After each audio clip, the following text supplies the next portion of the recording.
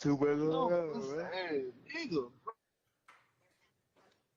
How the hell y'all ain't got no drop on these nigga, bro? Man, nigga ham, bro. That's wild, bro. That's wild. Bro. I'm on the way to the spot, though. I just got down, you know, whenever you pop out, bro, pull up on me, bro. Alright. Alright.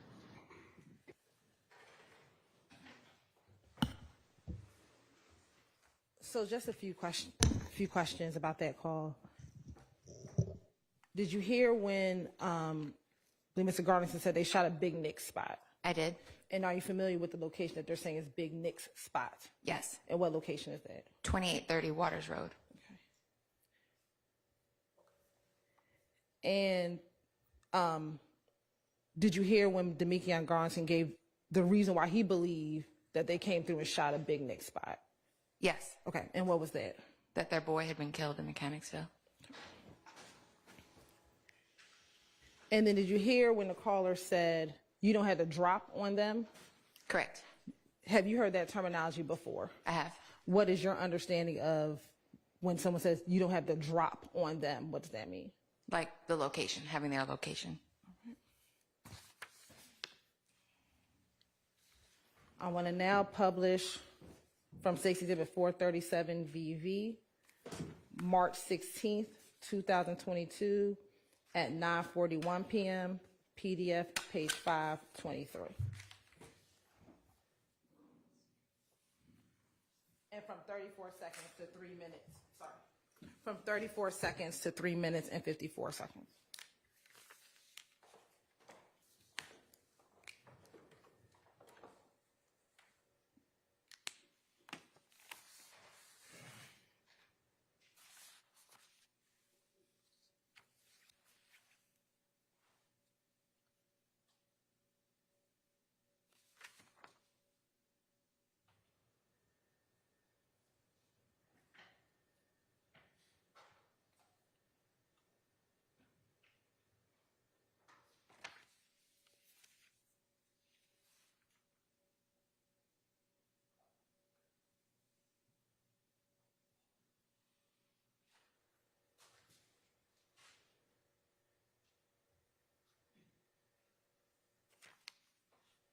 What Friday? Nick, fucking free. Last night? Last night, boy. You know, I wasn't even gonna come out. Man, Yeah. you like, goddamn, pull up. We finna be on one. Goddamn. So y'all was in there? And boy, about 6, 7 deep. Toon just had them pulled off, boy. Damn, that's a fool. I thought they already went over there and shot one other They side. did, but still, man, I'm for some everyday shit. They double back. Oh, you talking about Oh, yes. right?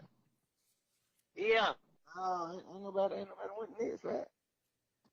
Oh, nah, I heard it a couple days ago. Somebody they said they went over there. Oh, That one ain't yeah, no. no. He said they just went over there last night. Yeah, well, we there, man. I'm like, yeah, man, what the fuck? I wasn't even finna come over here, man. Yeah, you talking about? Yeah, I ain't even know nothing about that Yeah, shit. and look, we like, yeah, we think, we like, all right, they gonna come back through. Man, we think they gonna come back through so we can hit that motherfucker up, man. 12 pull up, man. Hey, what? In the house? Yeah, I'm like, the hell. We hit them folk, like, cause we got our light. So, them folk, like, we gonna have to come in. We gonna have to come in, cause goddamn, make sure ain't nobody dead, man. I hit the back door like that, boy. I'm on parole, man. All this shit in here, man. Hey, you talking about Hey. y'all have to come in? Yeah, no, we just heard him talk to the other officer, like, yeah, we can go in, make sure ain't nobody. Man, it be them up under the house. Goddamn, man, about 4 of us in the house. They keep saying, man, you don't go out. I'm like, man, I got me fucked up, man. You took out rain? No, I hit the back door. Them folks it was on both sides. And I was just like, I seen them on one side, cause I was just finna sit in the car, in the yard. Yeah. But I seen them looking at the cars over there, I go through the other way. They know they was over there. I feel like, hey, come here. I'm like, hey, man, I just heard some gunshot. Yeah, I'm like, hey, man, I just heard a gunshot, man. Okay. Yeah, that's like where you coming from, like the wood. I'm dry here. It pouring down rain. No folks like, man, you ain't wet at all, man. I'm like, man, I'm telling, man. I was in the woods. I don't know how I ain't wet. I was in the woods. But I ain't no savage. Man, what? Yeah, y'all check that house out, boy. Hell no, I ain't got nothing to do with They that. still went in there though. They didn't check that. Well, that was good, boy. It be safe. Oh, they ain't searched. They'll make sure. They just looked They'll around. make sure nobody dead. Yeah. So when nobody know when they went in. Yeah. They found Mal, goddamn Lil Quay, and another name. Okay. Yeah. I'm like, hell. What they at the house? Yeah, from the pop out for Colt on so they got a little video shoot. Oh, they got a video shoot. Yeah. I ain't really been outside, bro. Bro, you ain't got nobody who been trying to say you no pill. And we're stopped at 3:52 p.m. 3:52 into the call. And listening to that call, did you hear early in the conversation where Mr. Garling said Tunk had just pulled off? Yes. As a part of your investigation into YSL, have you heard of an individual with the nickname Tunk? I have. And who is your understanding of who that person is? That would be Antonio Sledge. And in listening to a number of these calls from the mornings of March 15th and March 16th, was there more information provided in these calls versus what Mr. Stillwell told you the night that you went and spoke to him that morning? Yes.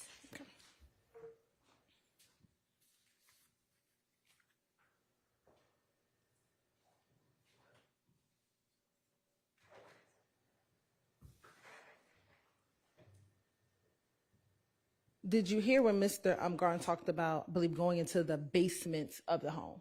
Yes. Okay. Where did you observe a basement area of that home?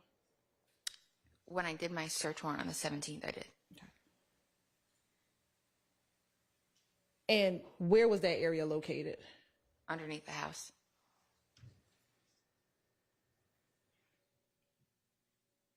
And from the search warrant, do you recall, was there an entrance to that location from the house, or did you have to go outside of the house to enter to that location?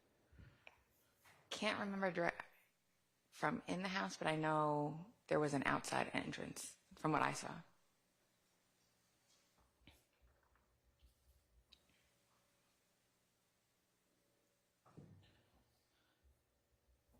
Now, as you were listening to these calls, did you ever hear a call between Miss Taisha Alexander and Demikion Garlington? Yes. And are you familiar with the name of Taisha Alexander? I am.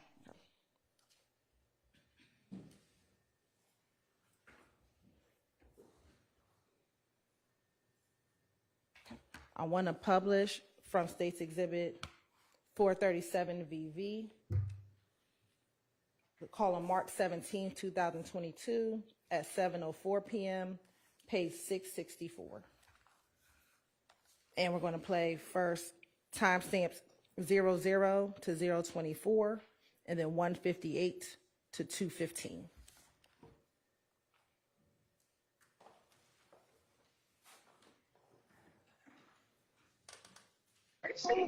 Hello?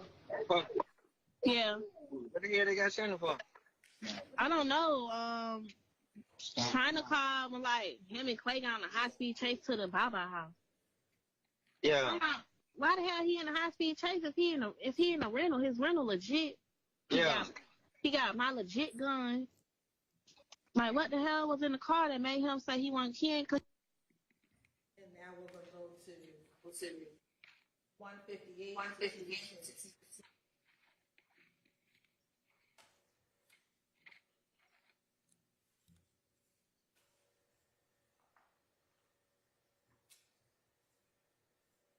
So I don't know if where my gun at. I don't know what's going on.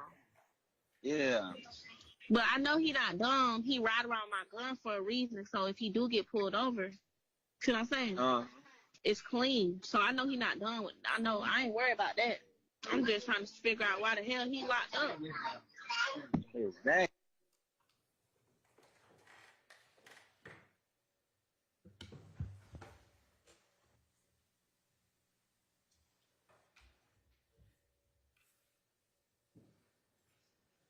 And listen to those calls. I believe we talked about this last week. Did you ultimately go to Arrowhead Pawn Shop and get a receipt for the FN gun that was found on March 17th, 2022 at the area of Meadowlark Lane? I did. All right. And who did that gun come back to? Miss Taisha Alexander. And then through your investigation, do you know, or are you aware of a nickname for Miss Alexander? She was by Polka. Your Honor, we're getting ready to play those two calls. Thank you. All right, so ladies and gentlemen, you're about to hear on these next two calls. It's going to be two different people talking. And for these two calls, it's only going to be Mr. Garlington's words that are evidence. You're not to consider the other speaker's statements against anyone or as substantive evidence in this trial on any count. It's just the conversation won't make any sense if you just hear Mr. Garlington's, but it's only Mr. Garlington's words that are going to be evidence. Thank you, Your Honor. And at this time, the state is going to publish March 17th, 2022 at 4:10 p.m., which is page 635, and March 18th, 2022 at 6:21 p.m., which is page 820 of State's Exhibit 437 VV. What's going on? What are you at? In the apartment? You got your phone? Hell nah. Nah, I got my shit. Just got now. What's in? So no folk got now. Where the hell you at? I'm finna pull up. The meat on white out there. Yeah. Nah, everybody out here though. I ain't got no fire. I been got no just chilling trying to see these folks on. You say you trying to do what? I said I just been chilling trying to see what these folks on before I get another fire. What? Yeah, man, fuck you. Nah, cause them folks they got damn, man. That shit, them folks they hit the spot that they went in there, but still just like what Miss V, boy. I know they hit that bitch. Yeah, but now I just feel like Miss V on a nigga, boy. So I'm really trying to move cautious. Well, definitely. You know that wrong. Yeah. And she saying y'all, she knows. Well, you know she on y'all. Who all you say out there? They regular, big, zoo them. Big out there? Yeah. Alright, here I come. Alright. Yeah. Now, before we publish the next call, in this call, what time was the search warrant executed on March 17th, 2022? Do you recall? I want to say in the early afternoon. Was it before 4:10 p.m.? Yes.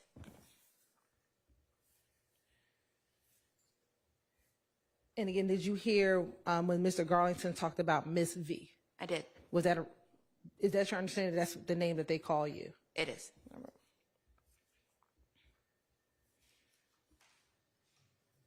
Now I'm going to publish March 18, 2022, 6:21 p.m. from 25 seconds to 54 seconds in the call.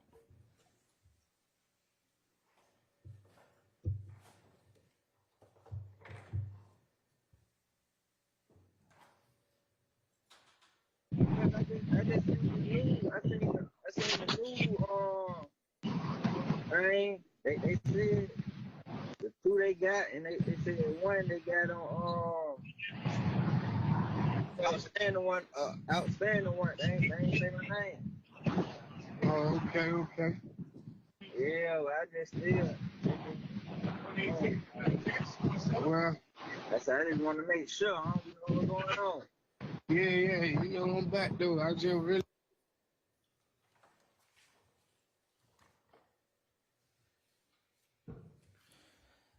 Now, in listening to that call, did you hear Mr. Garlington, talk about warrants in this case? Yes. All right. And is this call after Mr. Stillwell and Mr. Nichols had been arrested. It is.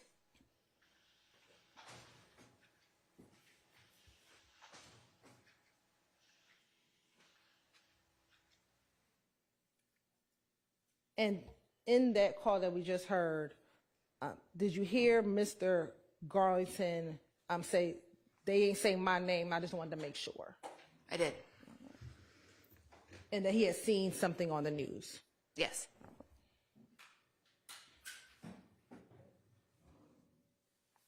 Now publishing March 21st, 2022 at 5:02:19 p.m. from 14 seconds to 46 seconds.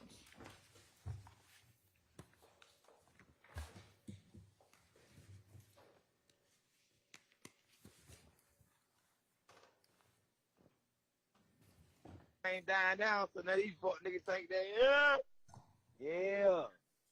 That's all we're going on. everything dying down. Yeah. Feel like these niggas, you know how they go. That's why we goddamn went out of town for a little minute, bro. Let that shit die down. No, these niggas they wanted me to pay for the shit, and nobody want to put in their money to pay, bro. For real. Everybody hesitate to put in to pay for the fucking Airbnb. I'm like, man, fuck that shit. I'm telling you, man.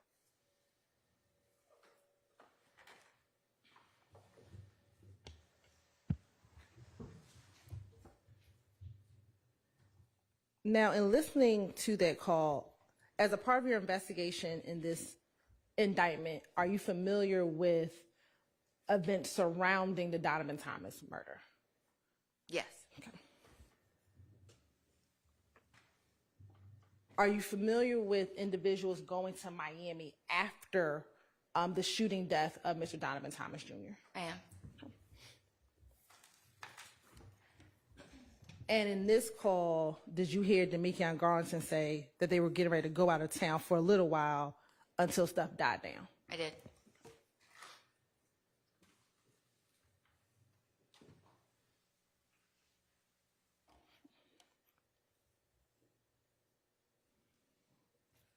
Now we're going to publish March 22nd, 2022 at 6:21:41 p.m.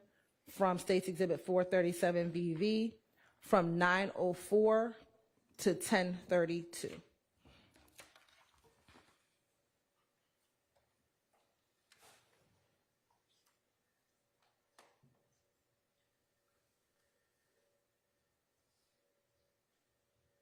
Yeah.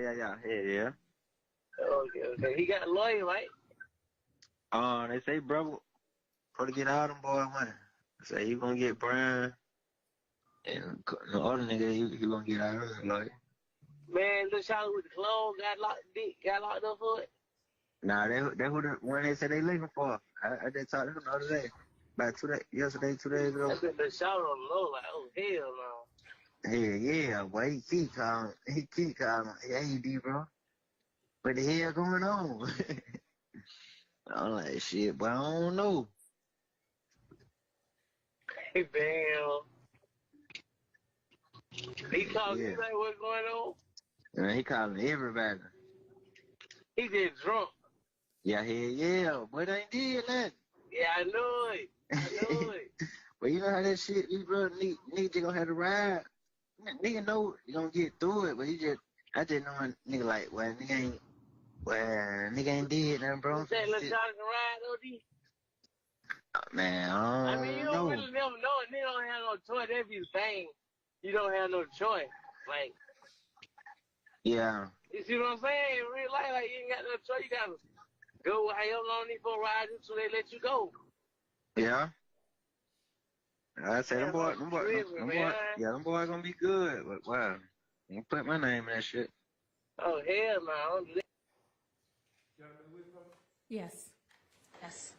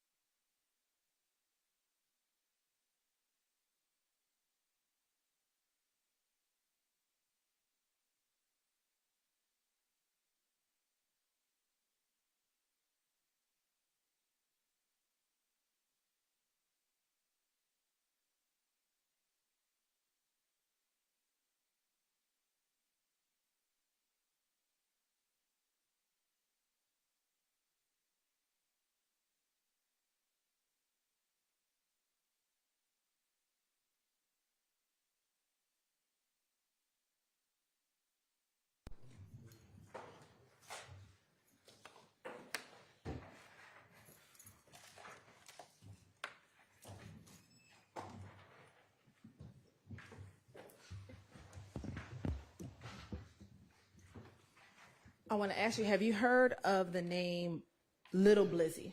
Yes. Okay. How have you heard of that name? Through both my work on this indictment and the YFN indictment. And do you know the given name for an individual who goes by the name of Little Blizzy? I do. And what is his given name? His name is Carlos Barber.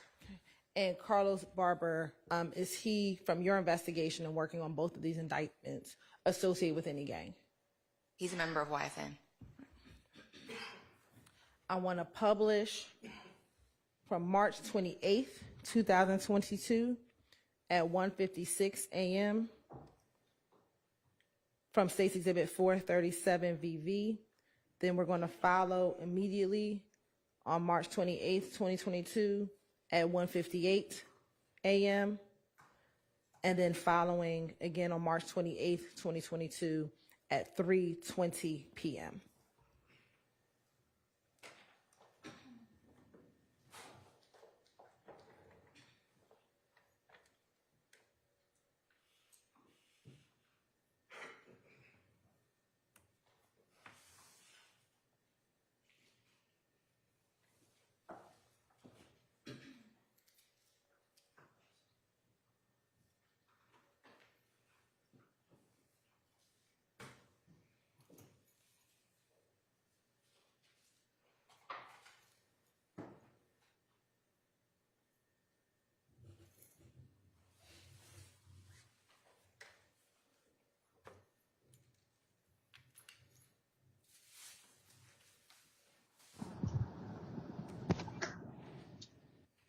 Where the hell you at?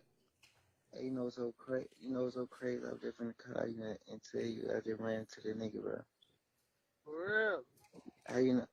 That what you calling me back? Nah. Yeah, nah, nah, nah. Oh, I thought nigga said something on Instagram. What he said? Nah, not him. The nigga, the Blizzy. What he say? Shit. He seen me turn his head For real? on DV. Yeah, he seen like I tried to look at him, but like he turned this shit. Where you see him at? Man, we at the same hotel Right now. right now. I'll be safe for that, man. I know it, but I ain't got my The nigga David Drill, J. Carr, say he finna shoot a video. He want us in the video. What about the studio? Yeah, I'm finna meet them back up here, but he need to come back outside. But at least let me give you a gun or something. Which one? Northside? The one we was just at. What was it? Hold on, they call out.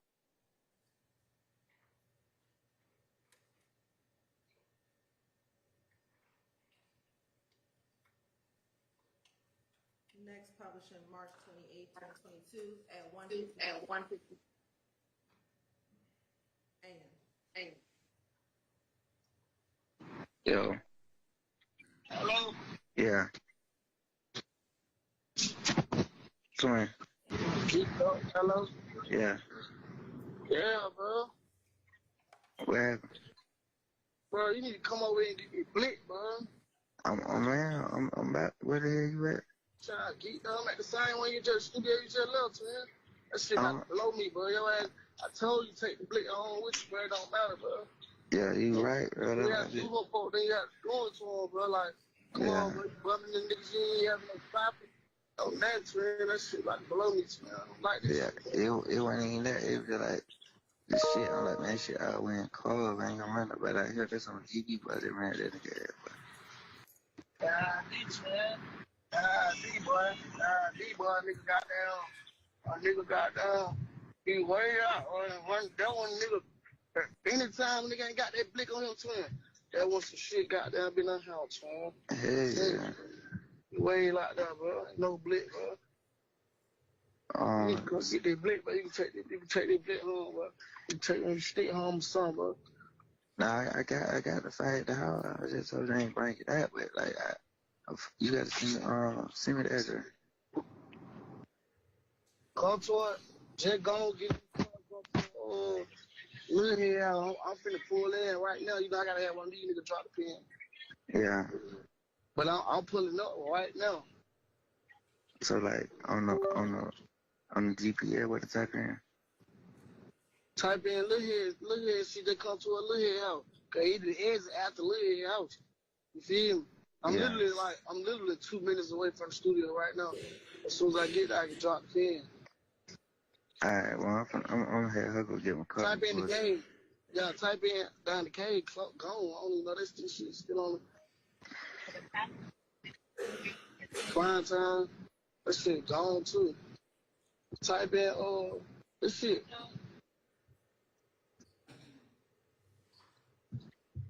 Right, all right. I'm finna give you this address. Matter of fact, by the time you get up, put your clothes on, walk in the car, just walk to the car, I'm gonna have the address. I'm turning in right now. I'm just wait till you get right out You on speakerphone? You got my speakerphone? The same pin you just dropped the shout.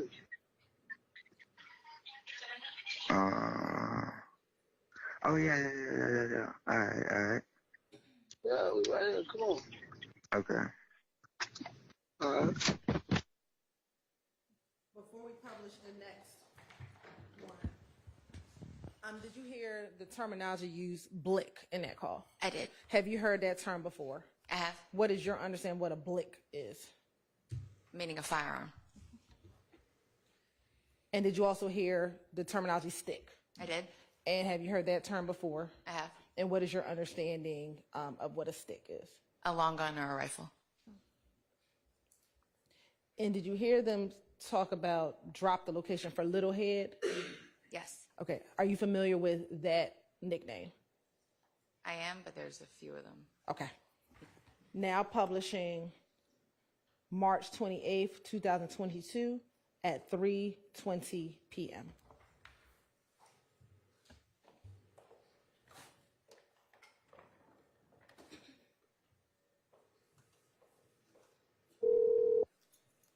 Hello? Adio.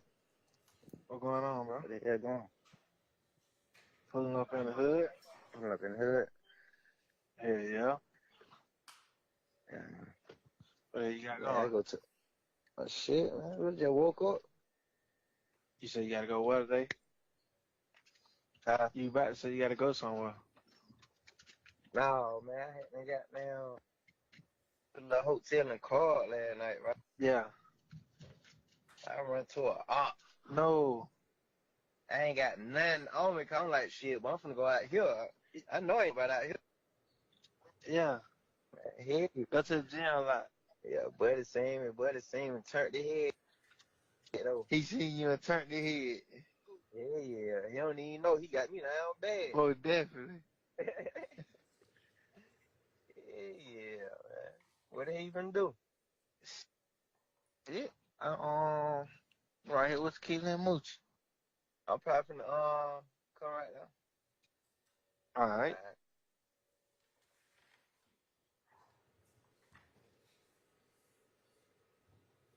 In that call, did you hear when Mr. Garlington said he didn't even know he got me down bad? Yes. Okay. Have you heard that terminology before, got me down bad, previously? Yes. And what is your understanding of got me down bad? He was unprepared, in a bad position. He would have had the upper hand. What was the last part you said? That he would have had the upper hand. Who would have had the upper hand? The person who caught him down bad.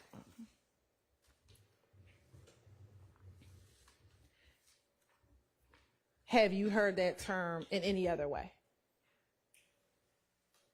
Yes. Okay. What other ways have you heard the term got me down bad or caught down bad? Just unprepared, or without a, typically, like you're caught without a firearm.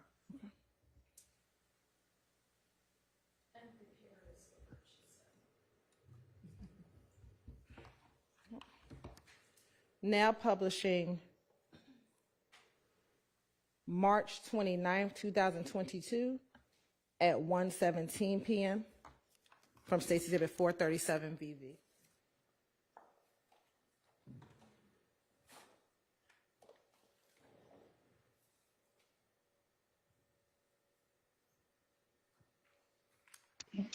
Yo. Hey. Yeah. I'm trying to shoot that ready. They it's a good day. Today. But I ain't gonna lie, we got to talk. We got to take better name out of that shit though. We got to. Man. You know, if bro fuck around and get wet, you know that shit come down on us. Yeah. Type shit. Then they already. The nigga young Bruce so hot on the east side right now too. It like I don't know if they trying to build a case against niggas or what. Like you feel me right now. But they hot as fuck. Like they jumping out, just laying nigga down about them nigga. That's why they was so hot up and down the strip the other day. Got on Glenwood the other day. That's why I ain't even been around nigga man. So they like come 2 days. So it's like, oh, I ain't need nobody trying to build no RICO on me. Mm-hmm. You know what I mean? So it's like. Am I able to get a quote on this one? Yeah, like an estimate. So it's also shit like I was just sitting back thinking, Lil Head was even saying the same thing. He was like, shit, but I was gonna tell y'all nigga this shit, bro. That y'all probably need to say bro name, bro, cause his ass finna be gone. And even if y'all drop the song now, he get gone, gonna look like somebody that's gonna do it. We drop the song later. I mean, you know what I mean? Yeah, you damn sure right. We just gonna take the nigga name out of this shit. We just gonna take, I ain't even scared shit, still fuck them nigga, you feel me? Just some smart shit, cause I don't think them niggas will put a song out there without that. Well, at least we should switch it up, you feel me? Mm-hmm. So even if we say that, like, we'll be nigga 50D, get in Shell, say something different, like, you feel me? Shell got that, Shell don't want that, or some shit, you know, I don't give a fuck, we say the same thing, I don't give a fuck about saying name, but I don't want you, you know what I mean, tie shit in. Alright. Let's do it then. Tell them all. I'm finna get ready to get up and shit in a minute. Okay.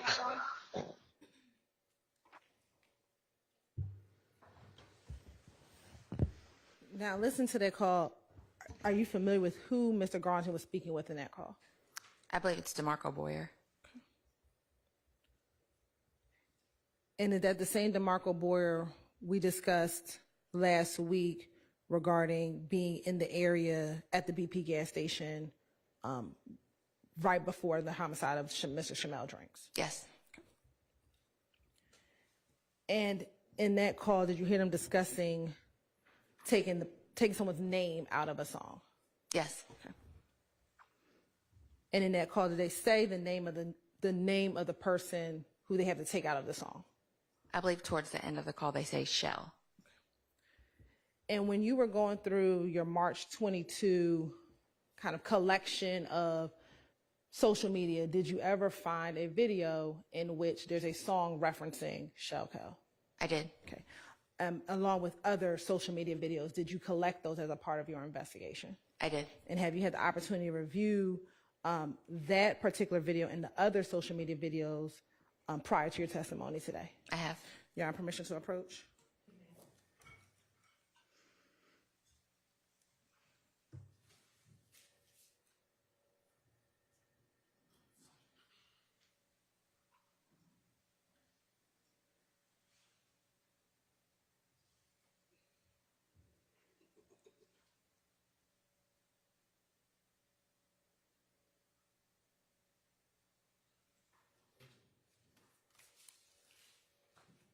I'm showing you what's been marked as 474 VV. Tell me if you recognize 474 VV. This is a disc that I had reviewed and has my initials on it. And does that appear to be all of the social media, not all, but the social media videos that you pulled during that March 2022 period when you were looking at social media? Yes. And have you had an opportunity to review all those videos? And did they appear to be complete videos from what you pulled in March of 2022? Yes. Any additions or deletions? No. Your Honor, this time the state would like to admit 474 VV into evidence. And permission to publish.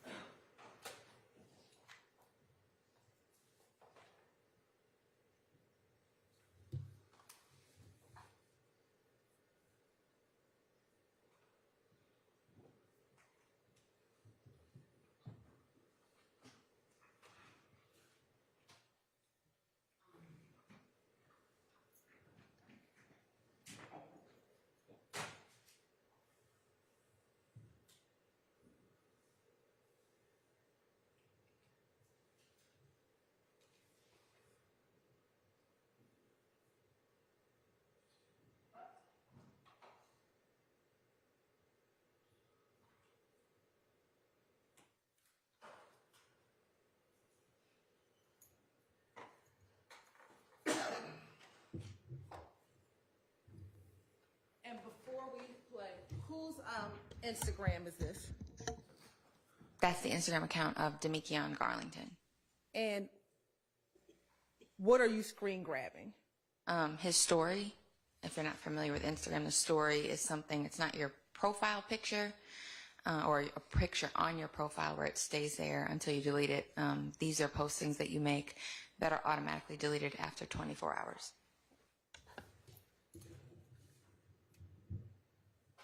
And looking at his first story on here, do you see the Ocean and Drive Slim? I do. Posting. And is that the same person as we talked about, Christian McMiller from last week? Correct. Okay.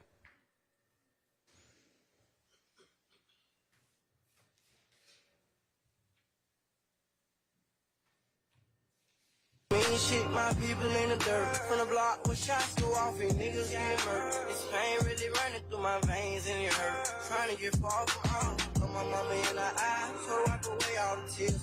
When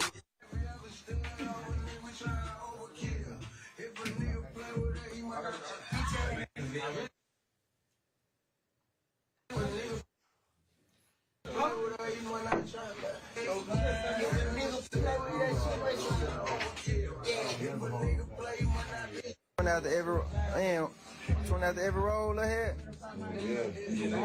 That boy doing 20 after, that shit killing me. I can't come. They fucked you up, Kim? Damn, man. I can't get.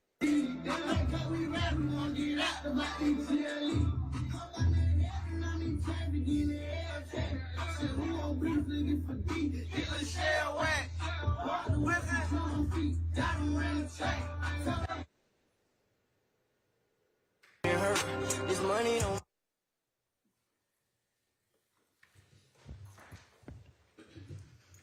So looking at the first story, do you see the song that's being played on this particular Instagram story? It's a song by Slime Life Shorty. And are you familiar with that name? I am. And who is your understanding who Slime Life Shorty is? A gentleman by the name of Wonnie Lee. All right. And going to the last story, do they appear to be in a studio? Yes. All right. And did you see someone tagged by the name of Little Co? Yes. Okay. Do you know who that is? That would be DeMarco Boyer. Is that the same DeMarco Boyer who was on a call that we just listened to? It was. Right. And did you hear where they were rapping the song? I did. All right. In hearing them rap the song, was there a mention of Shell Kel?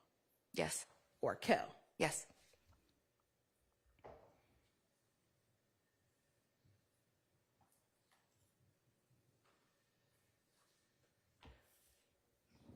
And was the verse something to the effect of Kel and Whack being in that verse at the same time? Yes. And have you heard the terminology whacked before? I have. And what is your understanding of that terminology? Killed.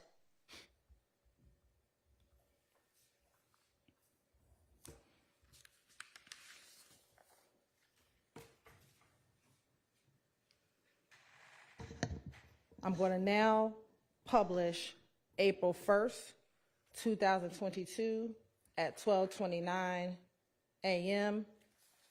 from Stacey's Exhibit 437 BV.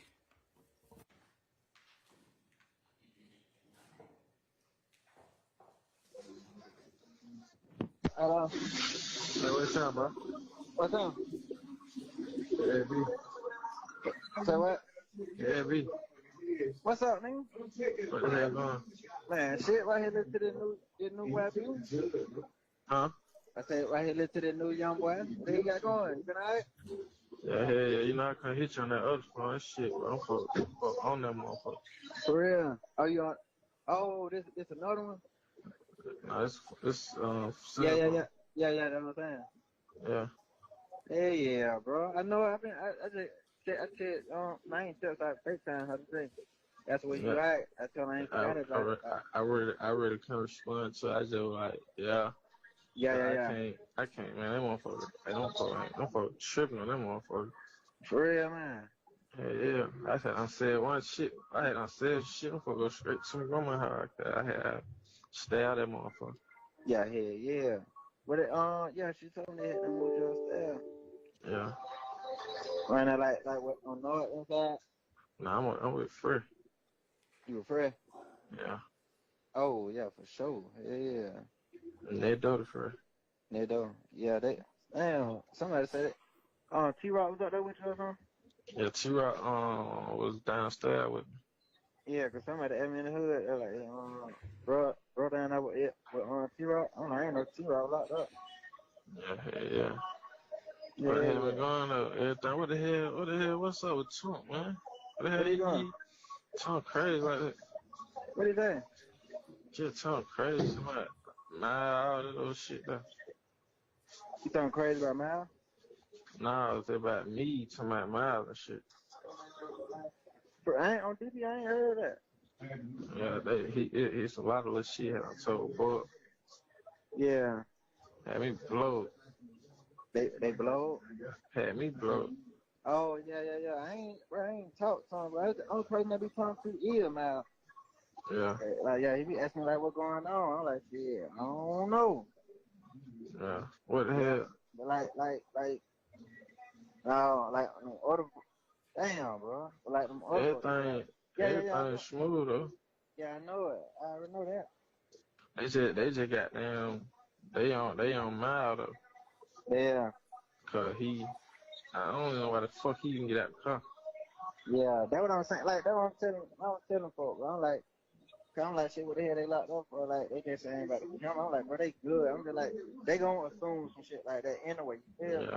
They gonna assume that, like, oh, like, y'all ain't kill me, so. That's what I keep telling goddamn Lil. I keep telling him like, just chill. Like I know, Yeah, cause they this saying he ain't panicked. nothing.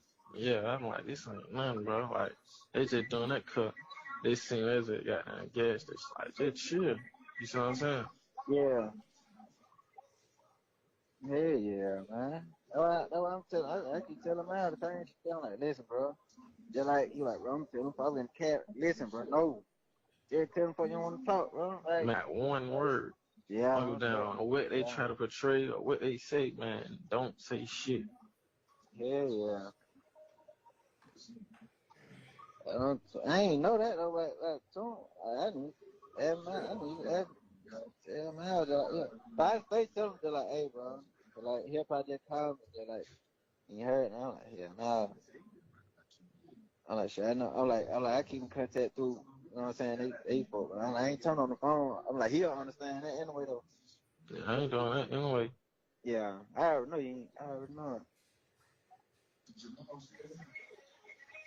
Hell Hey, ugly though, boy, I need you. yeah. I know. I already know. Thank you. I already know that. I told her like I told her when you got 1,000, she said 800 to 1,000. I told her like tell him I need 1,000, but anything in between, just got down. Oh no, yeah. She ain't telling me that, but bro, you know I got. Yeah. I know like, well I talked to one call today and she told me to tell y'all just like be patient, cause she haven't had I talked to her. She DM me. Who White? Yeah. She like, man, just tell them like, man, no, we ain't probably gonna leave them folk like that down there. Like, just tell them to be patient. It was today, this morning. Yeah. Yeah. Like, man, just tell them to be patient, bro. Bro, I got it. I'm already knowing that part. I just like I know like how that go. You know what I'm saying? I ain't really tripping on that. I ain't tripping. Like I've been just trying to keep Buddy calm. You know what I'm saying? Yeah, do that, bro. Yeah, bro. I don't really be liking that Codefiend shit. That shit be having me all out like. Yeah. But then I when Bella was telling somebody, what the hell is she saying? Foreign farming. Who? She told me they something about foreign farming. The cap. Yeah. She really called me telling me to be careful. I was a little corn out. And they would a little nigga. I ran into the boy little Blizzy by myself. Yeah? Yeah. I ran into him. Yeah. I ran into him by myself. Like that's on TV showing that boy see me turn the head. Yeah. But like, yeah. But like we was on live and coding no buddy be on my page and shit. So I don't know who told shot a video chat like, bro, when I ain't run. I say nigga, I say you ain't run. You damn sure turn your head bad though. Huh? I say nah, I ain't say you ran. You damn sure turn your head when you see me though. Yeah. I ain't knowing what you want. I'm like, listen, bro, you know what's going on. Like before all this shit, like Shadow was straight.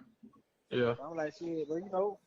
I'm like, you know what's going on. Like, he like, bro, ain't no problem with you, bro, with everybody. I'm like, listen, bro, you know how this shit is, bro. You know how this shit go. Like, I'm like, yo, I used to speak to you and everything. I'm like, shit, that ain't going on no more, bro. I'm like, y'all, nigga. I'm like, here, that's on TV. I'm like, man, I had a Corin right there. I told Corin to be quiet. Yeah. Yeah. Yeah, but now they just made a video about an hour ago on Cleveland at the store with little sticks and shit. Like, yeah, all in the hood. I'm like, girl, y'all, good thing. Man, they on some, they, man. Oh, I be saying stay away from that. That's some police shit. Huh? Yeah, man. That's 12 shit. I ain't with that. Yeah. Damn, man. It's all good. Everything. I know it. So you still ain't got no lawyer right now? Like they won't take no payment? They ain't really saying, but I ain't really saying that. You just really like, just chill, be patient. Like same thing, White tell you. Yeah. Okay. So they ain't been around like y'all say They Rome would. ain't talking to nobody. Like they like, bro, I ain't never seen that nigga hurt like that. Well, that nigga hurt behind that shit. Yeah. I think they said the one he really fucked with. Yeah, I know it. Yeah, man. Everyone want to talk to your ass too, bro. Yeah. Yeah. What the That nigga Robert Kill posted that. I heard. Yeah. No, I could be funny with free wife and those. Yeah. Yeah. Right. I'm telling my shit. I'm like, man, that man help 12 in here. Man, what? See, Font them say they call him. Font be slam on them. They say he reckon the police in the game shit. Like, they say, like, he got police, like, he probably don't know, but, like, them folk, like, they watching his ass. Yeah. Yeah, like, they following his ass. Mm-hmm. Yeah. So they said they were finna do it. We got, 12 pulled them over or some shit. Yeah. Yeah. Yeah, that I don't trip though. Something, I don't know. I don't know what he on. Yeah. I'll tell him boy about this shit. I was like, man, he be like, you ain't gotta tell me. I already know. Like, home be got tripping. Yeah. Like on the other one, like people like, man, you know, I stand on more. Man, I fought with you, but home on the other. I think about it on some female shit. Man, I don't know, man.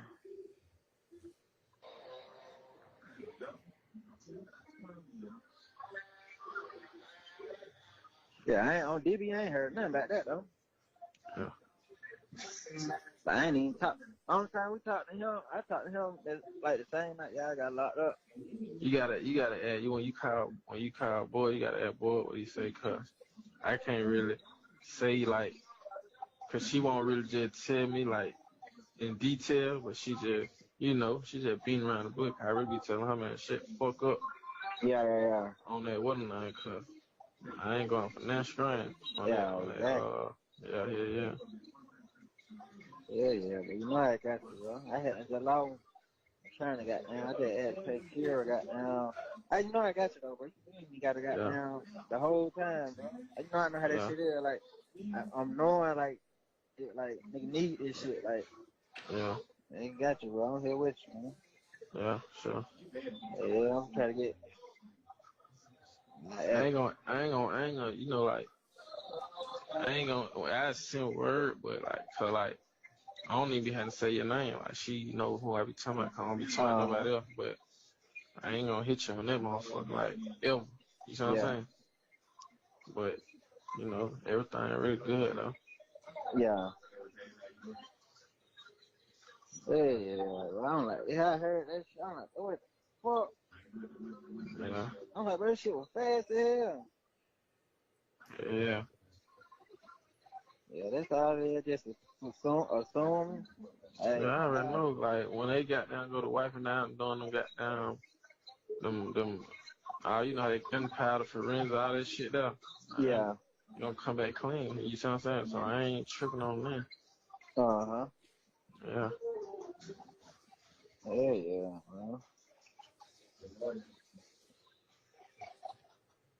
Yeah, man. What the hell twin been on?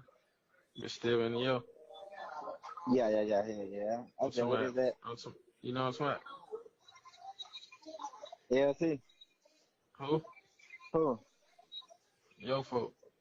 Yeah. I said, what is that for them? Yeah. Yeah, he got, man, out of town now.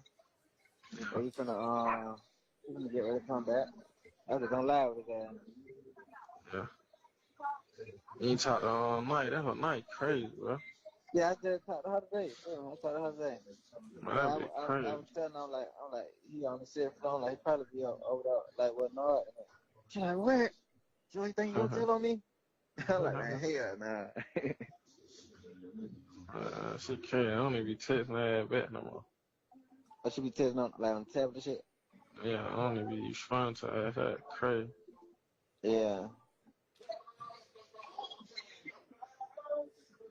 Hey, look, I'm finna get bro back his phone, right? I'm gonna get up with you though. I do that, man. I got you. Love you. I love you too. All right. Somebody needs to take a restroom break, so let's go ahead and take a break right now. All right, so Jerry.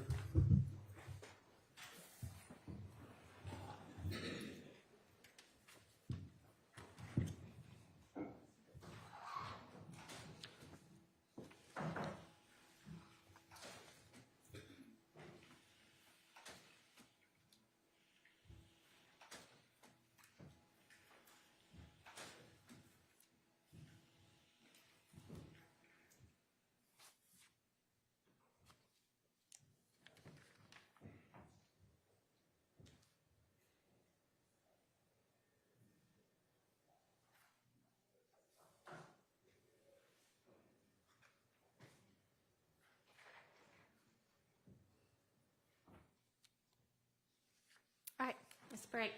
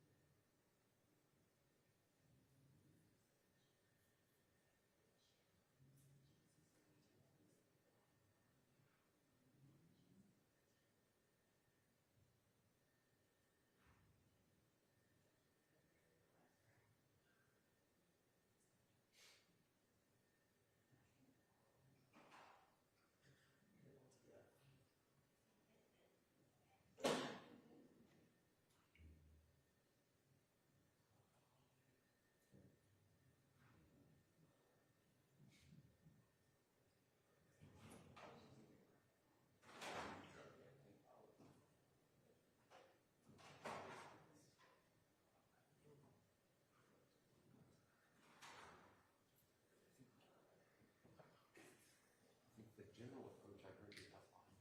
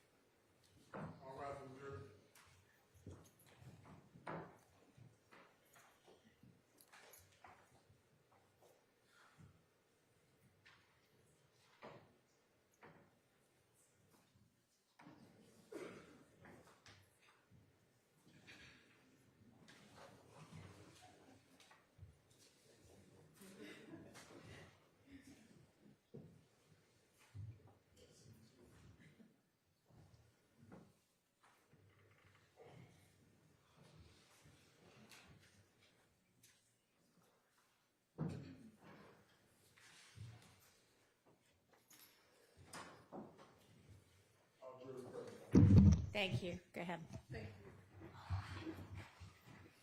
Investigative Review, just a few follow-up questions regarding the call we just listened to.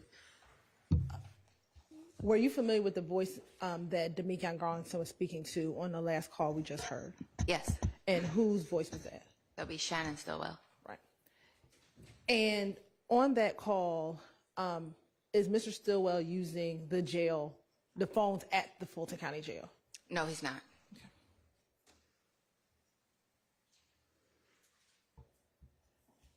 From your review of the wiretap, did that appear to be a cell phone that he was using inside of the Fulton County Jail? It did.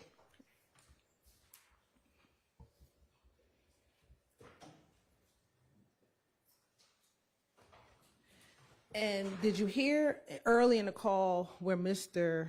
Stillwell said he had to stay off that MFR because they came to my house? Yes. Did you ever go to his grandmother's house to collect cell phones? I did. And we'll talk more about that in a few moments. And when you went to his grandmother's house to collect cell phones, was that prior to this phone call? Yes.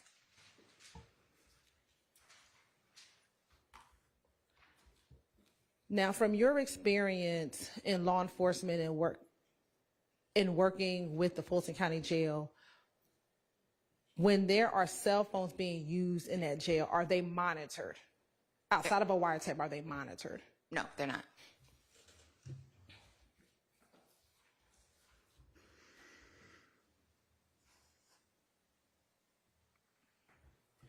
Now, on that call, did you hear them talking about Miles?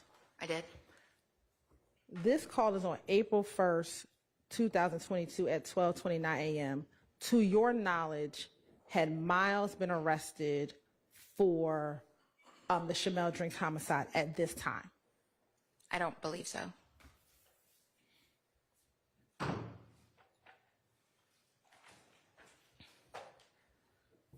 Also, did you hear on the call towards the latter part of the call, Mr. Stillwell talking about, speaking of when they go to wipe it down, if they do that, gunpowder is going to come back clean? Yes.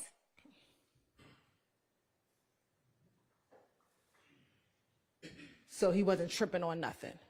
Correct.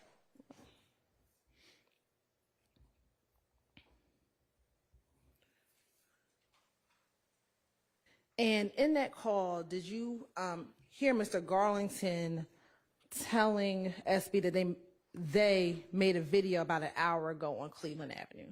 I did. Right. When you were looking at social media, did you ever capture any videos of members of YFN on Cleveland Avenue? Yes. And is that contained on the disc that you just reviewed? It is.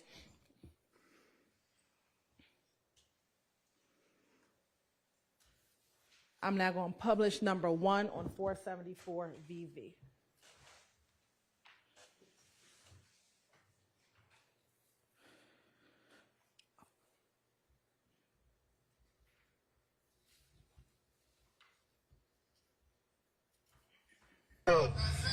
Right now, outside, right now, at this moment. Run out. Yeah. Ain't no way going on. Right now. Okay, fall right there, y'all. Yeah. We be outside. I'm going hard for mine, yeah. Hey, the red line.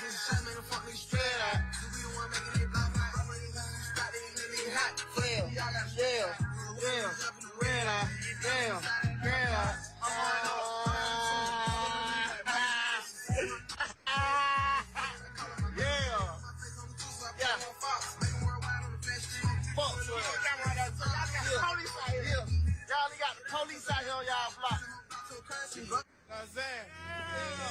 That's it. Man, we real like now, nigga, man. That's it. In the hood. That shit on there. What's going? In the hood. A few questions. Were you familiar with the Instagram handle Shell_Haiti44? Yes. And who is that? That one, I don't know the real name. They were changing them so quickly, but I knew it was somebody that was associated with the group. And what about Little Blizzy? That would be Carlos Barber. Is that the same Carlos Barber that was referenced, or the same Little Blizzy referenced in the call we heard a few moments ago? Yes. Or a few calls ago. And are you familiar with Cleveland Avenue? I am. And was that Cleveland Avenue that was captured in that video? It was. And at one point towards the end of the video, they were at a gas station. Did you remember seeing that? Yes. Are you familiar with that gas station? I am. What gas station is that? I believe that was 221 Cleveland Avenue.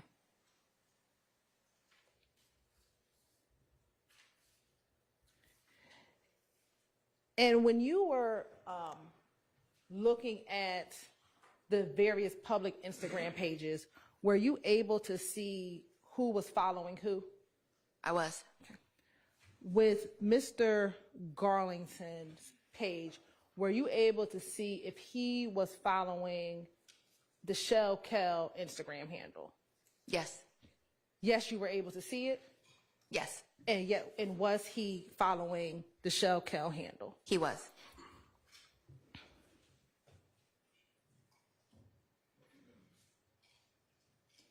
Okay.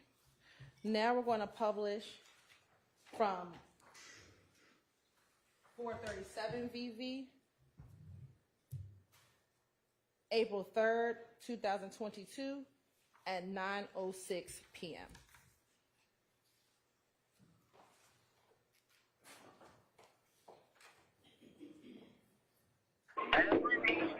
My brother. What's up, bro? What a good guy. Damn, bro, good to hear your voice, Shawty. Hello. Whoa. Whoa, hey, listen, brother. What's down? Hey, Lil Miles up there, right? Lil Miles. Yeah, my little slime brother Miles is up there. I need you to share him, bro. All right, where he? I'm finna find out. I'm in the room. I got Kelly here. We're finna find out what the hell pulled on Miles. Lil Miles, you know where he is? Yeah, share him, bro. Oh, now they on phone. On phone say shit. We gotta see where he is, so we can get them make their call. Lil Miles make the call, right? Lil Miles make the call. Yeah, he said yeah. He said yeah. Why you get him on the line? Nah, he ain't here with us. We need to see where he is. Yeah, we need to track him down. Yeah, we finna track him down. What the hell y'all got going? Okay, we in the hood. We just trying to make these straight. Okay, well shit, we need to go and get on it now, right? Cause there's some shit going on in them motherfuckers too, so we need to go and track them down now so we can get there and have that already overstood. All right, then okay, I'll pull back up on y'all. All right. Sorry.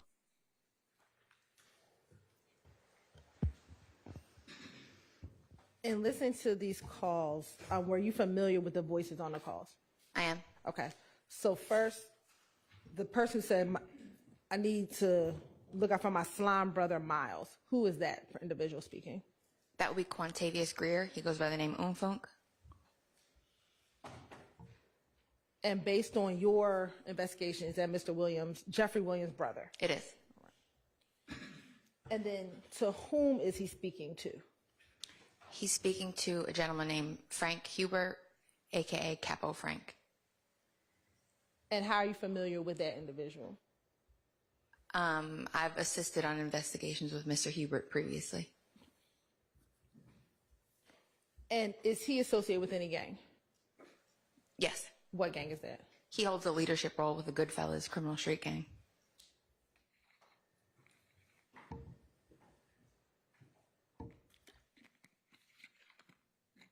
And are you familiar with any gang ties that Mr. Greer has? Yes. And what, if any, gang ties does he have? He's associated with both YSL and the Goodfellas criminal street gang.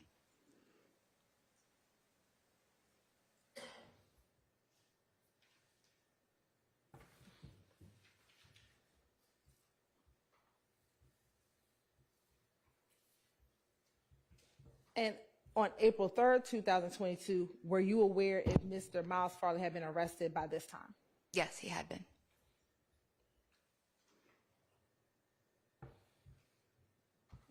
Now I want to publish April 3rd, 2022 at 9:10 p.m.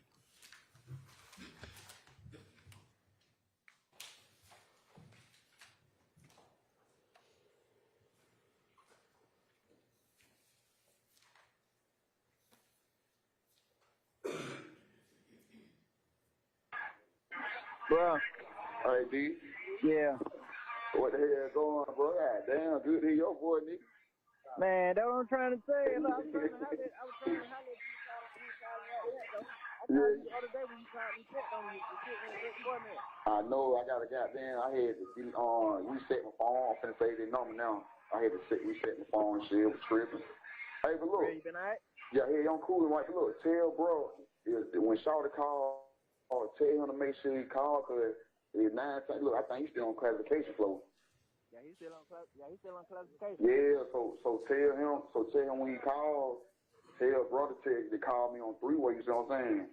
Yeah. Yeah, cause we you know, classification shit, we ain't everybody up here, we ain't got nobody on classification. You know, they come in and out. You on sitting off, ain't you? Nah, I'm still on the field floor, I'm on fire star. Are you on the fifth? Yeah. You got that with you? Yeah, he right there though. How the hell they got them on the field floor? Man, you know, goddamn, well, you know Frank doing it on. You know Frank fuck with her like that's his way of showing. You know, that's his way of showing that he fuck with her. You know how that shit be. Yeah. You know, Shaw goddamn, boy, you know, I fucked. I could have put y'all up. You know how you gonna be Kevin when you see a nigga ass. I could have put y'all on staff, but you know I goddamn put you down there. Let you, man, go on, you know they can't see it, Frank. Hey, here, say what the fuck going, D? Who said that? Hell. I was telling my boy, I said, what the hell going on, man? He said, what the hell going on? He in the room with me. Oh, he in the room? I seen him, he was locked up. He in the room with me. Yeah, man. But I know y'all on the block. I ain't gonna hold you up. Look, I know y'all on the block. I know you gotta keep your eye open, right? Man, tell brother, make sure he call him three-way so a nigga goddamn know what to do. Well, nigga know what to do, but we need to see exactly where he is. Yeah, he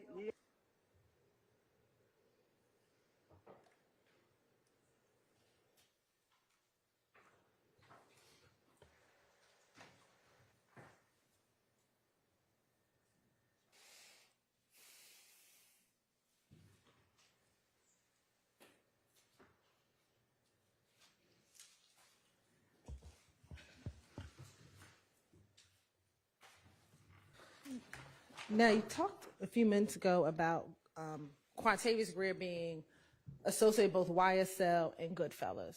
Correct. Is there an alliance between Goodfellas and YSL? There is. And how are you familiar with that alliance? Through investigations that I've worked.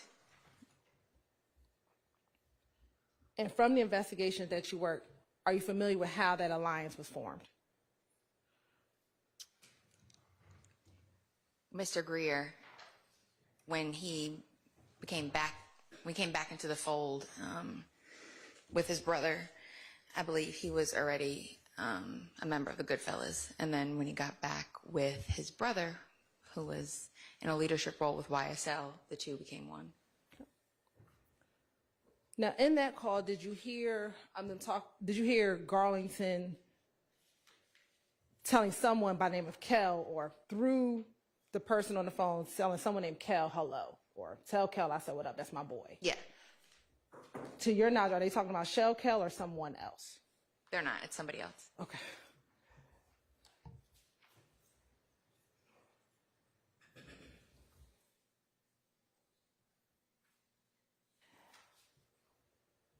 Within the jail, with those two calls that we just listened to, the one at 9:06 p.m. and the one at 9:10 p.m., what was your understanding of what was happening in those two calls? That Mr. Greer was trying to ensure that Mr. Farley was shielded within the jail by Mr. Hubert and protected.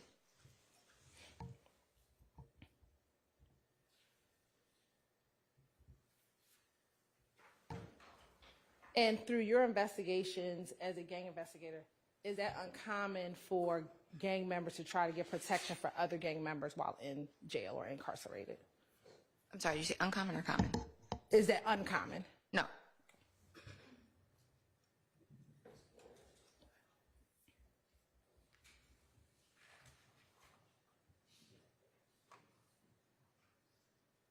I want to now publish April 4th, 2022 at 7:38 p.m.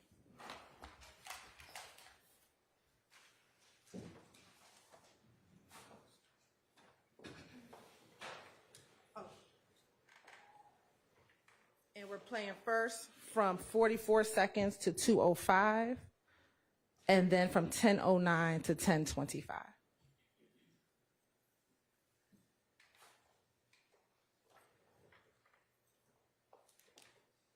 Yeah, so what you got, boy? Yeah. You talk to Abby? Yeah. He called him on the other thing. He don't know what.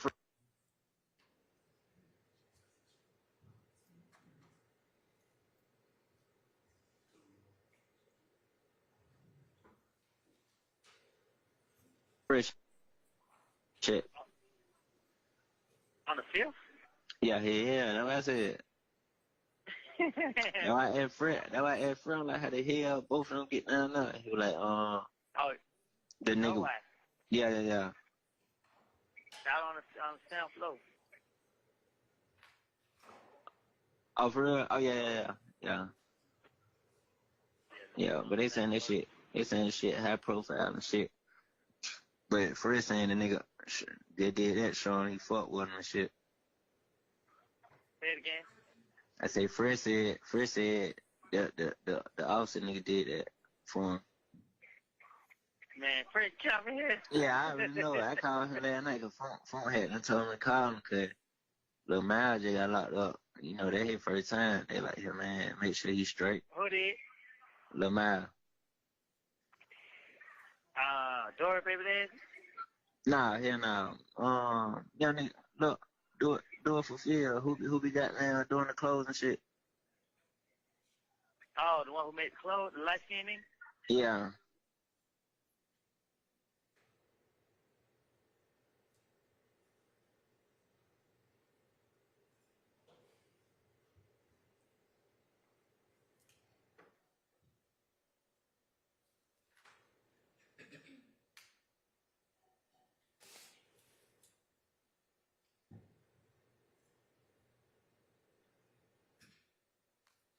That's how the old phone. Oh my God, why I call him?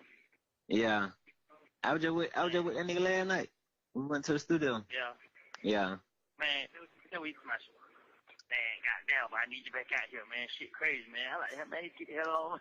Yeah, listen. That's why he keep calling me, trying to come get me every day.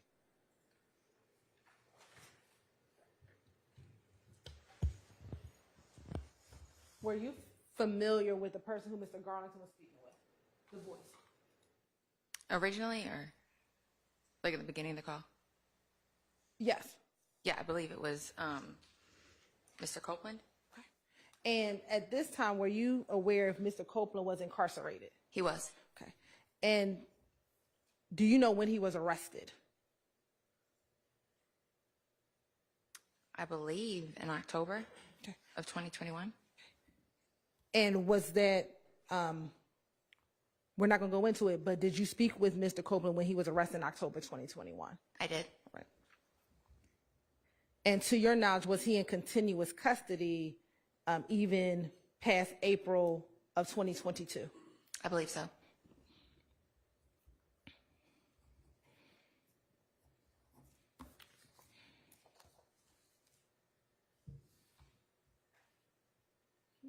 We're going to now publish April 8th, 2022 at 6:19:51 p.m.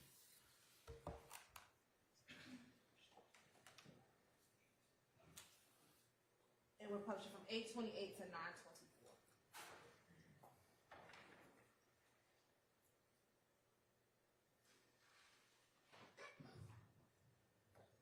Putting out the emotion. He like, what? Man, your homo definitely tripping with that shell kill shit. Like, Yeah, then he like, what? I don't fuck them niggas, but hey, boy, then when he started getting saying like, oh yeah, boy, I got something for whoever get him. Boy, I got something for whoever get him. Yeah. Like, yeah, oh shit. Yeah. Yeah, that's why I just like, bro, you on all that fake ass shit, bro. Go ahead on, bro. I'm telling you, man. Like, yeah, but nigga, what all that fake shit, bro? You know what it is? I'm just like, bro, yeah, man. Go ahead on. Somebody said they seen him in the car with the boy. Huh? I don't know how true it is. Somebody said they seen the boy killed in the car with him. I don't forget who the hell they told me. In the car with him? Yeah. That's a fool there. Yeah. Somebody. Next, we're going to publish April 9th, 2022 at 7:33 p.m.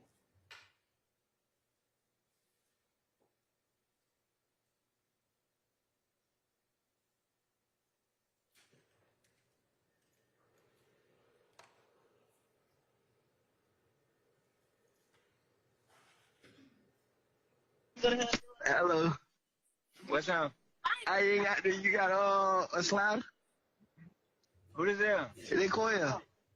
Oh, they call, man, I'm tripping. No, that's what we looking for one now.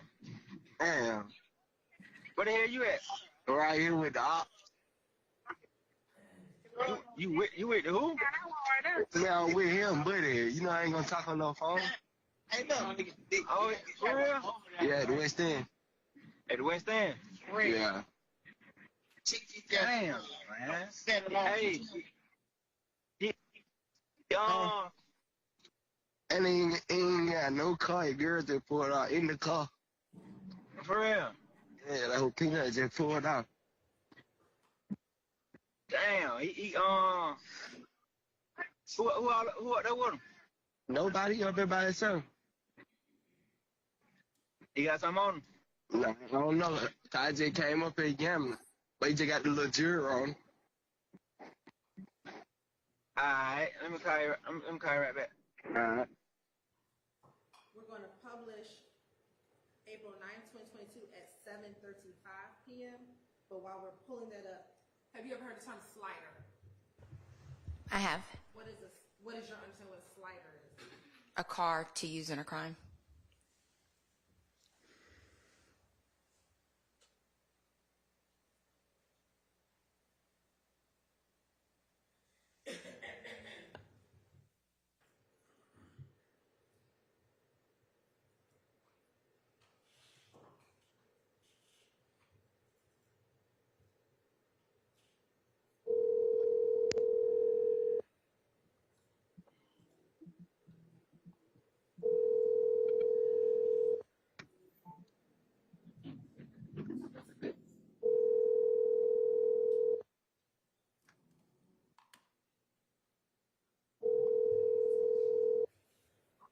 Oh. Where you at, bro? What's up? Oh, I just came to the house. I was on the block. Oh, I'm right here riding through right here. I just got a car. The boy Johnny got down around the way, so he got something on him. For real? Yeah, I thought you ran away. I was gonna come pick you up. I just left from this side. I already know how that shit is. But you far out then? Yeah, I'm in Fanola. Oh yeah, damn. Yeah, they say you ran around with it though. Yeah, he out there at the gambling house. I ain't in no slide. I was just gonna goddamn. I'm finna see how I'm finna do this shit though. I'm finna goddamn. I probably need to put paper tag on them motherfuckers. And just call, let me know, man. Alright.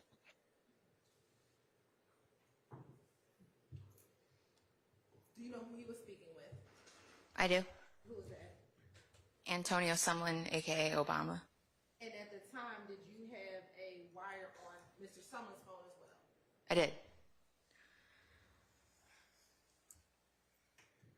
And did you hear the reference about the boy Johnny's around the way? I did. Are you familiar with an individual by the name of Johnny? I am. How are you familiar with that individual? At that time, Mr. Garlington was engaged in a conflict with him. And is Johnny associated with any gang? He's an associate of you. I wouldn't put him as a gang member. Associate of what gang? Previously it was YSL, but then went to YFN. And as of present day, I couldn't give you his current affiliation. Now publishing April 9th, 2022 at 7:41 p.m. And while that's being published, did you hear them talk about, on that call, I don't have a slider, but I got a card with a paper tag on it. Yes.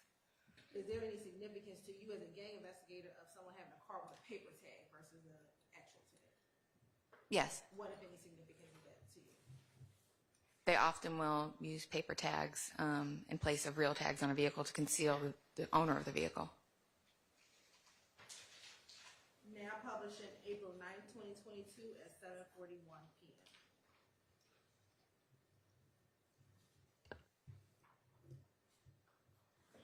I can't grow. Hello? Hey, you ain't got no iPhone, like? Yeah, nah. Why you say that?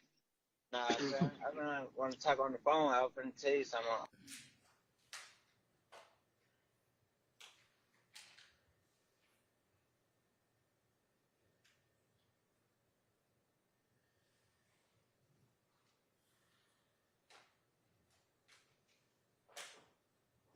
Nah, son, I don't want to talk on the phone. I was finna tell you something on the.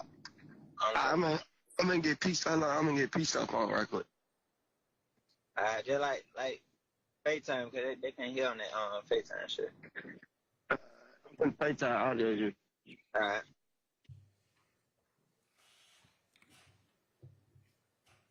And last week when we talked about FaceTime and the reason why FaceTime is used, was this an explanation why FaceTime is used, what we just heard in this call? Yes. And the three calls we just heard, April 9th, 2022 at 7:33, April 9th, 2022 at 7:35, and his last call, April 9th, 2022 at 7:41. Were those calls all back-to-back within 9 minutes of each other? Yeah. Yes. Now I want to publish April 13th, 2022 at 5:02 p.m.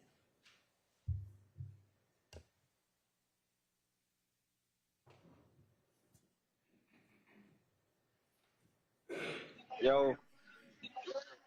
Hey, call Fresh, bro. Call Fresh. Yeah, them niggas hit them at the mob and 9 dude nigga just jumped on Lil Miles. For real? Yeah, bro. Hold on. I'm calling Fresh on 3-way. What the hell, Lil Miles? Where Lil Miles at? Yeah, right. I know what I'm saying. What flow he on? You don't know what flow? I don't know. Hold on. What's the call Fresh now? His shit going straight to voicemail. He probably got it up. I'm finna tell him time. All right, still ain't call me. All right. Hey, how you doing? Now, do you know who was speaking with each other? Are you familiar with the two voices? I know one was Mr. Garlington. I couldn't really hear the other. Did you hear when the person said they're talking about mob and non-deuce just jumped on Little Miles? Yes. Have you heard the terminology, the mob? Yes. Do you know what's that affiliated with? The Goodfellas. Is that the name that they call themselves? Yes. And then what about non-deuce? Have you heard that term before? I have. And who is that associated with? Nine Deuce would refer to the Inglewood family gangster bloods. That's going to be the traditional gang that YFN is associated with.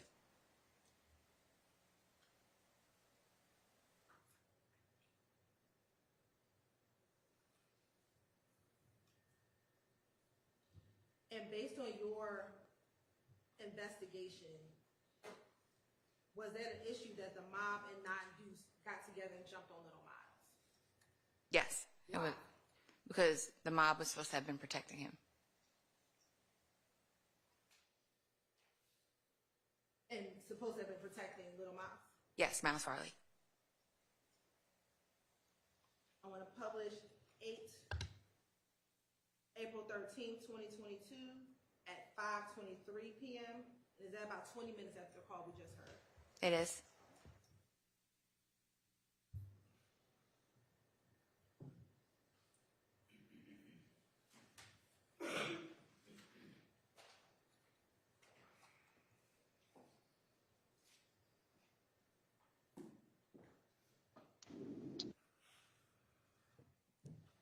Go ahead. Hey, send me fresh number. Alright. Hey, that nigga had internet. That shit crazy, bro. Huh? That shit crazy if you nigga rocking like that, bro. Yeah, see, what you talking about? Now that they put him in the room with Quay. They put him in the room with Quay? Yeah, they just put him in the room with Quay and Nord. Who, Mal? Man, Nord just called me Nord just called me like 2 days ago.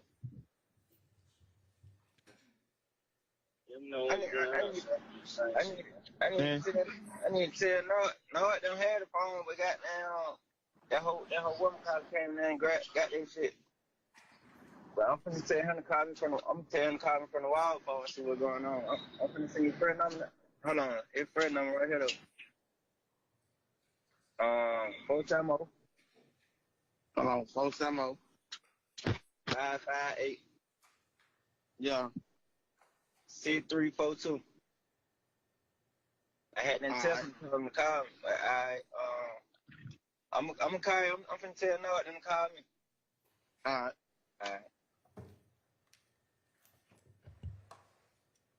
In that call, did you hear them make a reference to, I'm going to have them use the wall phone to call me? Yes. And are you familiar with the term wall phone? Yes. How are you familiar with that term? From other investigations that I've had. And what is the wall phone? That's going to be the phones that are available for the inmates at the Fulton County Jail. And then in that call, did you hear a reference to Quay and Nard? I did. Based on your investigation, are you familiar with what Quay and Nard they're referencing? I am. Who's Quay? Marquavius Huey. And who is Nard? Tinquarius Mender. And to your knowledge, were Huey and Mender in a cell together? Yes, they were.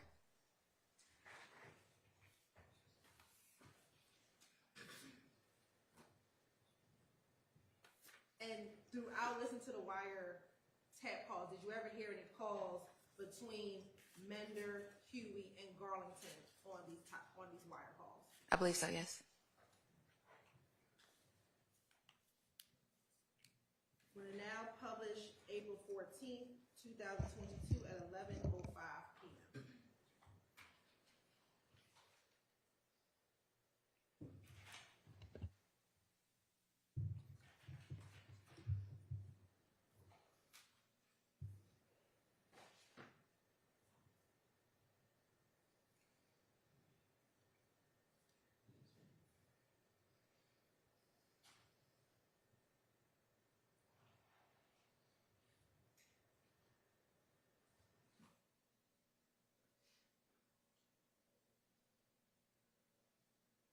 I was trying to goddamn, I seen the text message, right?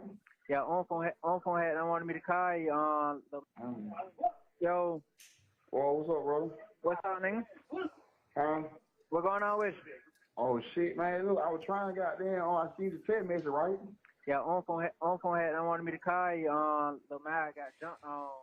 I know it. Yeah, wait. That's why I was telling y'all when you remember last time I told you. I say when Lil Miles leaving classification, make sure y'all tell him to hit so a nigga know we called. going on.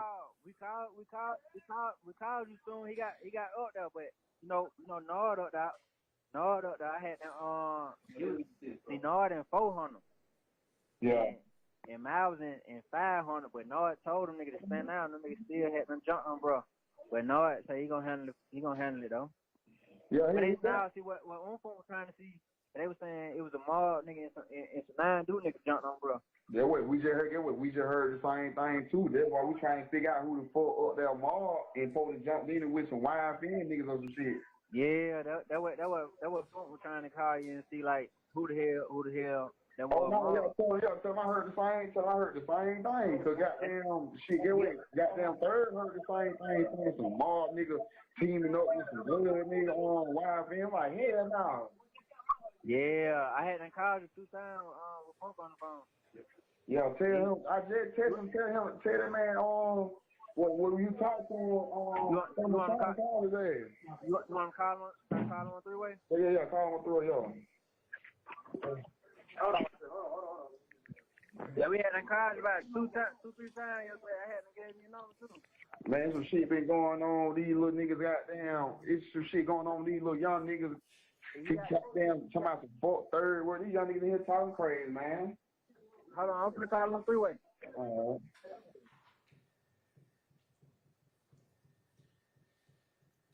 we're going to now publish April 14, 2022 at 11:09. At 11:09.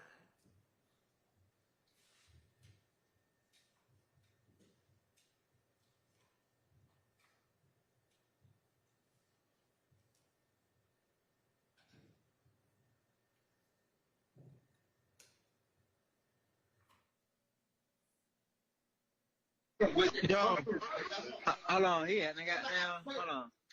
I'm gonna call him, twin. Don't hang up back. Yeah. Hello. Whoa. Oh yeah, bro. Whoa, brother. Man, yeah. That way. That's why I was just telling. I was just telling the goddamn Scarface, right? That's why I was telling y'all. I was telling Scarface tell you because you weren't answer the phone. That's why we need you to pick up the phone, whoa. That's why I was telling him to tell you when Miles leave classification hit so a nigga know exactly where he going. You see what I'm saying? Yeah. Well, he say goddamn bro don't got jumped on and shit. Nigga don't talk. They shit don't got back down here to nothing. They talking about some mob nigga supposed to be teaming up YFN. We heard the same thing that we trying to find out who the fuck that is up there. Yeah. I'm trying to see who up there with them though. Who got the man, phone? it's supposed to be football. Football's supposed to be up there with you, you know what I'm saying? But I ain't gonna lie, bro. I don't talk to y'all like that because y'all ain't goddamn. He ain't, you know what I'm saying? He ain't gonna get in that deal like we're gonna have the bees, you know what I'm saying? Shawty gonna, like, he just be on some lame shit, but I'm gonna get it. Like I talked to Third say he heard the shit last night too. So, some brothers pushed up like, what, the mom supposed to be teaming up with YFN? I'm talking about why you must be talking about me, bro. YFN. He like, hell no, what the heck you heard that from? He like, they were going on the right street. He like, hell no, I got goddamn friends who's saying down there. Yeah, Pope did call me and like, hey man, hey, give me a number on Frank Hussein, cause whoever that try to team with them niggas, they gotta get white. Like, we ain't going for that like that. Man, listen, whoa, you know they finna get white once they jumped on Shawty with some YFN niggas. That's a violation. That's against protocol. You know they finna get white now for even doing it. I already know. I said, nigga, this shit, this probably like a million. Man, listen, I'll give you my word, whoa. Them, whoever did that, you know what I'm saying? I'll give you my word they asked to get wet, whoa. I'll give you my word because first of all, if they had a situation going on, you know what I'm saying? We got protocol to follow. Y'all nigga ain't contact me or Hussein, you see what I'm saying? So they really in so many words saying they bigger than this shit. Y'all them niggas ain't bigger than this shit, so they finna get spanked. Exactly. What flow Capo Low on? He up there on the sound floor. That's what I'm saying. Everything, you know, we got structure in the whole jail. You know what I'm saying? We got structure in the whole jail. So for them young niggas to do that mean they ain't tuned in, or they just from some young niggas that just came up there. Hey, you know what I'm saying? but I told Nord up there in the dorm with him. He said he gonna have Nord up there in the dorm with him. Nord can't do nothing with the mob, so that's why we trying to get that out. Get with see, and then get with Nord don't want to get with Scarface. You gotta let Nord know he can't cross that boundary. You know what I'm saying? Like, not dealing with the mob, cause that's our territory. Like, this is something we got to clean up and straighten out. You know what I'm saying? And if Nord, Nord do what? You say Nord do what? Yeah, you gotta tell Nord let up handle this situation because Get what? You know how they gonna look on the? You like, you know, a nigga fuck with Nard, but Nard go handle this business, and he ain't there. You already know what that shit gonna lead to. Oh, you know what I'm saying? That's why I said no, he can't. We gonna handle that shit with them. We finna handle it with them. Period. Man, that shit been getting held. That shit been getting held today. We been on the phone all last night. That shit, yeah. Low on the sound floor. Ain't listen. Well, me and Frank on the still floor. Y'all know how I don't just like, man. Say he just felt like them nigga didn't listen, so I say he gonna handle it. But we need to find out what name because yeah, see, he was on jail phone. He was just like he told like he didn't want to say no names and shit. So goddamn, you know he had two cell phones. They goddamn. He said he had up there now, but he hadn't got. Okay. Well, guess what? I know football up there with a line. He up on the third. So I'm finna tell word that he goddamn to hit football to get the name up there. And I'm finna tell word to make football have that being though. What? He on 6 off? He on 6 off. He on 6 off. So damn. Yeah, he on. That's the only one I know got a line up there. It ain't too many lines over there on 6 off. Yeah. What's floor 17 on? 17 on 7th floor. He that low bump mate. They in the room together. Okay, listen. This what's going on. I gotta cause Quay just hit me too, like. Oh yeah, Quay. I just sent Quay my number. I gotta make sure Quay straight over there too. Quay on 5 North. Yeah, no, Quay said some blood nigga said somebody they talked to you, and somebody you said we ain't got nothing to do with that. So I get Quay like the nigga saying that you setting this up. We ain't got nothing to do with Quay. I'm like, Quay, I like. Man, tell Quay, hold on. Tell Quay he'll be a fool if he listen to anything a blood nigga came from. If a blood nigga say anything, didn't say my name, tell Quay he a fool to goddamn to even believe it ain't coming to me first. So I said this time I know home is a Restroom. Home is man, listen, fool. When you get Quay back online, I just sent my number over there. My number is supposed to be over there by now, so he's supposed to be hit me, but he ain't hit yet. So I know if he gonna call you, call me on 3-way. You see what I'm saying? Okay, I'm with one of them going for. I need him one anyway. Shit. There ain't nothing around right now, whoa. Ain't nothing around. We trying to put we trying to put something together now. That's why we've been trying to find a nigga that know how to fly a drone. If you get what you get buy one, man, we gotta get somebody who know how to fly a drone, man. We got a hole in the water right now, bro. We gotta find somebody one of them. Then we gotta set everybody straight then, bro. Yeah. Hey, Scarface, Scarface, how long I been telling you about we got a hole in the water to find somebody with a drone? Yeah, he been telling me that. You saw that? Yeah. The hole been in the water. The hole been in the water for at least about 3 weeks now. That we been trying to work that move because these police ain't trying to do that right now. Yeah. Okay, so we just gotta find somebody that know how to fly one. Man, you find somebody now to fly a drone, man. We get the pack tonight, right now. I can get, man. We can get somebody to do that, folks.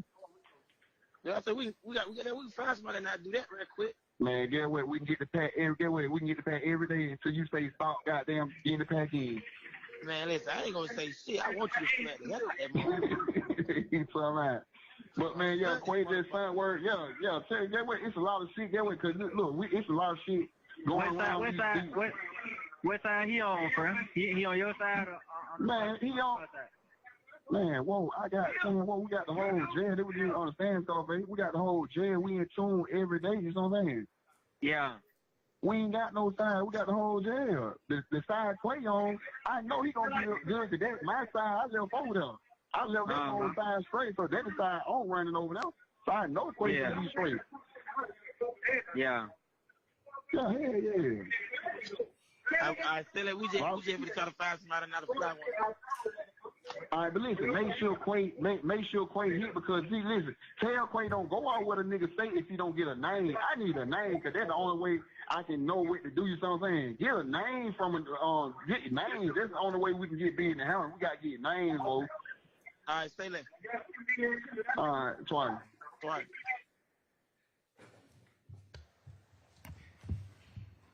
So a few questions about that call. One, how many people are on that call at any one time? Is it 3 people on the call, I should say? I believe so. It's hard. It goes in and out. Are you familiar with some of the voices you heard on the call? I am. Okay. Was Mr. Garlington on the call? Yes. What other voices were you familiar with? Mr. Greer? And is that the same Unfung that we spoke about earlier? Yes. All right. And then who else? Mr. Hubert? And that's the same Mr. Hubert we discussed earlier? It is. Now, did you hear them reference an individual by the name of Football? I did. Were you familiar with that name? I am. How were you familiar? I was part of the team that worked on the case that he was in the Fulton County Jail for at that time. And do you know what Football's given name is? I do. What is that? DaVincio Rogers. Spell DaVincio, please. DeVincio.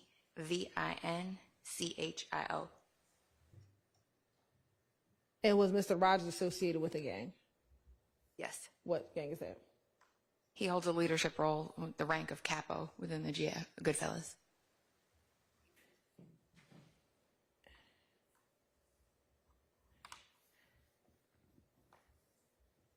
And then towards the end of the call, did you hear them discussing about flying a drone into the jail?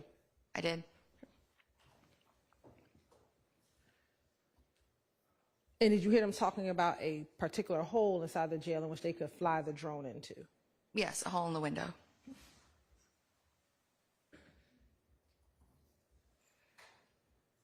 Did you ever have the occasion to observe that hole in the window? I can't remember if I saw it in person, but I definitely saw photos of it.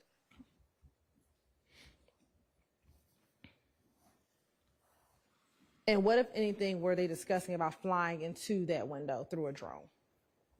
He referred to it as a pack, but I believe it was cell phones.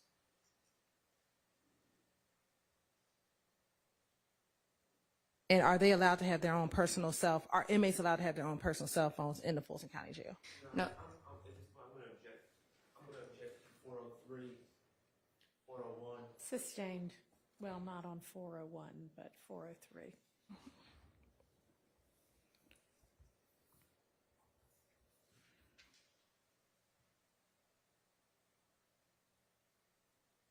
We talked about Nard and Huey being in a cell together. Did you ever have the occasion to have to search the cell belonging to Huey and Mender? Your Honor, again, I'm going to object to 403. May I approach, Your Honor? Yes.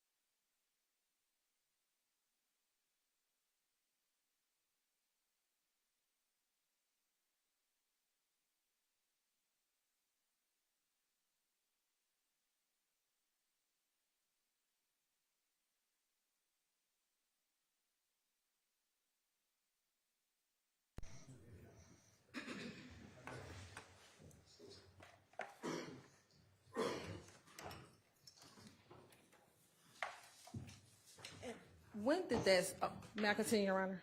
When did that search take place? I couldn't give you the date offhand. Do you recall it being in February of 2022? Yeah, it was February. I just don't know the exact date. And what, if anything, was found when you all searched Mr. Huey and Mr. Mender's cell? When I went into the cell, I was able to recover both a cellular device and a shank.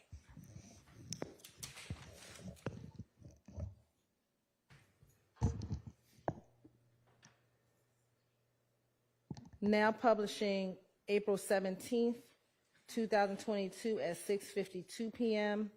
from 1:49 to 2:50, and then from 5:05 to 5:47.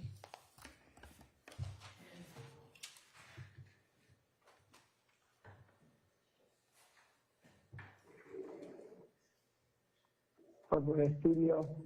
Yeah, I've been fucking around. I really just need to. It's still like the same shit, bro. Like a nigga just hopping on songs and shit. But I got a co-song by myself, but nigga, man, we got me and Cole got down. We got the little song. Man, these folks fucking with this motherfucker. We ain't dropped it yet, but we really gotta redo the shit so we can goddamn take the thing. Yo. I what? You said who else on it with you? Lil Cole, my cousin, we just got that. That been hard. That motherfucker too hard. Them folks, add Doc back that motherfucker. I'm gonna add Doc back that motherfucker.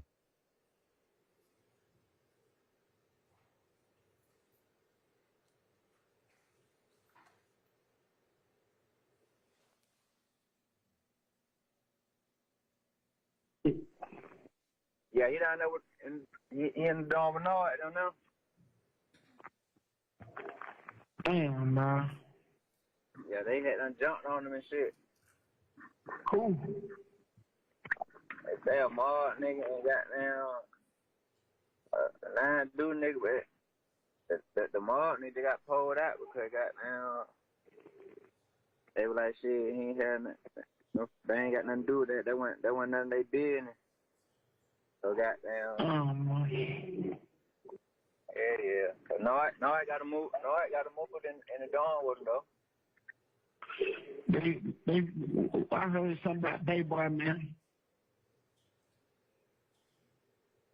And then we're going to publish April 23rd, 2022 at 5:57 p.m.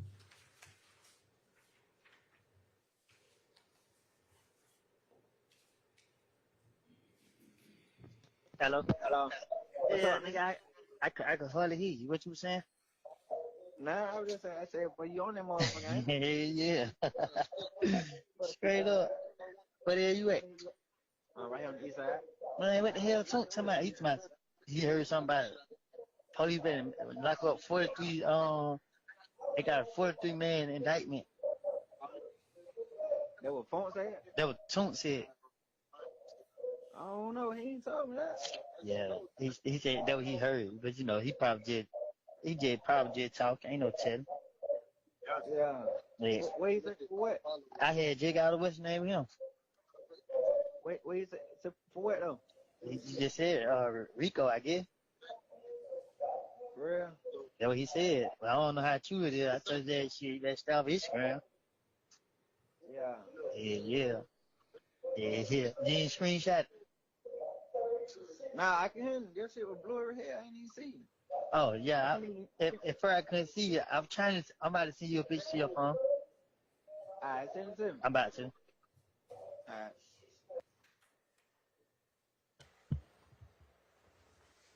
And were you familiar with who Mr. Garlington was speaking with? I am. And who was that? Mr. Kenneth Copeland. And the date of this call was April 23rd, 2022.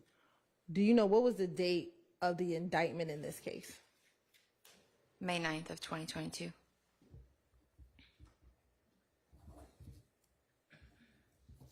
Now, through your investigation, have you ever heard of or familiar with a place called The Web? I am. And how are you familiar with the place called The Web? There was an incident that occurred at the location, as well as some calls, jail calls that I had listened to previously. And when you listened to Antonio Sumlin's wiretap, did you hear any calls that referenced The Web? I did. Right. I'm going to publish from Antonio Sumlin's wiretap, April 22nd, 2022 at 2:18 p.m.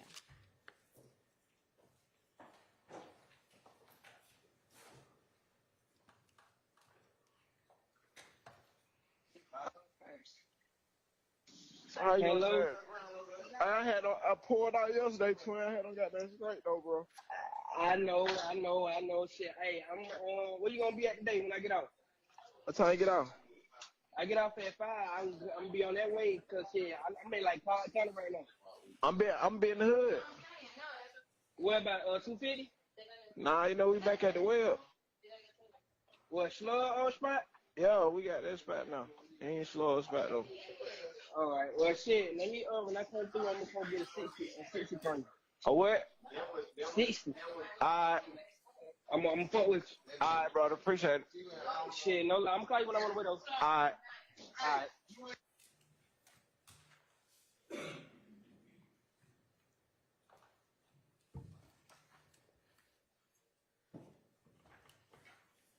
And with the calls that we heard from both Mr. Sumlin's wiretap as well as Mr. Garlington wiretap, was that just a sampling of all of the calls that you heard over the course of the month and a half that the wiretap was ongoing?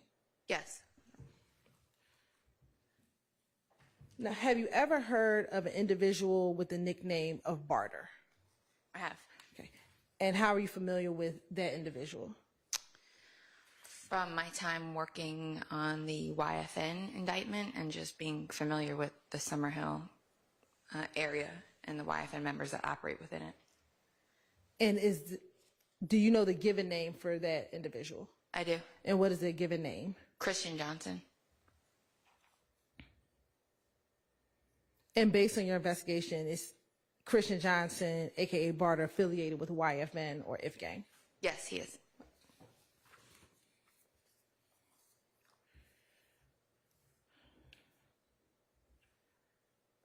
Now, last week, we discussed briefly about you obtaining Mr. Stillwell's phone. Do you recall that? I do. How did you initially learn about Mr. Stillwell's cell phone? When Mr. Stillwell was taken into custody on the 17th, no phones were recovered from his person. So I began listening to his jail calls and learned that he had concealed the phones and was directing somebody to go retrieve them.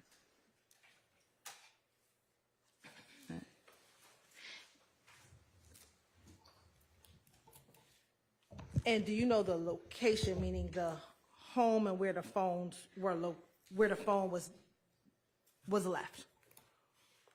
So they were retrieved by a female named China, and I was able to listen to jail calls to learn where they were headed and when they were to arrive. And they were headed to the home of... You may.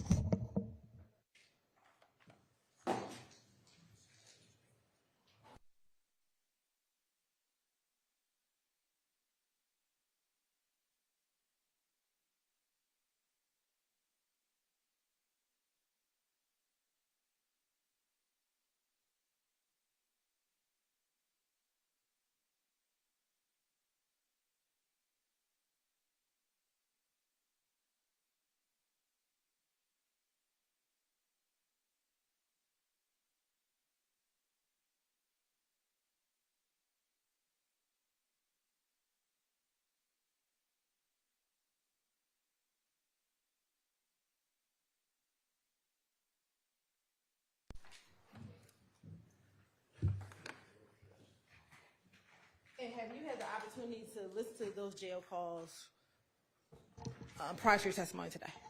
Yes. I'm going to show you 527 BV.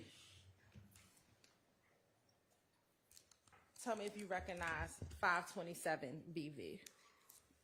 This is a disc that would contain the jail calls. And listen to the jail calls. Did they appear to be the jail calls that you listened to back in March of 2022? Yes. Did they appear to be any additions or deletions? No. Your Honor, this time, the state would like to admit 427 BV as evidence. Excuse me, 527 BV. All right. Permission to publish certain portions.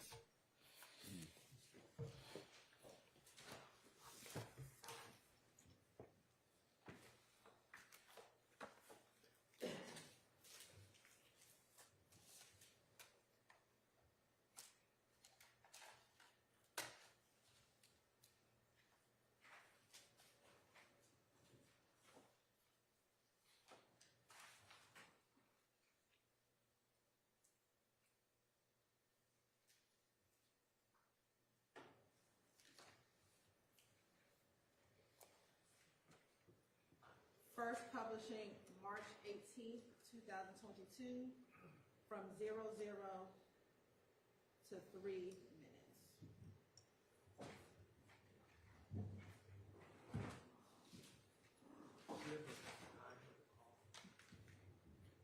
$14.36.59.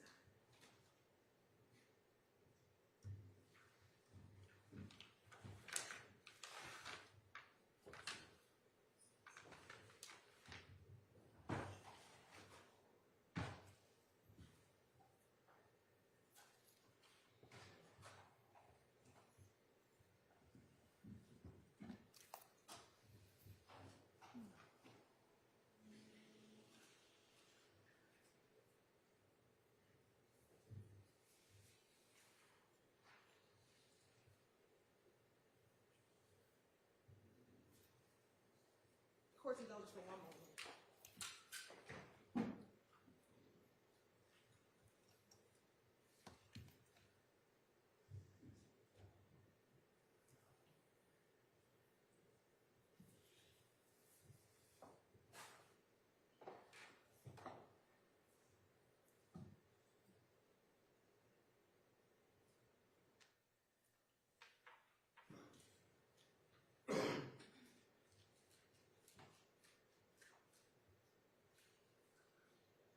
Prepaid collect call from an incarcerated individual at Fulton County Jail. This call is not private. It will be recorded and may be monitored.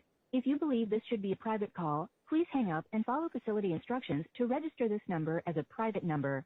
Waiting to receive a phone call can be hard, but now you can easily and quickly send messages to your loved one. E-messaging is now available to help you stay more connected. Download the Securus app to sign up. To accept charges and consent to this recorded call, press 1. To refuse charges, press 2.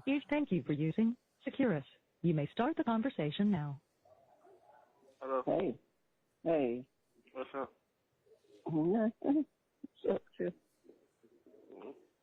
Hey.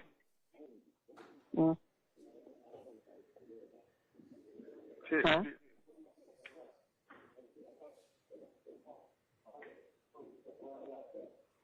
Just write the message on a piece of paper or something.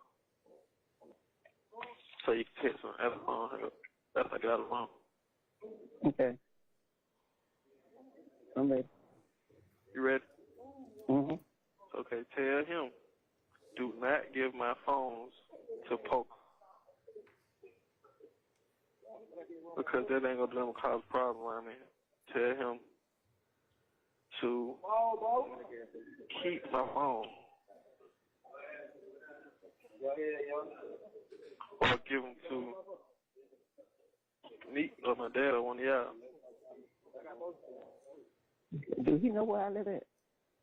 Oh, nah, he don't. But tell him, if she asks about him, tell him he went and looked for him but didn't find him. She asked about him.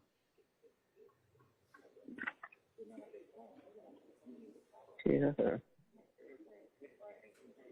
You went. You look for her.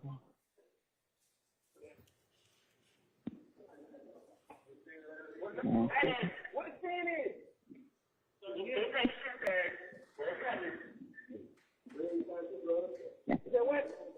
So I said, Mr. Shannon said, do not give his phone to Poker. Keep his phone. Or give him to her. Yeah. 541. Okay. If she asks about it, tell her she went to look for them and couldn't find them. Yeah. Okay. 541. What's this on here? Okay. I will do. Did you tell her to ask me for him? We're going to stop at 304.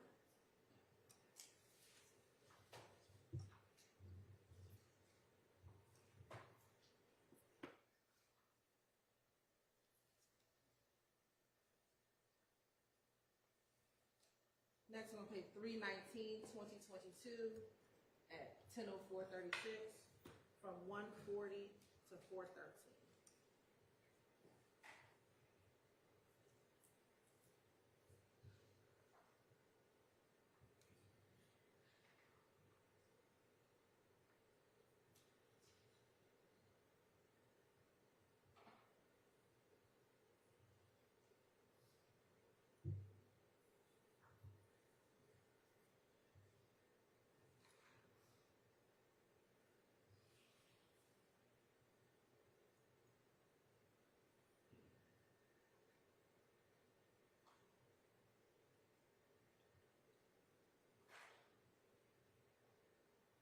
I handle business. Don't call. You ain't got I handle business. I understand that. I'm saying, like, what the hell he gonna do about these goddamn people to come see us?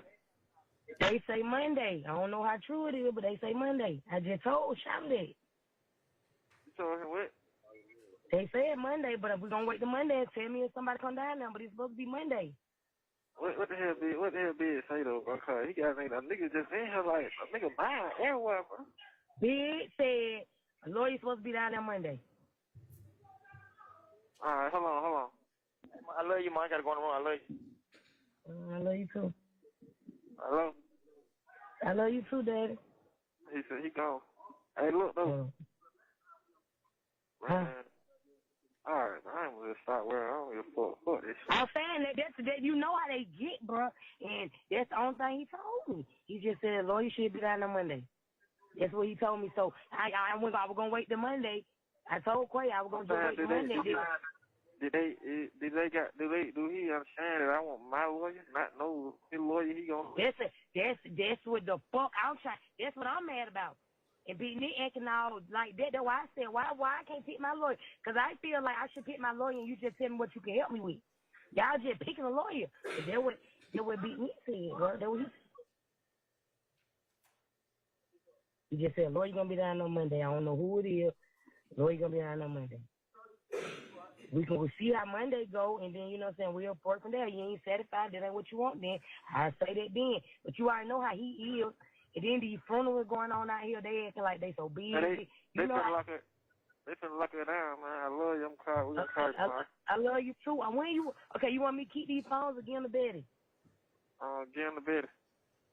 What about the number? Go on that purple phone. It's 83. 839669. Get shot number. That's hold on. Let me hold on, cause they just hold on. You just said too many numbers. What is it? 83 what? 839669. Yeah. That's the code to that purple phone and get the number. It's a shot. That's patient number. Okay, cause the phone did. I got charged on. I just told Betty. Okay, I love you. I just told Betty you want some numbers and I'm bright to her. Okay, that's the only number. Yeah, shot. All right, I got you. I have it for you in the morning. NY, now. All right, I love you. I love you. The caller has hung up. Were you able to determine who, was that Mr. Stillwell talking to that young woman? Yes, at the end of the call, yes. Were you able to determine who that individual was? Yes. Who was it? That was Shantisa Lewis, I believe she's the wife of Mr. Nichols. And did she have a nickname? China. And from this call, were you able to get the PIN number to Mr. Stillwell Jackson's cell phone? Yes. And was that the number that was given towards the end of the call? Yes.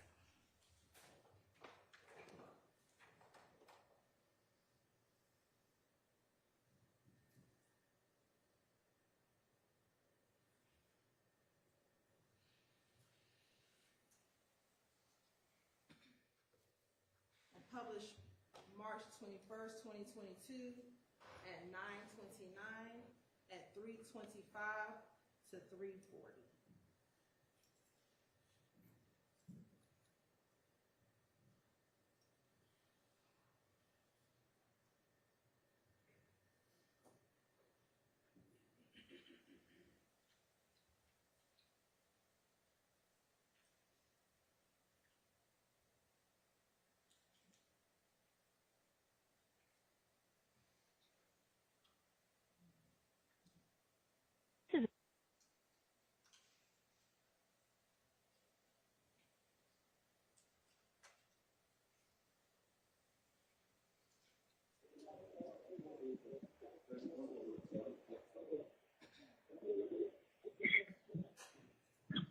Trying to call last night. She's gonna come by today.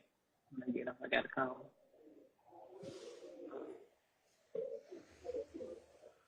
I'm going to pause at 3:43. Were you familiar with the voice that we just heard? Yes. And who was that? Betty Jackson. And is she related to Mr. Shannon Jackson? Yes, she's Mr. Stillwell Jackson's grandma.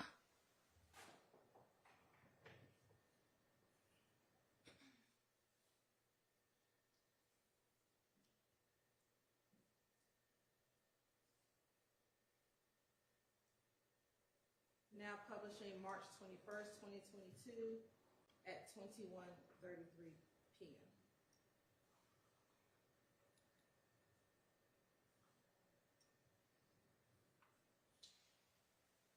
From 5:30 to 5:48.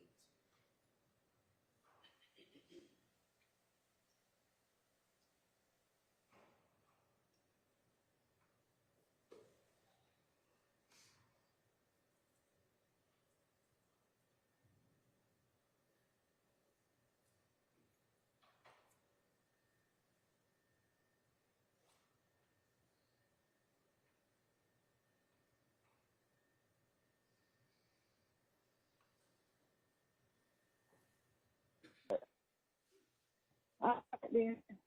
You got it on the phone? Yeah, she 2 up, right? Yeah. She brought this afternoon. All right. All right, then. Yeah. All right, love you. Love you too. Okay, okay. Yeah. The caller has. And was that also Ms. Jackson on your call as well? It was. And was that confirmation that she had now received the phones? It was.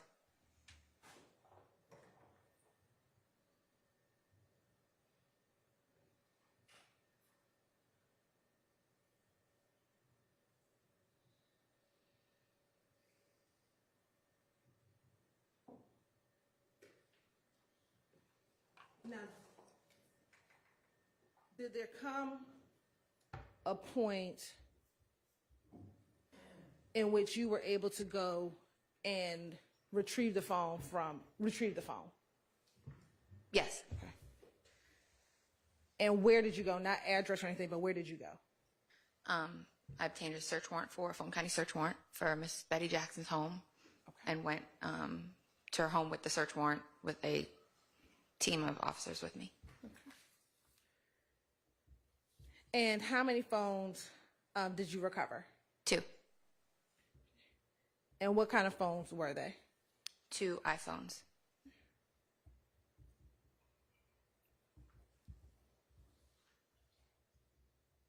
And after retrieving the cell phones, what, if anything, did you do with the phones?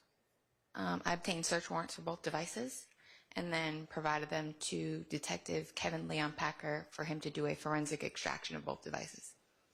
And when you gave the search warrant to Detective Liam Parker to do the forensic extraction, did you provide him with that PIN code or that PIN number that you had learned from the jail call? I did. Why did you provide him that PIN number? It aids in the extracting of the phones. And have you had the opportunity to go through and review contents of both of those iPhones? I have.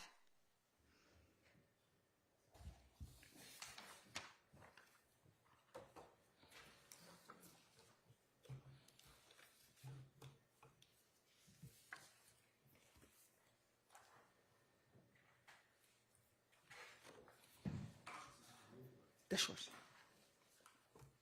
And permission to approach, Your Honor.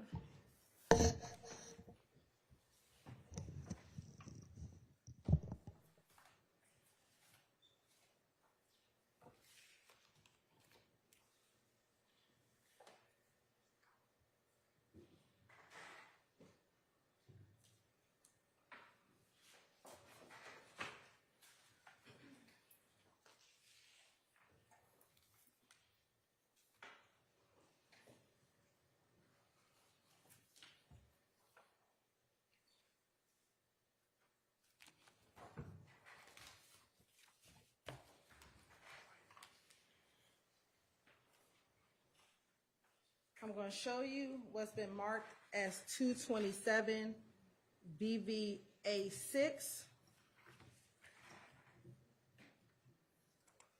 along with 2227 BVA2, A3, A4, A5, A6, A6A, A6B, A7, A7A, A8, and A8A, and tell me if you recognize first those exhibits.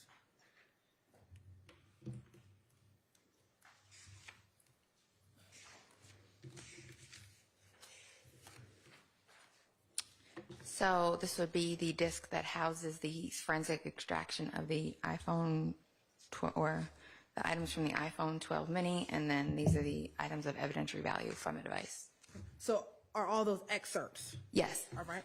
Now looking at 227 VVB, 12A through D, which is the CD, and 227 VVB2,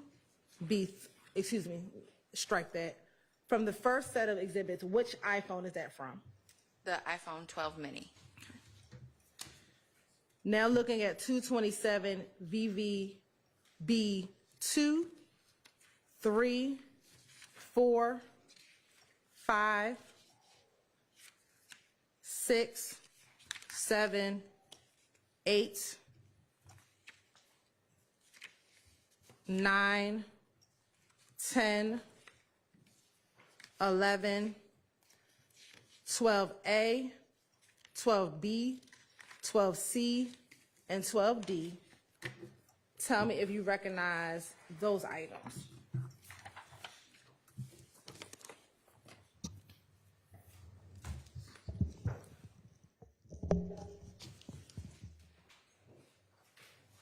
These would be the excerpts from his iPhone 13 that I recovered. And looking at first the iPhone 12 mini excerpts, do those appear to be fair and accurate depiction of excerpts from the cell phone extraction from the iPhone 12 mini? They do. Your Honor, this time the state would like to admit 227 VVA2, VVA3, VVA4, VVA5, VVA6, VVA6A, VVA6B, VVA7, VVA7A, VVA8, and VVA8A into evidence. All right. Sorry, I can repeat them for you. 227 VV, A 2 through 6. Yes. 6A, 6B. Yes. 7, 7A. Yes. 8 and 8A. Yes. All right, those are admitted. And then looking at the excerpts from iPhone 13, do those appear to be fair and accurate excerpts from the cell phone extraction from the iPhone 13? Yes. At this time, the state would like to admit 227 VVB2 through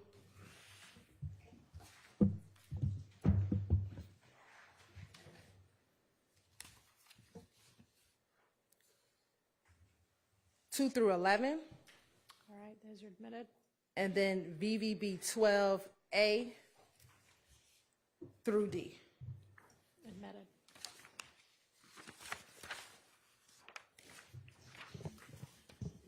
Now, prior to going and being able to look at the extraction, did you hear any calls with Mr. Stillwell and his grandmother about deleting content from the phone? I did.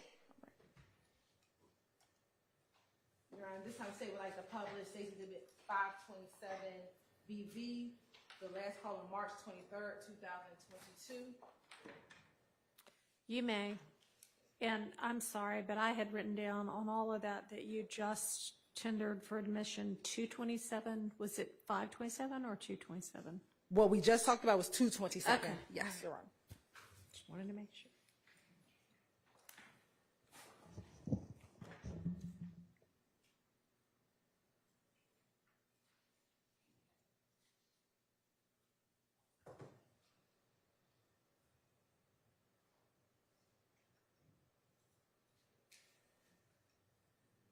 And now we're going back to publish a portion of 527 BV. Call is not private. It will be recorded and may be monitored.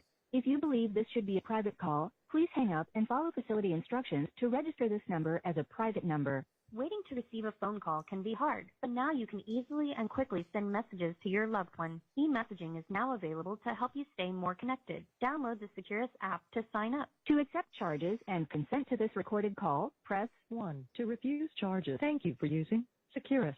You may start the conversation now. Hello. What's up? Man. Terrible. Huh? One of the folk came up in my house last night. What? Huh? What did they do? They came and got my phone. Oh. No, I'm talking about there was so many of them out there. There was so many. They said they had a warrant. We know you got his 2 phones. So they have to be done heard it. Yeah. You must be on somebody else's line. Yeah. Oh, okay. Yeah, they have to be done heard. So anyway, I did call Brian and told him that's okay. Yeah. Okay. I figured he needs to know what was up. Yep. And they got a picture. They got a picture of China's car in the yard. Huh? They got a picture of China's car in the yard. Because I knew that. I told her the other day, I said, that's unusual. Somebody was sitting there, they was like they were almost to the mailbox, but not quite. And they were just sitting there. You know, normally when somebody coming for juice or something like that, they'll be like, you know, in the back of the other car, but this one wasn't. And she finally told her just wait a few minutes because I didn't know if it was, you know what I'm saying, some of them other folks followed her or what, you know what I'm saying? So I told her to just wait, you know, just wait a little bit, see if they move, but they didn't move. But she said, one thing you go. I said, okay, so just gonna watch her. But then as soon as she left, they pulled out. Oh, they got her too? She went at the house last night. They followed her the other night when she bought the phone. Yeah. Mm-hmm. End at 302 and fast forward to 812.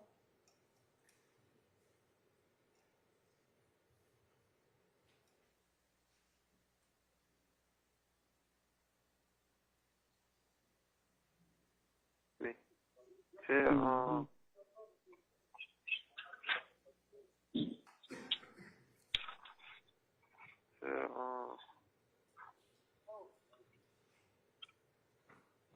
said if he remove my iPad. Move iCloud. Yeah, off of both of them. Move the where? They tell him remove, delete it. Oh, delete it. Okay.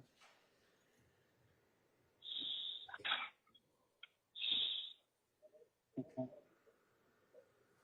You need to speak and answer now? Yeah. Okay. So, tell him ASAP. You don't have to have the phone to do that. Nah, you know how to do it.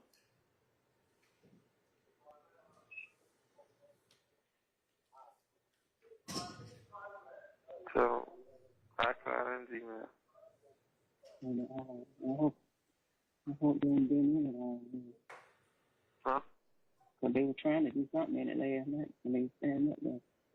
Hold on, let me call her.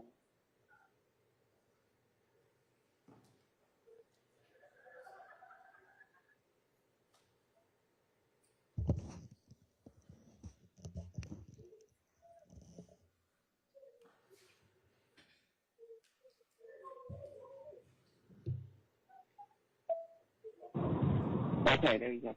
Hello? Hello? Hey, bro, I need you to remove my iCloud and Gmail from my phone. Okay. I need to do it now. Alright, I'm on the way home. I'll tell him what happened so he can know how important this is. He know what happened. All He right. called me last night. So he got both the numbers. How he know how to do that? You know how to do that? Yeah, I know how to do it. You have to have the phone numbers? He know how to do it. It's just remove my phone. Okay. You got it, Petey? Yeah, I'm gonna do it as soon as I get home. I'm on it. Huh? Where you at now, man? I'm on the way home right now. Oh, okay. It's real important. Real important. Okay. You on the expressway or something? No, espresso is backed up. I'm taking the street lane, but it only takes like 15 minutes to get there. As soon as you stop, do that because it's of great importance with the phone. You know they got the phone, so we need to get that done ASAP. Yeah. Call me when you do it. You can tell when it's done. I mean, you can tell when it's off. Hey, I'm going to call you back, man. You just talk to him. Okay, call me then. Yeah. The caller has hung up.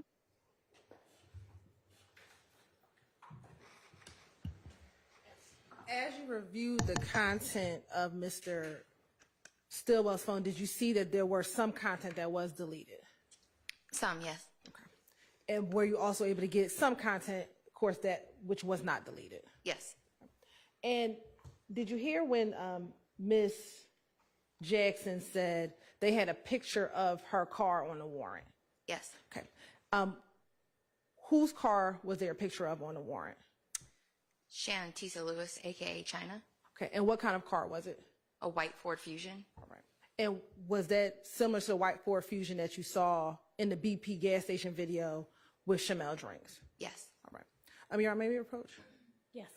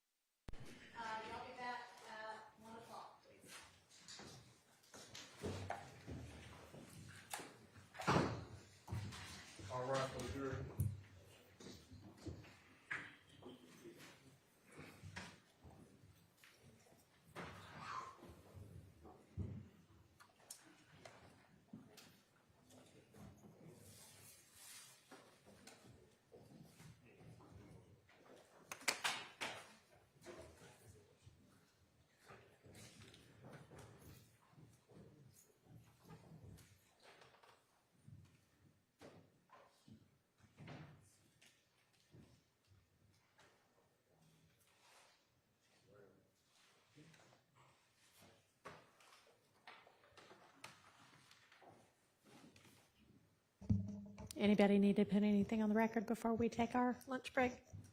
All right, we'll see everybody back at 1.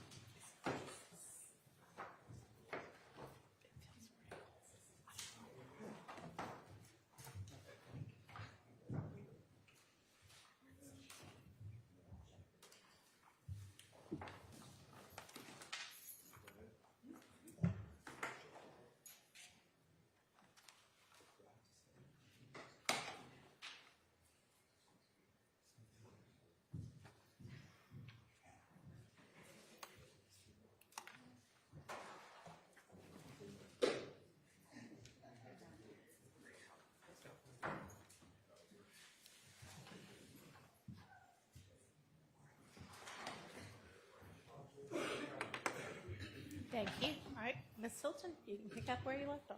Thank you, Your Honor. Investigator Rita, we left off getting ready to discuss some of the excerpts from the iPhone 12 mini. Do you still have those exhibits in front of you? I do. Okay. I'm going to first start by publishing 227. First, we can get admitted. Yeah, they got it. VVA2.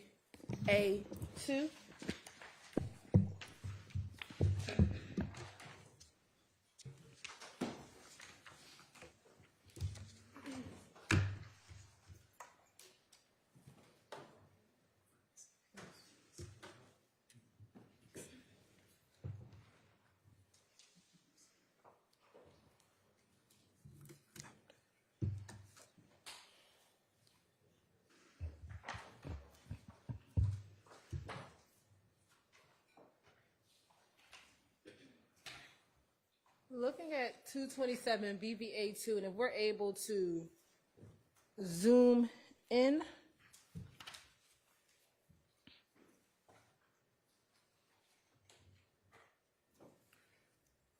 and is this an excerpt from the iPhone 12 mini? It is. Right. I want to just look at the portions that are actually highlighted and bracketed. We're going to start at the top of the page. Do you see a highlight bracket on December? Can you scroll up? On December 24th, 2021 at 9:26:29 p.m.? I do. And do you see a message highlighted? Yes. Okay. And who is the person sending the message? That would be Shannon Silva. Okay. And what does the message say? Save this number, SB. All right. Now I want to scroll down to January 14th.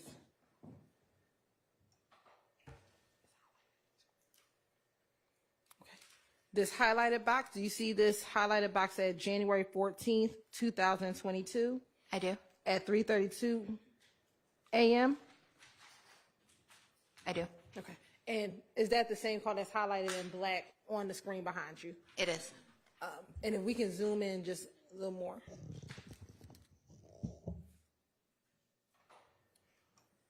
What does the text say? If Polka asks, tell her I'm op hunting. Okay. And what's the date of that text? July 14th, 2022.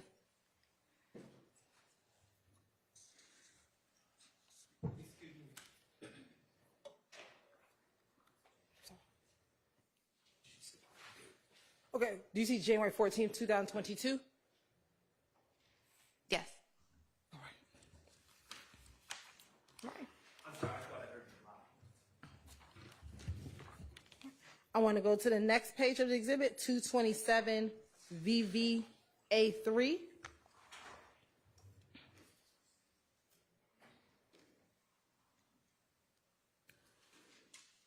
Do you see a highlighted box on February 9th, 2022? I do. And if you can turn and use your laser pointer, do you see that on the screen behind you? I do. It'll be right here. And if we can try our best to zoom into the first box. And who is sending the message? Mr. Stillwell. Okay, and what does it say? 12 hot. All right. Now I want to scroll down to February 9th, 2022. Do you see a text message? I do. And who's that text message from? Mr. Stillwell. What does it say? Tell Reek I'm scared to be over here. Police said they blitzing everything on Cleveland behind what Big Brisk did. They locked Slug up yesterday. And is there a response to that text message? The respondent says, I know, I just heard they wanted anything that got tied to YSL. And then was there a response? Right. All right. And on February 9th, 2022, was that the day that Christian Ebinger was arrested for shooting Officer Rogers? I believe so. Within a day or so, yes.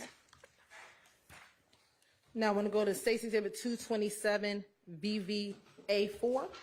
Okay. Who is the recipient of these text messages? The recipient of the highlighted text message would be Shannon Stillwell. Okay. And who's the sender? Khalif Adams. And you said Khalif Adams. Do you see Khalif Adams' name on here? I do not. Okay. How do you know it's Khalif Adams? Khalif Adams also goes by the alias of Bobby Hunt. And is this the same phone number that you looked at when you investigated the stabbing of Rayshawn Bennett? It is. All right. And to start at the top, do you see a text on March 5th, 2022? I do. All right. And if you can just go through the text messages on this page until the end of the page with the date and time and the contents of the text. Sure. Mr. Adams says, call me ASAP, to which Mr. Stillwell responds, what you on? Mr. Adams then says, I'm trying to figure something out. Mr. Stillwell responds, what bat twin? Mr. Adams responds, Scar said it was a price for that feature, but racial expletive, ain't seen nothing. Then Buddy done made a counter offer of 100 on my little man's. I got keep paying him. And then Mr. Stillwell responds, you ain't talked to him. Okay. Now, in reviewing that text message, was this of note to you? It was. Why? Because it would fall in line with...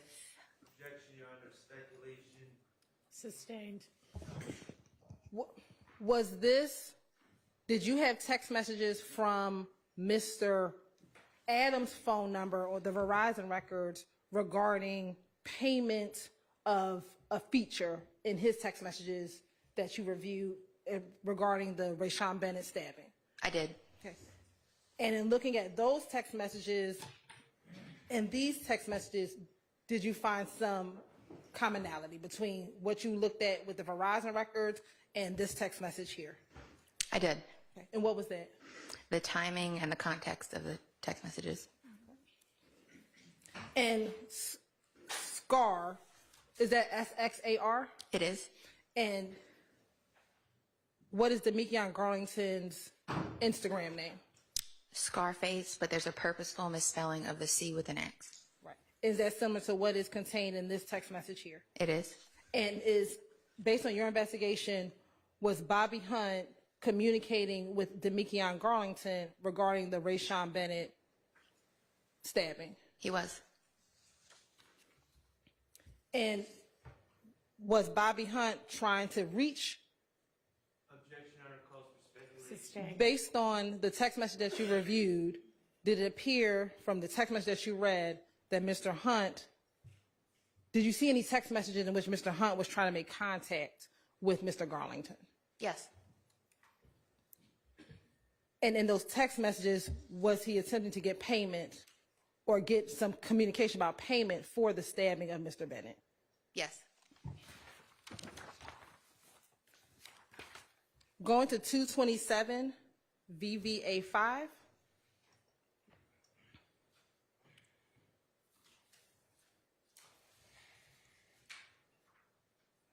And Ms. Rivera, I'm going to ask you to read from the screen behind you if you can. And we'll zoom in starting at the top.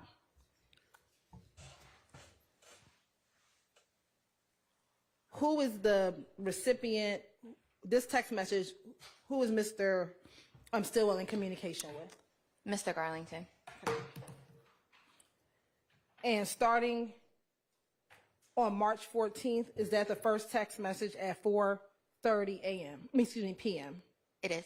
Okay. And if you could just read for the jurors the content of that text message in 227 BVA 5 from the beginning until the end. Okay. So he said, be ready, bruh. And he And said, who says that? Mr. Stillwell says, be ready, bruh. And Mr. Garlington says, been ready. And he says, Mr. Stillwell says, share low. And then what appears from the extraction to be a location is shared. And then Mr. Stillwell responds 3 minutes, and Mr. Garlington responds, okay. And then Mr. Stillwell says, turning on your street. Mr. Garlington says it's been 7 minutes, and then Mr. Stillwell says, outside. Okay. And on March 14th, 2022, was that the date of Mr. Drinks' killing on 20 in Windsor? It was.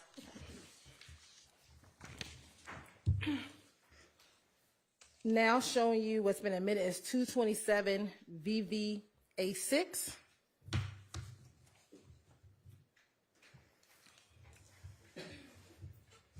What is being highlighted in 227 VVA6? What you'll see highlighted is the date and time that this video that was located in the phone extraction was created. Okay. And what was the date and time that the video was created? March 14th, 2022 at 8:52 p.m. And is this also still the same day of Mr. Drinks' homicide? It is. Okay. And have you had the opportunity to watch this video? I have. Right. Now I'm going to publish on 227 VVA6A.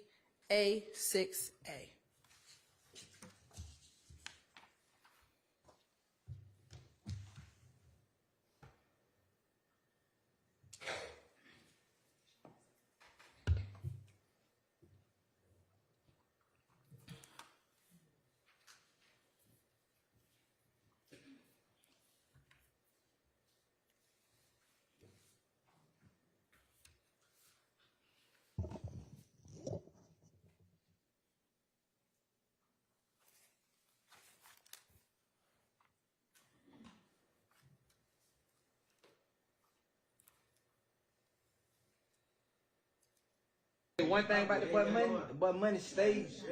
I mean, everywhere. The boy shit everywhere. I should have did what he did. Oh God. Hey, you talking about? I ain't had nothing. I was making a broke ass. We had 2 firearms. You called me as a doctor. He got an old dime. He got an old dime on him. And he leave out the snow with a whole guy. With some right little shoes on. Cheap motherfucker though. $98. Yeah, had his bankroll and his stuffing. With his tight jeans. He gonna put that motherfucker all the way together to him. Exactly. I'm gonna have these clean ass shoes on, packers on feet. $20. $20. I hate them damn bro. So happy I'm paying this shit. Hey, bro, I'm trying to buy. I want to buy a nigga so fucked up that damn. What the hell going on? Way better than last time, anyway. Way better than last time. I don't know what happened this time. Last time, bro. Yeah. Shit went wrong then, bro. And you won't believe it though. Sometimes shit happens for a reason. You know that. Now, I'm going to pause here.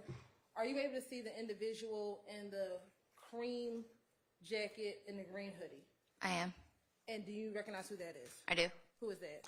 That would be Mr. Quamarvius Nichols. And does he appear to be wearing the same clothing as viewed in the BP surveillance gas station video? He does. Right. And are you familiar with, or can you tell where they are within this video? I believe that's the inside of the home located at 2830 Waters Road. And do you see the table that's depicted in the video? I do. And on the table, are there any weapons? There are. And how many weapons do you see? I can see what appears to be 2 weapons and then a extra magazine on the table. And if you can kind of use your laser and point out, where do you see the 2 weapons and the extra magazine? So here you'll see weapon number 1, weapon number 2 will be here, and then the extra magazine will be right here. And as a law enforcement officer, do you carry weapons? We do. Okay. And do you yourself carry weapons? I do. Do you have a specific type of weapon that you carry? A Glock. Do you own Glocks? I own 4 at the present time, yes. Okay. And with Glocks, are you able to describe for the jury how Glock firearms are designed or what they look like? Yes.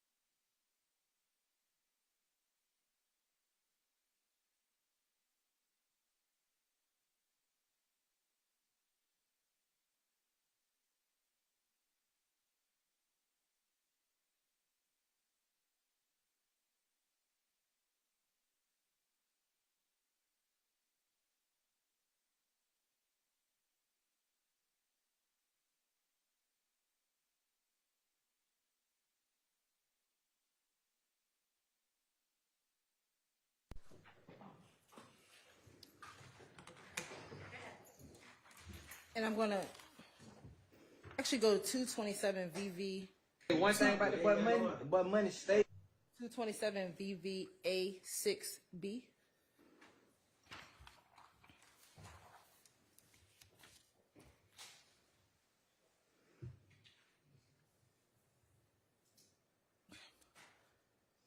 Now, I don't know if you remember the last question I asked of you, but tell the jury about your familiarity with Glocks. My entire career, since 2009, I've possessed and shot Glocks for work, my own multiple Glocks personally outside of work. So I've had a good deal of experience with different models. Okay. And in looking at 227 VVA6B, are there any guns that are consistent with the design of a Glock? It would be the one further towards the back here. And how are you able to tell from your experience that it is consistent with looking like a Glock? So based on the bottom of the grip, typically Glocks are straight across at the bottom. This one, it's kind of flat, goes up, goes across, and comes back down almost with like an indentation in the bottom right here, which would be consistent with, I would think, a Glock 27. And why consistent with a Glock 27 versus any other type of Glock? Based on how the bottom is cut. Typically they're straight across, very few are cut like that. And outside the Glock 27, to your knowledge, are there other Glocks that have that kind of similar cutout? Not that I can think of offhand. All right. And to your knowledge, what, if any, type of firearm is a Glock 27? It's a handgun that shoots .40 caliber ammunition.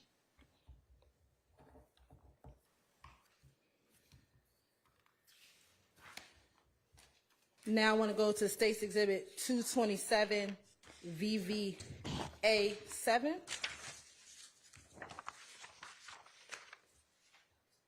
Looking at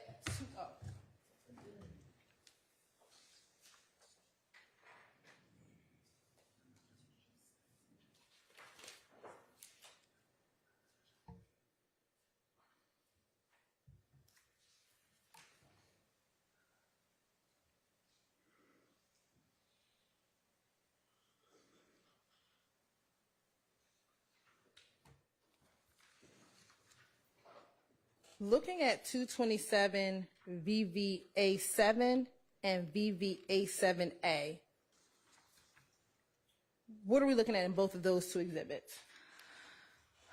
This is an example of the phone extraction of the iPhone 12 mini.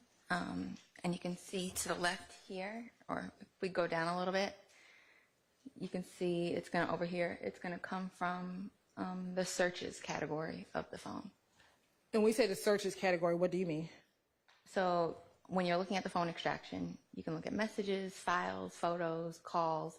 Here, when you select web, it lets you look at a few things. Bookmarks, history, I can't read the top one. Cookies, things of that nature. So I selected the searches tab here, and I'll show you anytime you conduct a search on the web. All right. And I want to look at 227 VVA7A and scroll to the right.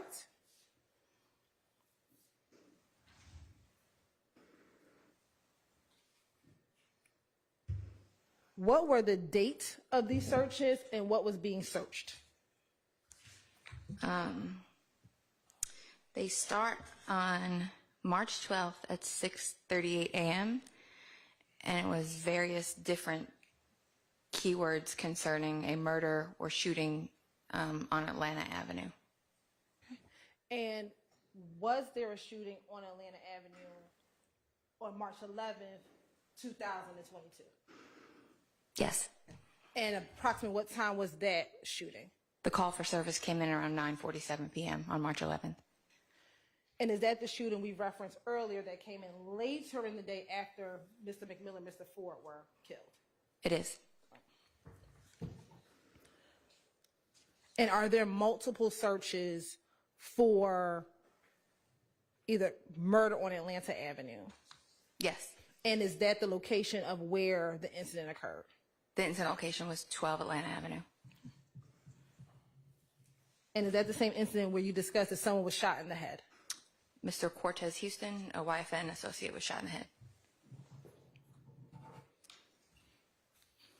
And is that location a food mart? It is. And do you see searches for drive-by shooting at food mart? I do. Or food market, excuse me. Yes. And are there multiple searches for drive-by shooting at food market?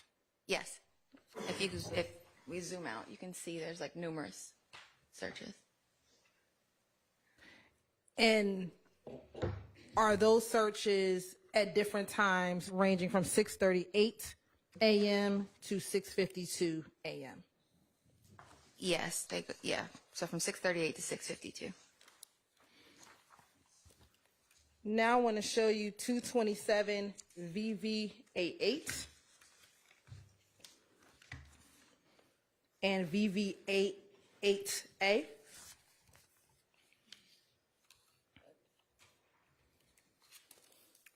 Okay.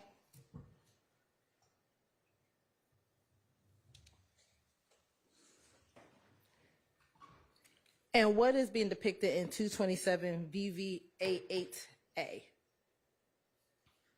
I believe this is the web history for the phone, the iPhone 12 mini. Okay. And are these different searches than what we just looked at previously? They are. And what are the dates of these searches? March 17th, 2022. And around what time?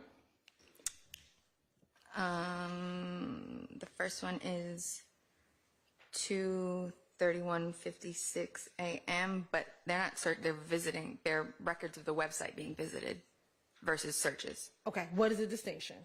So the distinction is like when you see a search in a phone, that's I go to Google on the phone or open up the browser and search what day is today. And then it'll bring you to the Google results for that. Then you may click on that one of the results or a calendar that it may populate.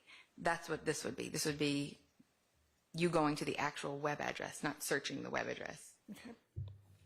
And what, if anything, are you able to tell what was being populated for these various access to these websites?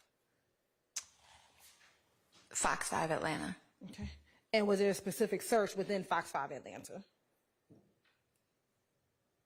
I don't know if it was a search within Fox 5 Atlanta, but it appears as if somebody went to the Fox 5 Atlanta website and clicked on the article regarding a homicide that had taken place. Okay. And where's the location of the homicide?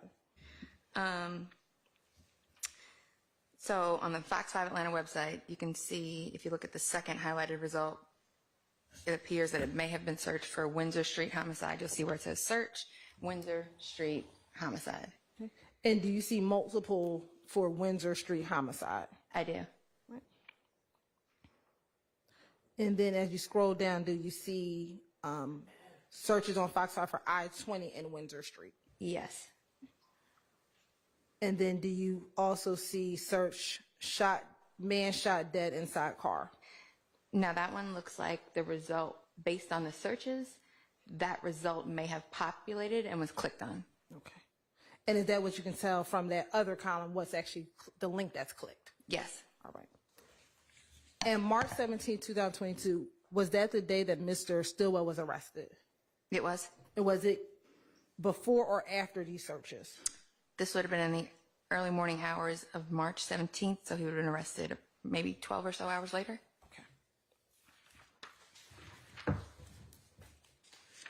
Now I want to direct your attention to the iPhone 13.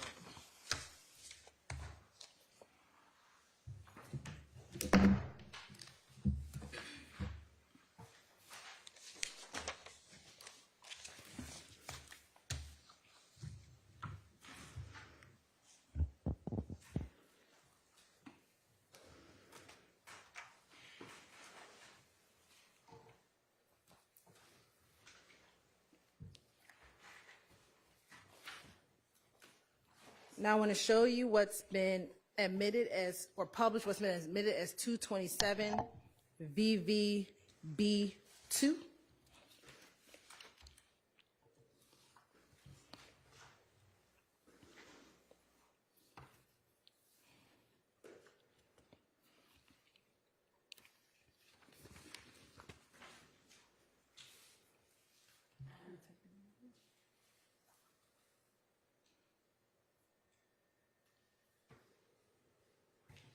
And looking at 227 VVB2, again, are these excerpts from the iPhone 13? They are. Okay. And looking at 227 VVB2, do you see a text communication? I do. And who is Mr. Jackson communicating with? Taisha Alexander, also known as Polka. Right.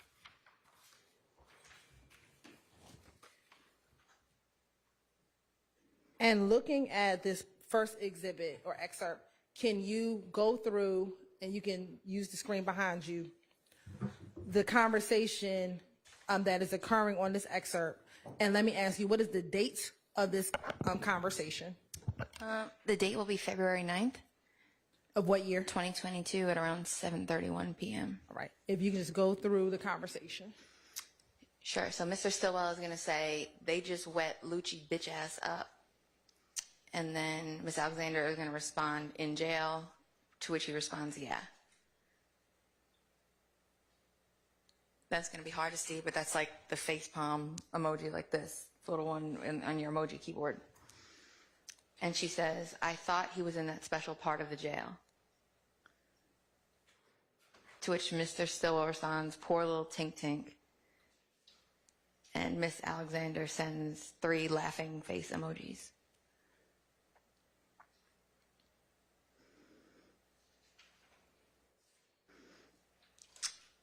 And she says, not tink tink. And then she says, he's stabbed up. And then she mentions needing tires, which is unrelated. And Mr. Stillwell says, I guess he thought he was hard to come out of PC. And again, Miss Alexander sends the 3 laughing emojis.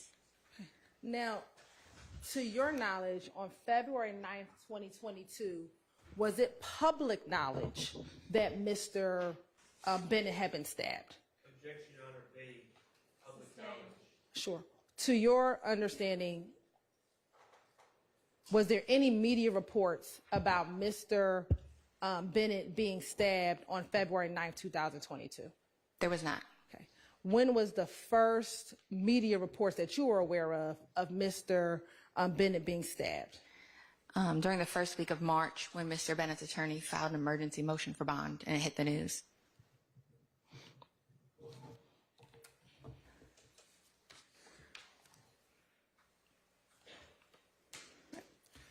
I want to show you what's been admitted as 227 VVB3.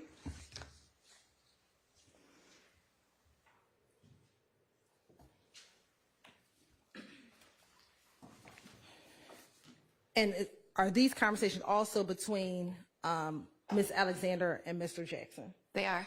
All right. And what are the dates of these conversations? March 15th at approximately 6:50 p.m.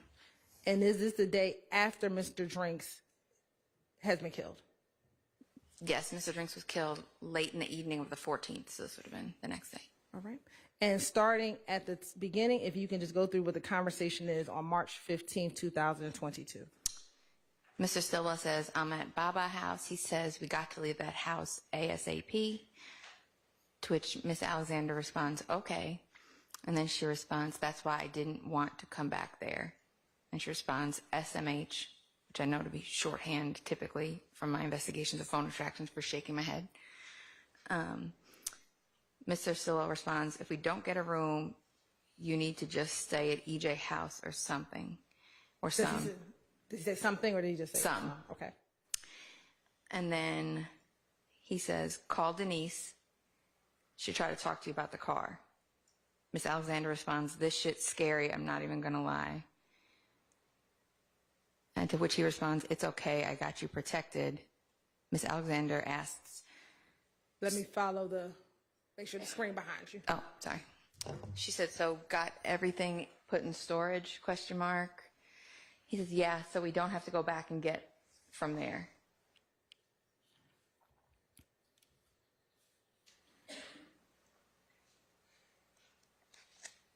And then, this is a part of the text message, but it says Miss Alexander says, somebody needs to tell Young, stop calling me, I only took Rice Street off. I straight didn't answer. And then Mr. Silva responds, don't pick up for nobody, but the close ones stay off the radar. And going to 227 VVB4. Mr. Stillwell continues and says, everybody other than family. He then also responds, we need this shit to be solid, tight, no information need to be out, nothing at all. And then in all capital letters, he says, no information. Miss Alexander responds, so how do I get money? Like, how do I get my plays? And he responds, or she responds, and who can take the TVs down? And I'll leave some of the cameras up until I get, and that's part of the text message. And then she continues, but bed and living room suite and clothes and kitchen and bathroom shit has to, and it continues on. Mr. Stillwell says, I'll tell Shania's grandpa to do it. She says, take the TVs down. He says, yes.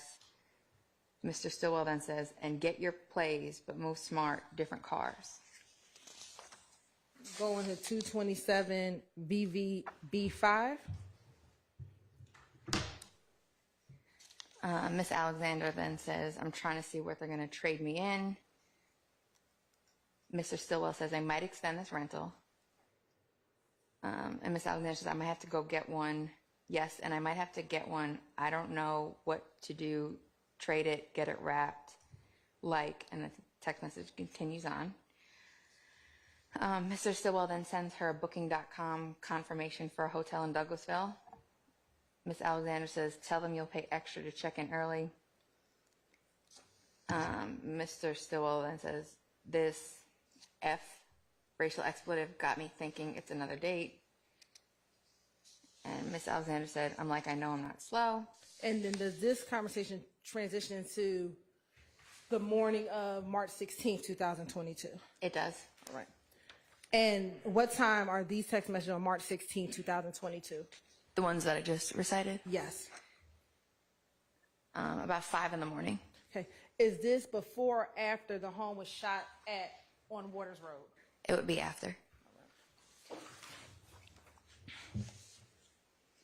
Looking at 227 VVB6. It says, Mr. Stillwell says, watch your surroundings no matter where at, and when you're taking the car, don't keep prolonging that. And she says, to get wrapped or trade? Mr. Stillwell says, trade. And she says, that's what I'm telling you, the State Farm folks want to fix it, but Sean said I can trade it. I don't know what to do. Chain the 227 VVB7.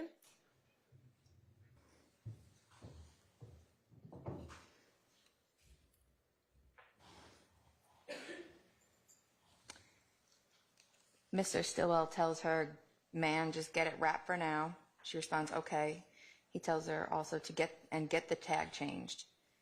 Miss Alexander says, I take it tomorrow to get, I think it's a typo, wrapped. So I'm scared to even go pack my shit up. And then Mr. Stillwell says, send Addie to the room. Don't tell not one person where that room is at. Where that room at. And then Miss Alexander sends an Apple map, and she says, I'm not, baby. I didn't tell nobody. And looking at 227 VVB2.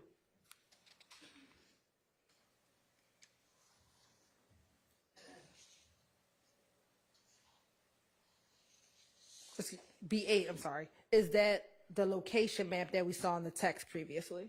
It is. All right.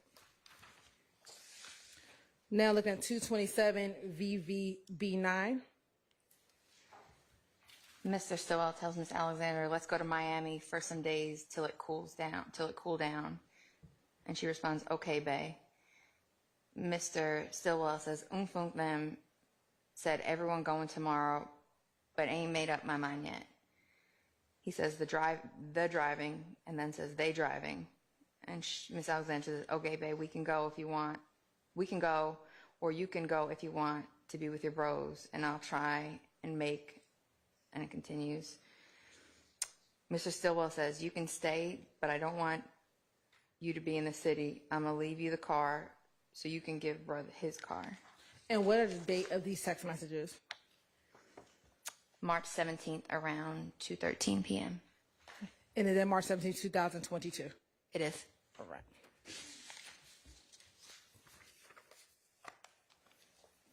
Now going to 227 VVB10. Do you see text messages to a phone number 470-661-7761? I do. Right. I'm going to focus on the highlighted portion. Okay. And do you see the highlighted portion on the screen? I do. If you could just indicate that for the jury. It's going to be these two messages. Okay. And what are the two messages? The person asked Mr. Stillwell, so what happened to your IG? And he responds, deleted. And what is the date of these text messages? March 15th at 3:38 p.m.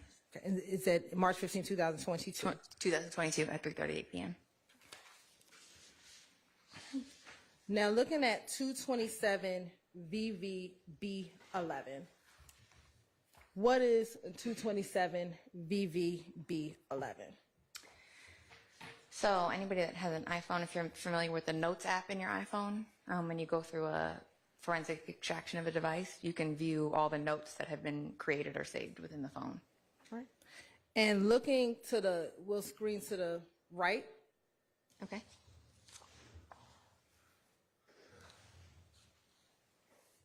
What is the date and time that this is modified? March 15th, 2022 at 12:52 a.m. And do you know what it means for it to be modified? The last time that it was either edited or added to try any kind of modification as it would. Okay. And does it have what the text says? It does. What does the text say? Pop my shit, I really got options. Poor little ops, look how they just dropping. And what time was this? March 15th, 2022 at 12:52 a.m. And what time was Mr. Drinks killed? March 14th at about 10:02 p.m. Okay. So this is about approximately 3 hours after that? Correct. I want to go to State's Exhibit 227 VVB12, just flipping through A through D. On the phone, were there audio recordings on the phone? There were. And have you had opportunity to listen to some of the audio recordings on the phone? I have. All right. Your Honor, this time we're going to publish 227 BVB12A. And permission to sit during this portion, Your Honor.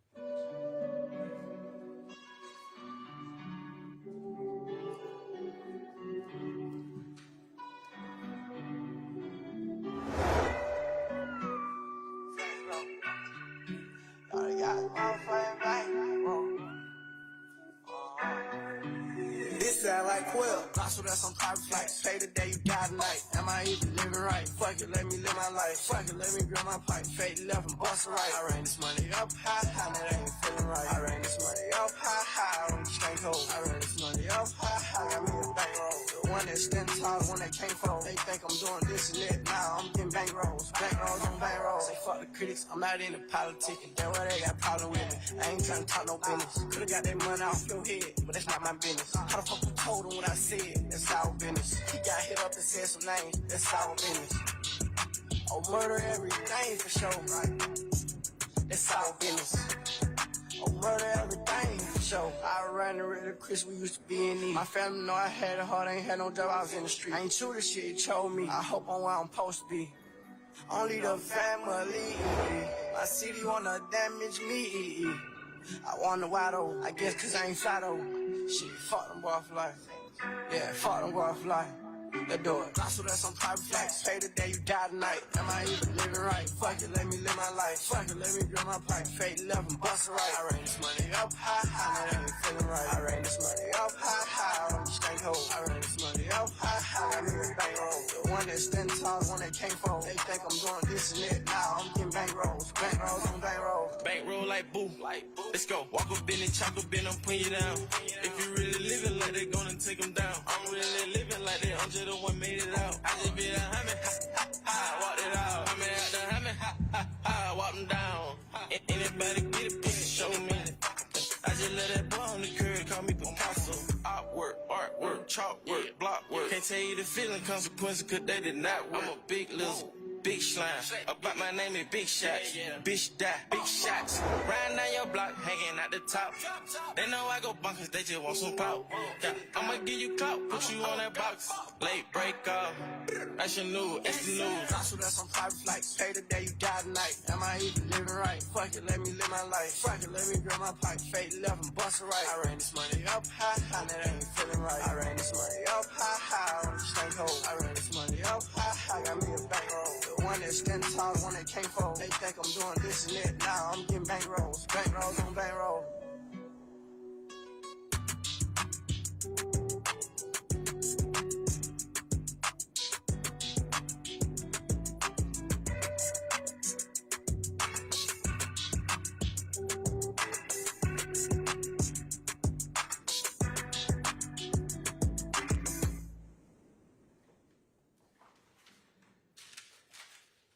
Now, do you see on here the file name?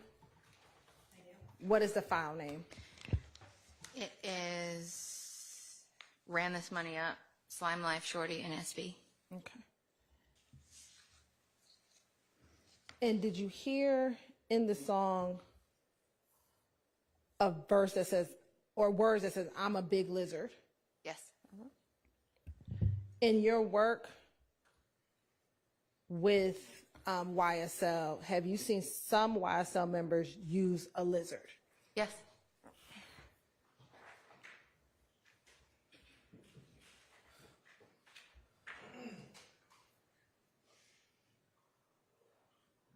Did you hear words riding down the block, hanging out the top? Yes.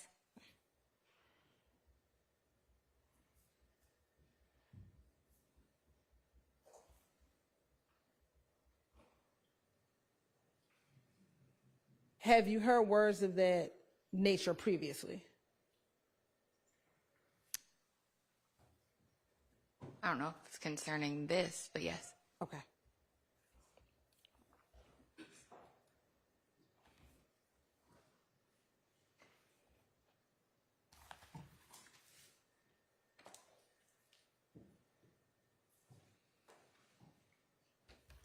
Did you hear the words in the song, I just beat a homicide, ha, ha, ha? I did.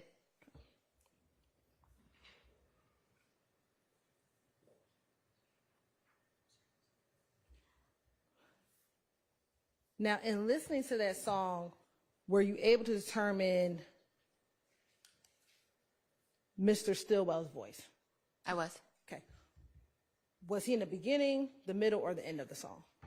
The end of the song.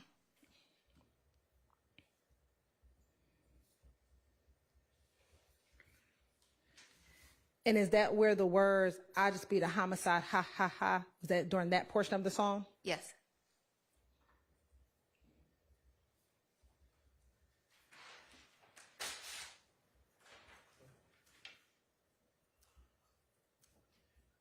And was that also the portion of the song that says, I'm a big lizard? Yes.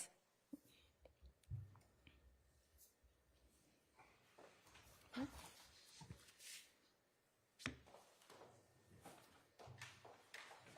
want to publish 227 BV B12B.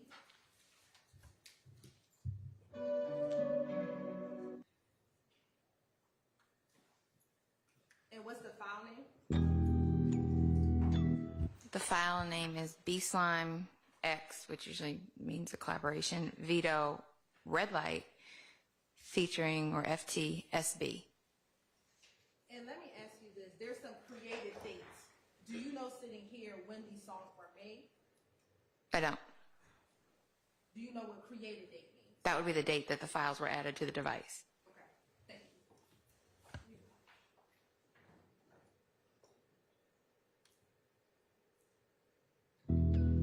you. Hey, load up, hey, load up. Time to get wicked. Hey, ain't that them over there? Now we gonna pull up on them and make them sing them down. Gonna be loud with this one. Gonna sneak up on them. Fuck sneaking, you gonna creep up on them, walk down on them. Hey, turn that up, Day-Ro. Tell me what killers that run with the sticks. Run with the motherfucking bleed. I got a bitch, she swallow my kid. Ain't never some snake shit. Real cold in my liver, yeah. Ready to slap my nigga, yeah. I ride with them killers, yeah. Send them a picture, deliver, yeah. Red light, red light, red light. Red light, red light, red light. Red light, red light, red light. Red light, red light, red light. I can make it rain on a birthday. I set the flames on the dark night. Nigga be beefing, they burn you their Instagram, but you know that ain't my type. I'm having windows on my side. I came from the rug in my life. We sending these slugs in pie light. I show at the club in my night. I got them gangsters and killing with me, they join down. That was a scary sight. You better not lose your life, you gotta stay right. The guys, they on my side. I am the realest, I came for the million, take over the village. You chop out the ceiling. I came for the digit, she hot like a gilly. I came in and did myself and they miss it. Put the odds together, we taking them down, they leaving in one. I got the golden gun, shoot my rifle, Jane Bud. These niggas be capping on Instagram, though for fun. I'm in the street where this shit get real and it get rum. I think this a one-on-one. One of the ones. Spin they block, make all on run. Get the fuck out of there, nigga. Stretch that boy out like a few times. If I had a problem in the street, I'd never run. Killers that run with the sticks, run with the motherfucking bleed. I got a bitch, she swallow my kid. Ain't never some snake shit. Real cold in my liver, yeah. Ready to slap my nigga, yeah. I ride with them killers, yeah. Send them a picture, deliver, yeah. Red light, red light, red light. Red light, red light, red light. Red light, red light. Red light, red light, red light, red light. When I come through, my name attached to the bench. The way that I spin shit, they would've thought that I rented it. I don't give a fuck about a red light. I'm on go, I'm on green, like my cup. I said up, I'm taking them down, run them down. Walk them down from a mile, walk them down. The last homicide, I smile it out. Oh, that's what they mad about, what they mad about. I can send a whole gang to the heavenly house. Killers that run with the sticks, run with the motherfucking bleed. I got a bitch, she swallow my kid. Ain't never some snake shit. Real cold in my liver, yeah. Ready to slap my nigga, yeah. I ride with them killers, yeah. Send them a picture, deliver, yeah. Red light, red light, red light. Red light, red light, red light. Red light, red light, red light. Red light, red light, red light.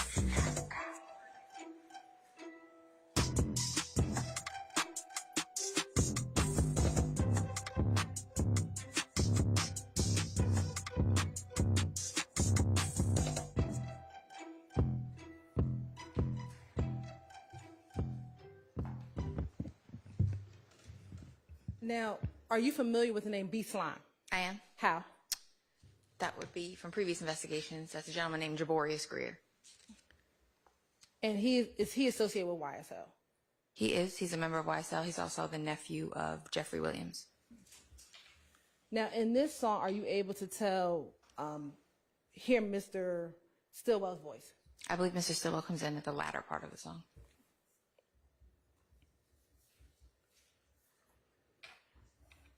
And in the latter part, is that where you hear the words, I see an op, I gun him down? Yes.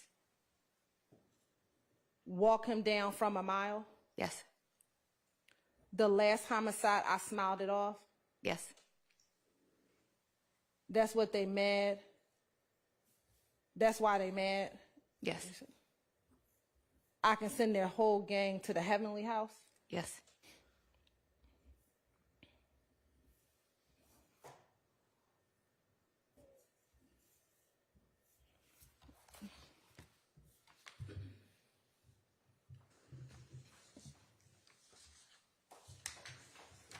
publish 227 BB B12C.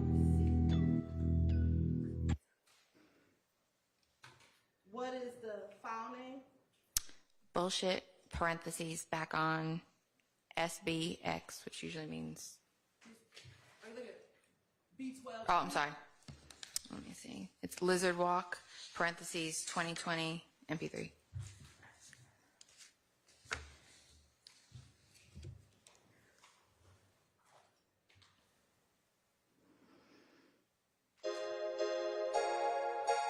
Yeah, yeah. Yeah, yeah. Yeah, yeah. Yeah.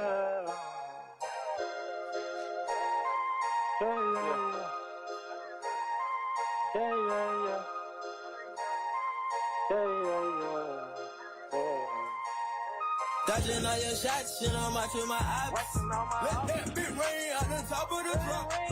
Look, walk your block, let that glizzy rock. Make my young collect your top, they gon' chew you up. Dodging your shots, and I'm on to my house. Let that big rain out the top of the drop. Listen, walk your block, let that glizzy rock. Collect your top, they gon' chew you up. Fuck a tit for tat, I'ma get you wet, homie. Gonna Google it if you wanna check on me. Bond was a $500,000, my niggas trill, nigga. Sat down 3 years on the body, asked me how I deal with it. With my feet up, I'm on my people. Check my Arisha, I'm gonna be up. My boss said take care of my people. Couple niggas went left cause they couldn't keep up. I ain't trippin' on these, y'all. Lost the boo and turned the beef up. Turned me to a creature. Hot, colder than a freezer. I don't trust people. Be my kind, I can't piece ya. No. All that fake love, I delete ya. I'ma get you out of here. Dodging all your shots, shit, I'm out to my eyes. Let that bit rain out the top of the drop. Lizzo walk your block, let that glizzy rock. Make my young collect your top, they gon' chew you up. Dodging your shots, and I'm on to my ops. Let that bit rain at the top of the drop. Listen, walk your block, let that glizzy rock. Collect your top, they gon' chew you up. Shit, my ops, you right. I got money on my mind, and I can't deny it. Beating all of my fucking items. And they gon' start a ride. By my name, they gon' slide. Bitches life size. Bitch, you like you bite size. Down, right you down. We lizard walk on my side. Don't let King Boo. Ooh, can't forget about you. Ooh, YSL through the roof. Ooh, it's a light show when I bring the tick out. It's a light show when I bring them sticks out.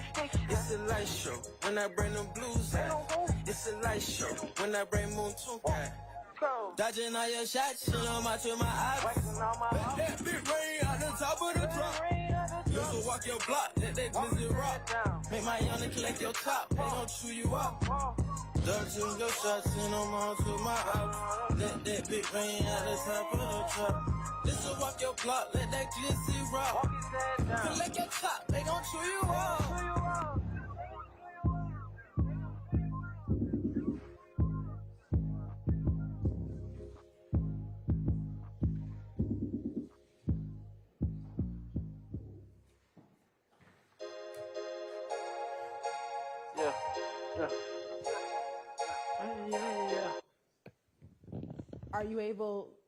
Were you able to discern if that was Mr. Stillwell's voice? In the latter part of the song, yes. Okay. Did you hear a verse, let that bitch rain out of the top of the drop? Yes. Did you also hear a reference to Long Live Boo? Yes. Throughout your investigation, are you familiar with an individual who went by the nickname Boo? Yes. And in this song, that said, it's a light show when I bring Little Tick out. Yes. Through your investigation, are you familiar with an individual by the name of Little Tick? I am. And do you know that person's given name? That would be Trontavious Stevens. Okay. And same thing for Boo. Do you know? Boo, that would be Mr. Quentin Porter, who's now deceased. And then did you hear him said, it's a light show when I bring Moon Tunk out? Yes. And again, as a part of your investigation, are you familiar with who that is? Yes, that would be Antonio Sledge. And all of those are real individuals, correct? Correct. All right. 227 BV B12. And What is the title name? Bullshit. Oh, I'm sorry. Bullshit, parentheses, back on, SBX, Dolly, looks like produced, or PROD, AJ.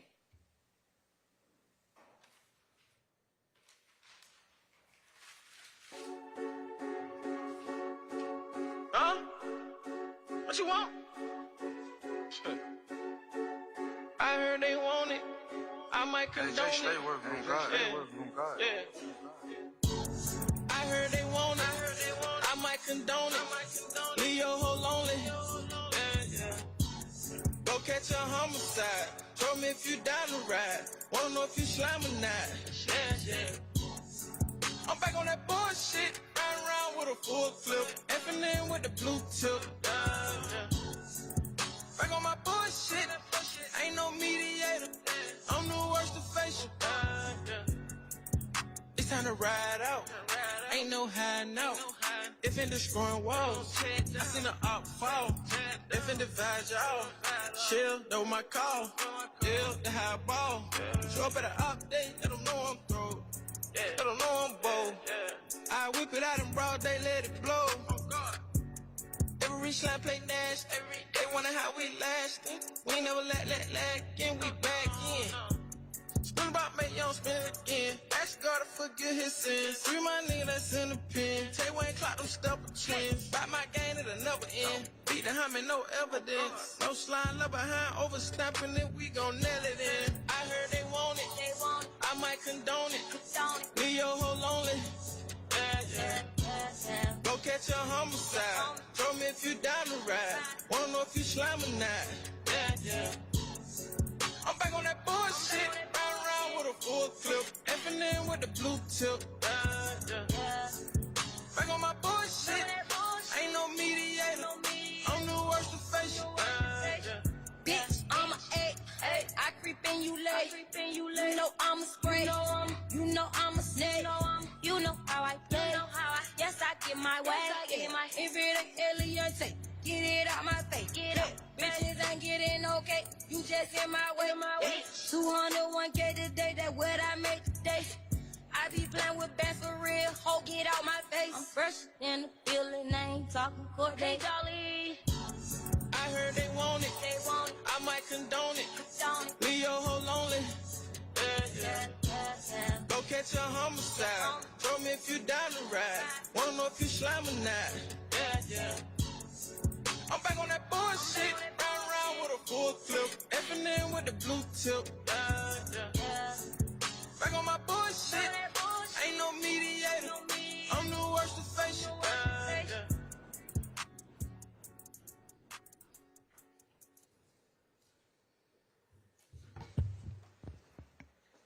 Again, were you able to tell that was Mr. Stillwell on that song? The male voice was Mr. Stillwell, yes. All right. And in that song, did you hear the words, go catch a homicide, show me if you down the ride, want to know if you slime or not? Yes. Beat the hom, no evidence, no slime left behind. Yes.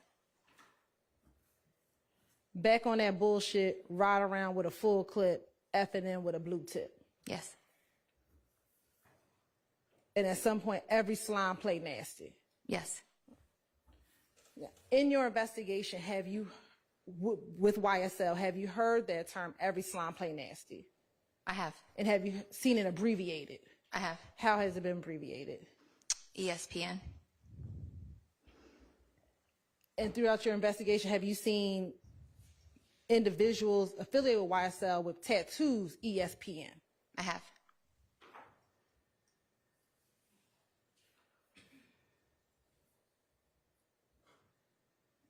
Going back to March 17th, 2022,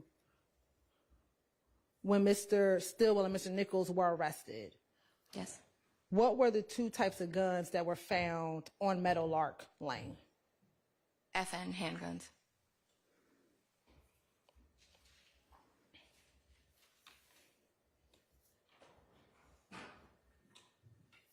And slime, have you heard that terminology used with YSL? I have.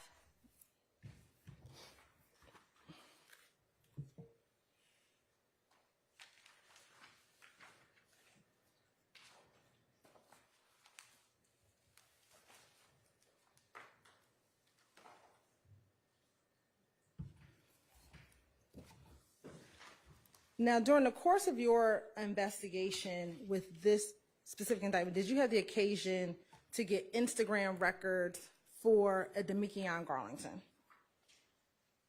I did not retrieve them, but I reviewed them, yes. Okay.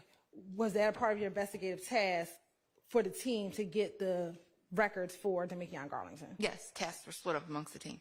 Okay. And have you seen a copy of the business record certification as well as the Instagram records for Mr. Garlington? I have.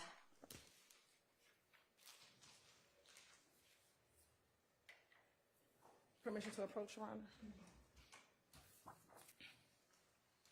I'm showing you what's been marked as 510VV, 510VVA, and 510VVB.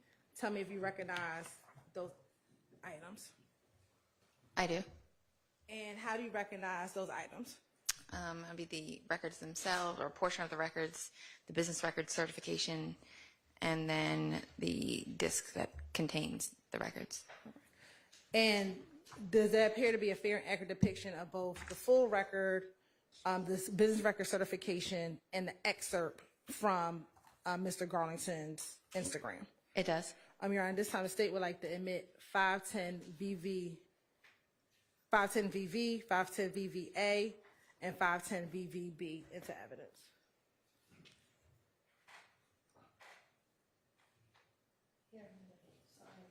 Oh, no. Yes, Your Honor. Yes, Your Honor. That's what was BB. B, yes. Now I want to publish 510VVA.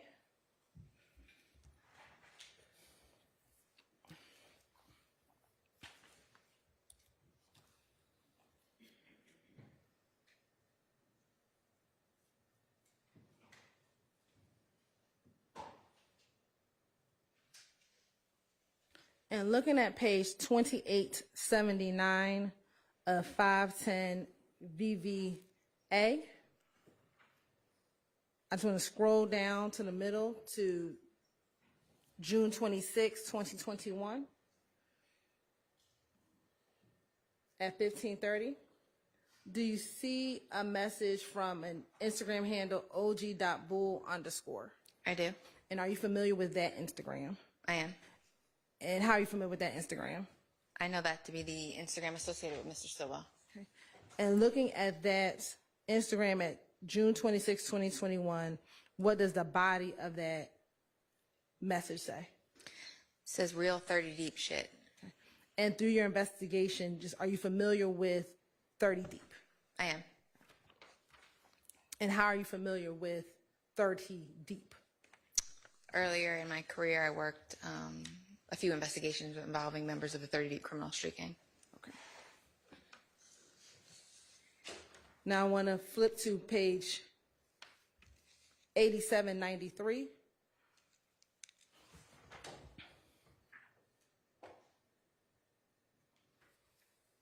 And do you see a post by SlimeLife.Shawty? I do. Is that on September 9th, 2019? It is. And I'm going to go to 8794.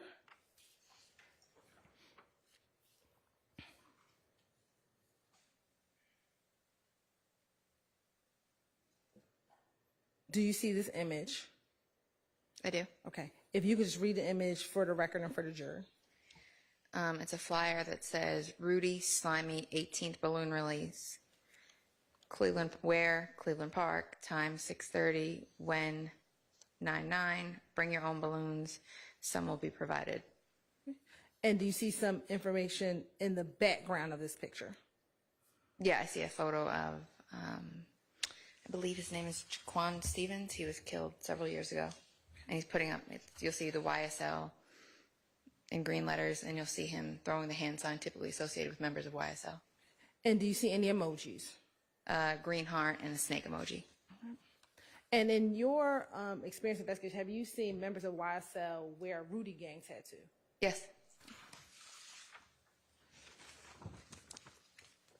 I'm going to go to page 8795. Do you see what appears to be a group chat on 8795 through 8796? I do. All right. Now, starting on 8795, are you familiar with, do you know the Instagram handle _LittleQuay1? I've seen it, but I'm not sure of the actual account holder. All right.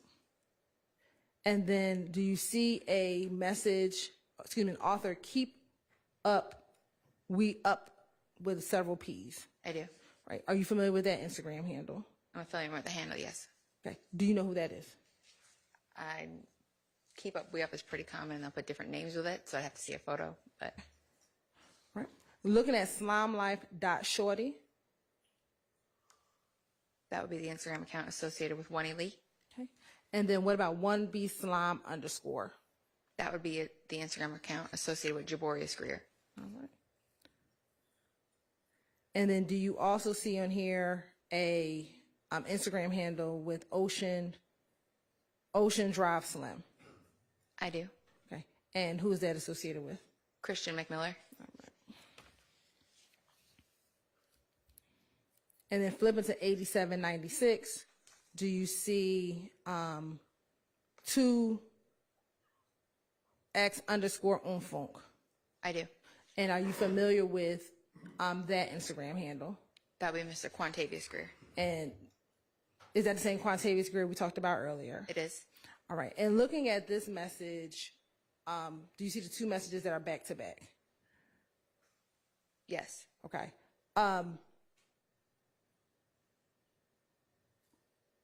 Earlier you said that Mob and YSL kind of linked up together. Correct. All right. Now looking at these text messages, what, if anything, do you discern from those two text messages?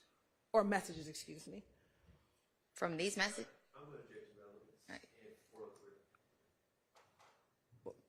I can approach it.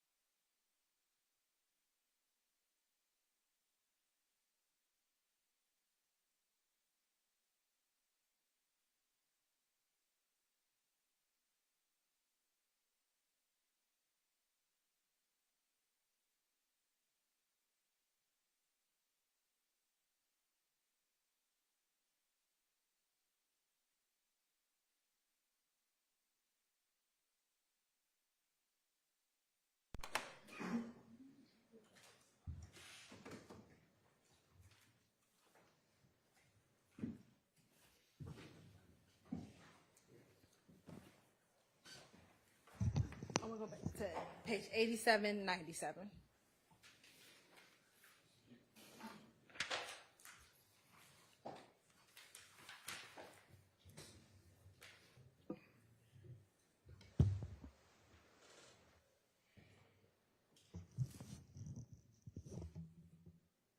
I'm going to scroll down to the bottom of 8797. Do you see a message on September 9th, 2019 from Instagram handle OG.bull_? I do. Okay, what does the text say? PFK look crazy. We gonna tear that shit up. I'm putting you down now. And flipping to page 8798.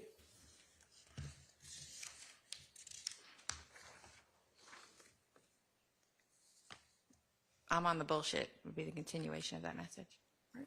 And then do you see an emoji response that we can't see from Ocean Drive Slim? I do. Okay. Is there a response after that? Yes, there's a response to Mr. Stillwell's account. Okay, what does it say? If we get into everybody, go for a chain. And is there a response by slimelife.shawty, or the Instagram handle for slimelife.shawty? There is. What does it say? Or the B-roll.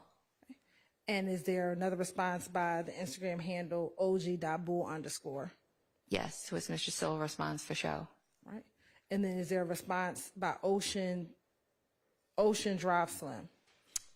Yes, and it is, if racial expletive don't ride, you be ride back with the ops. You'll be more safer with them.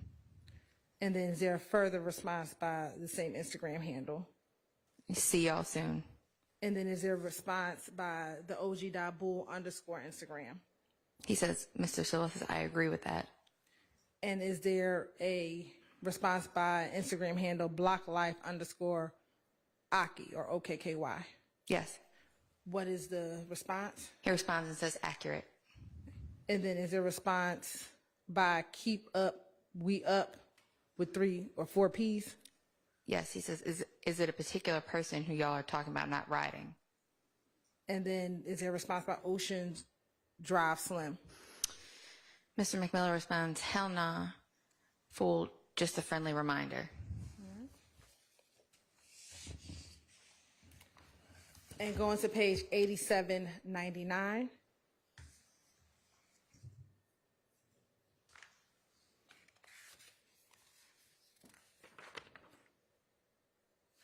Do you see a text on September 10th, 2019? I do. By individual or Instagram handle Bloody Rari? I do. And what does it say? Stay dangerous, everybody. And do you see the message, the author Do It for Phil? I do. Are you familiar with that Instagram handle? I am. And are you familiar with who that account is associated with? I am. Who is that? It's a gentleman by the name of Miles Farley. And is that the same Miles Farley that was discussed on the on the wiretap calls? It is. All right.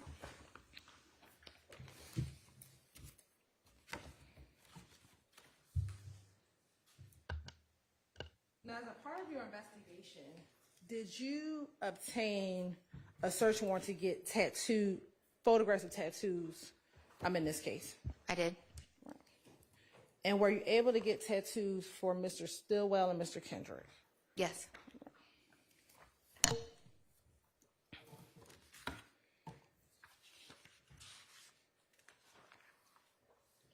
I'm going to show you what's been marked as 513 VV through 517 VV and 518 VV through 526 VV. Tell me if you recognize those pictures. 513 would be the photographs of Mr. Stillwell's tattoos, and then starting at 518 would be the photographs of Mr. Kendrick's tattoos. And do those appear to be fair and accurate depictions of the images that were taken as a result of the search warrant you took out? They do. Your Honor, this time the state would like to admit 513 VV through 526 VV into evidence. You're admitted. And permission to publish. You may.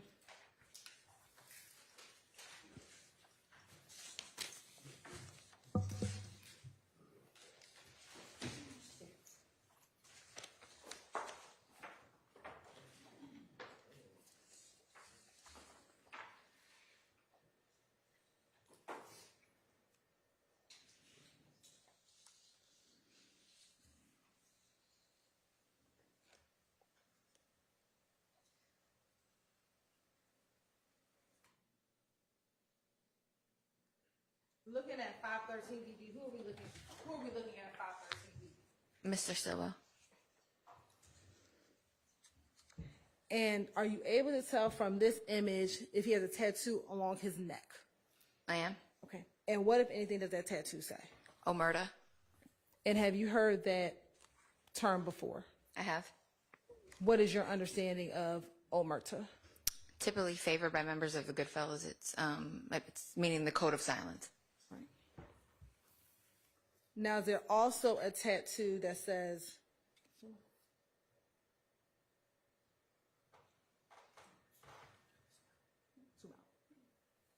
the price of loyalty is wealth and the price of disloyalty is death? Yes. Now looking at 514 BV. Oh, you know what, let's stay on. Sorry, we can go back to 513.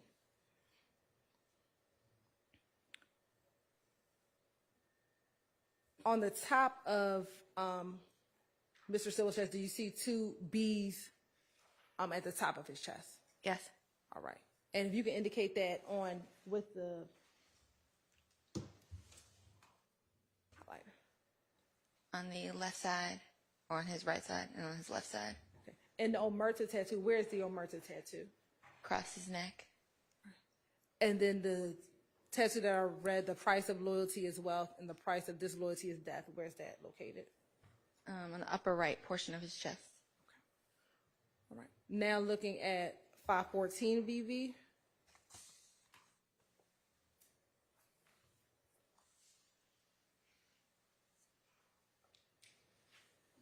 And 515 VV. Excuse me, 514 VV.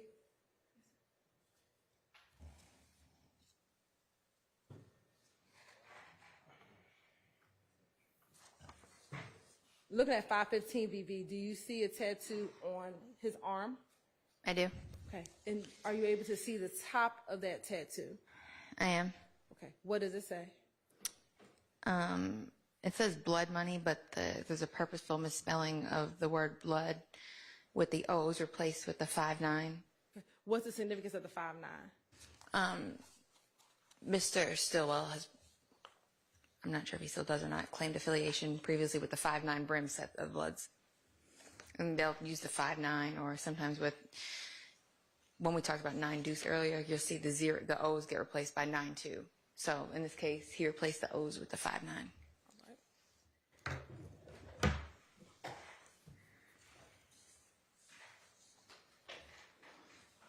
And then looking at 516 VV. Okay. Are you able to read the tattoo that's on the left side of his neck? I am. What does it say? Family before all. All right. And then looking at 517 VV. 2 face, 1 tear. It's hard to read in the middle portion. All right. And if you could just show the jury on the big screen. 2 face, 1 tear.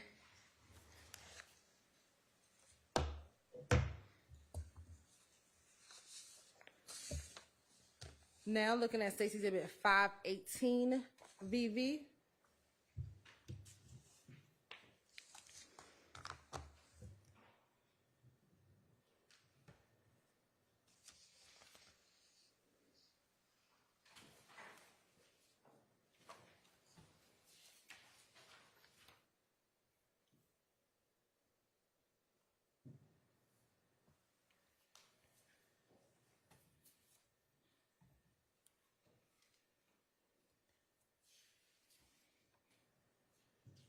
And who is depicted in 518 VV?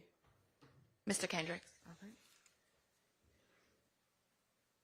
And I want to go to 520 VV.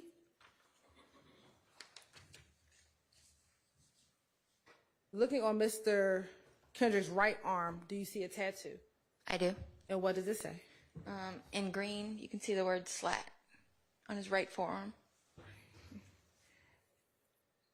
And again, as a part of your investigation with the YSL gang itself, have you seen that terminology? I have. Okay. And do you have an understanding based on your investigation what slat means? Yes. What is that? It's a play. Traditionally, the Bloods will say blood love all the time. It's a play on that to stand for slime love all the time. Now, also looking at 521 VV. Okay. Do you see a tattoo in the middle of Mr. Kendrick's stomach? I do.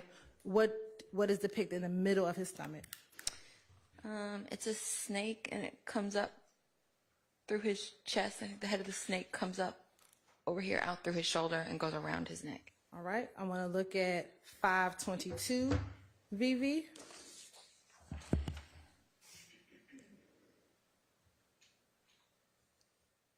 .523 VV.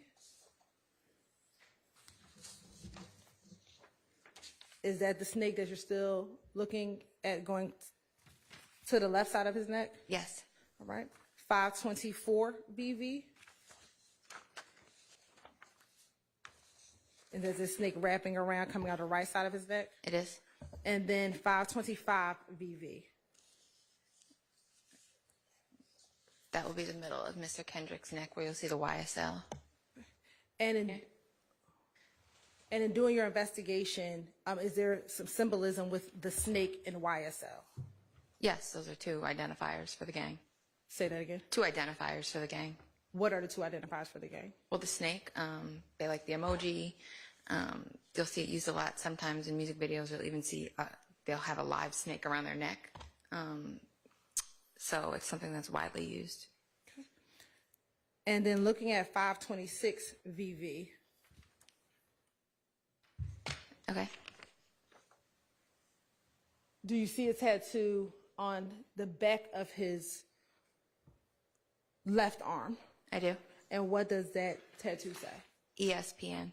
And can you show the jury on a big screen? You see ESPN. It's kind of blurry, but it's right there. And is that similar to what we discussed a few moments ago, every slime play nasty? In relation to YSL, it stands for every slime play nasty.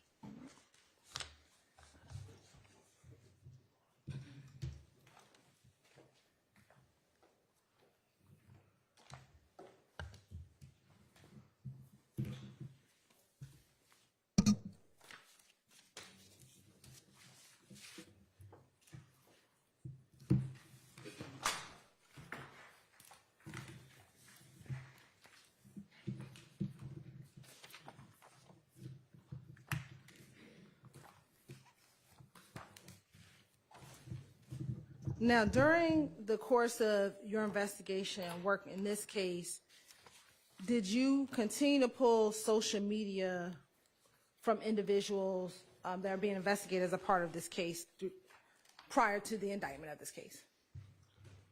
Some, yes. And did you have occasion to pull public social media posts from og.bull_? Yes. Did you also pull social media that had pictures of Mr. Kendrick from various different social Instagram accounts? Yes. Did you also pull any music videos in which Mr. Kendrick was featured? Yes. And then did you also pull social media from an account, Slime Business Rod? Yes. Right. And whose Instagram account was that? Slime Business Rod would be a gentleman that goes by the name Rodelius Ryan. And did you also pull video from that account as well? I did. And have you had the opportunity to review those items prior to your testimony today? I have.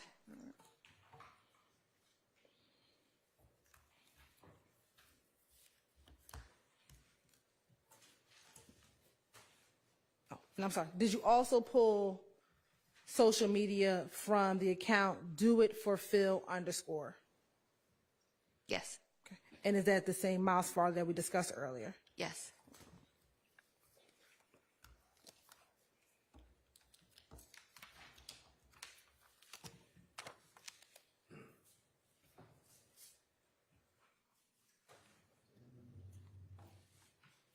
I'm going to first show you what's been marked as State's Exhibit 435 VV, 436 VV, and 436 VVA. Tell me if you recognize those exhibits. These are going to be postings from Mr. Stillwell's public account. And do those appear to be fair, accurate depictions of Instagram posts that you pulled as a part of your investigation in this case? Yes. Your Honor, this time the state would like to admit 435 VV, 436 VV, and 436 VVA into evidence. I'm sorry, Your Honor, may I just briefly look at this? Yes.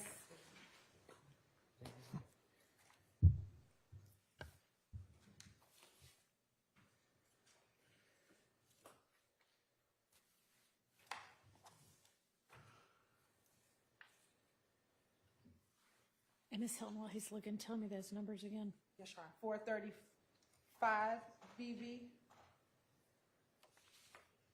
436 VVA, and 436 VV. So 435 VV, 436 VV, and then 436 VVA? Yes, Your Honor. Okay. Those are admitted. Thank you. Now, looking at State's Exhibit 433 VV, 479 VV, and 480 VV, tell me if you recognize those three exhibits. These would be from Mr. Farley's Instagram account. And do those appear to be fair and accurate depictions of posts from Mr. Farley's Instagram account? Yes. Your Honor, this time the state would like to admit 433 VV, 479 VV, and 480 VV. Those are admitted.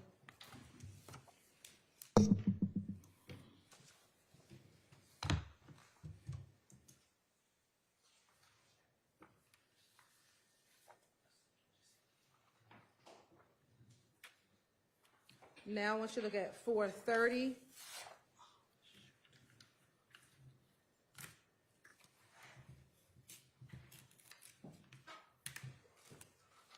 For 30 VV, 434 VV, 511 VV, 512 VV. First time if you recognize those.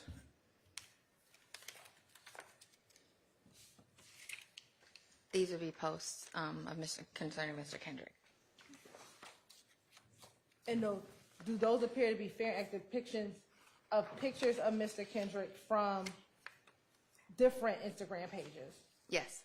Your Honor, this time the state would like to admit 430 VV, 434 VV, 511 VV, and 512 VV into evidence. Admitted. Oh, sorry. Sure.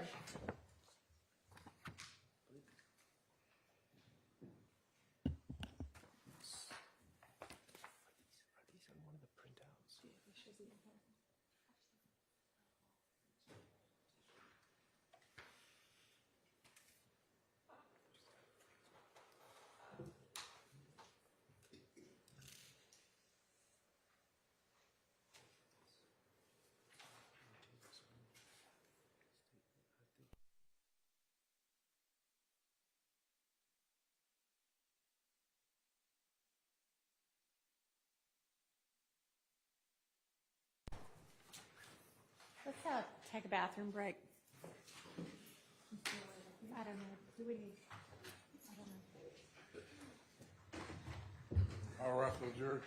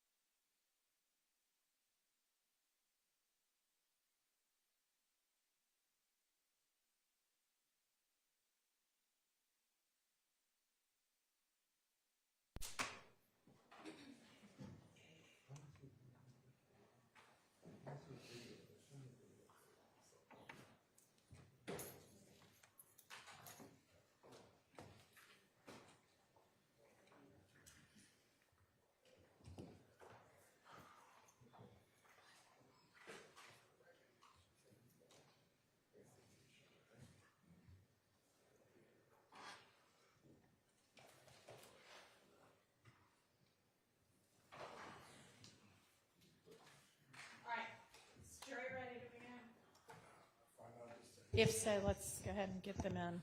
Let's get the witness back.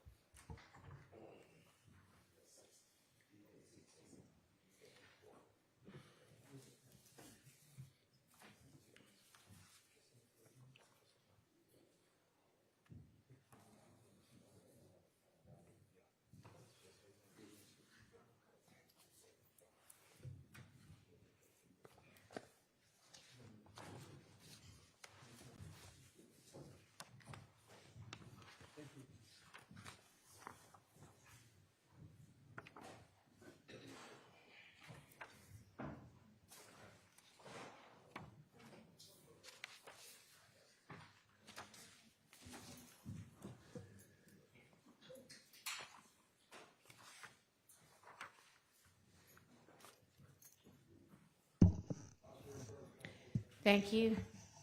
All right, go ahead, Ms. Hilton. Thank you, Your Honor. State would like to admit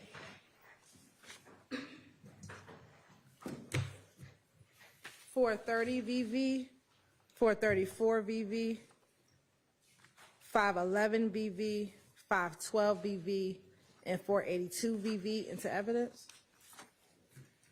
All right, admitted. And then looking at Investigative Burrito 477 VV, 478 VV, and 529 VV. Do you recognize those?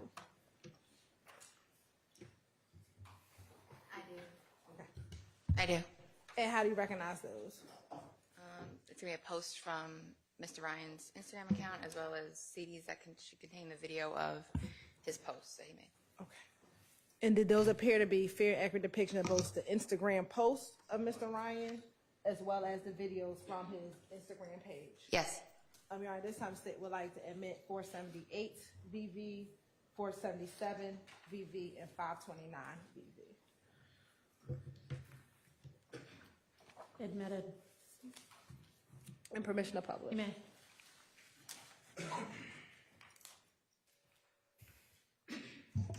I'm going to start with 435 VV.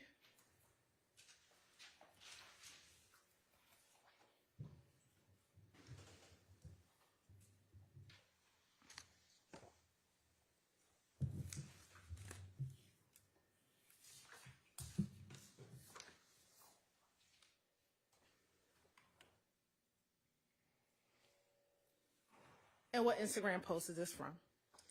Did it from Mr. Stillwell's account. All right. And looking at the picture, are you able to see the person posted? Yes. Okay. And are you able to tell who that is? Mr. Stillwell. All right. And is he wearing a sweatshirt? Yes. And are you able to tell or read what the sweatshirt says? It says slime, and then it's going to define it. It's kind of blurred on this one. You can.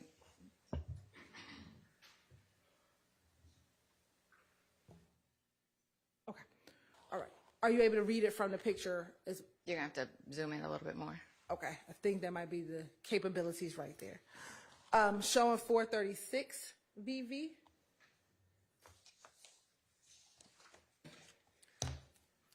Looking at Stacey's exhibit 436 VV, is that from that same Instagram account associated with Mr. Stillwell? It is. And is that Mr. Stillwell in the picture? It is. And what is he wearing? A sweatshirt. It says slime, and it's going to have a definition. Okay. And then is there a post? I'm sorry, could you? Is there a post? Yes. Oh, it says, I fell off 100 times. 100 times I bounced back. Hashtag life size, lizard emoji. And then it says, Mani Tumba de Piedra. And is there another emoji? The devil, the purple devil emoji. Okay. And as we discussed earlier, did members of YSL sometimes use a lizard as one of their emojis? Yes. All right. Now, when you were pulling this Instagram, did you know what Mani Tumba de Piedra meant? I did not. Did you do anything to see if you could determine what it meant? Yeah, if you can see right here, you can hit the see translation button, and typically on Instagram, when you click that, it will translate anything that's not in the language that the majority of the post is in. And did you do that in this case? I did. All right, I'm showing you what's been admitted as 436 VVA.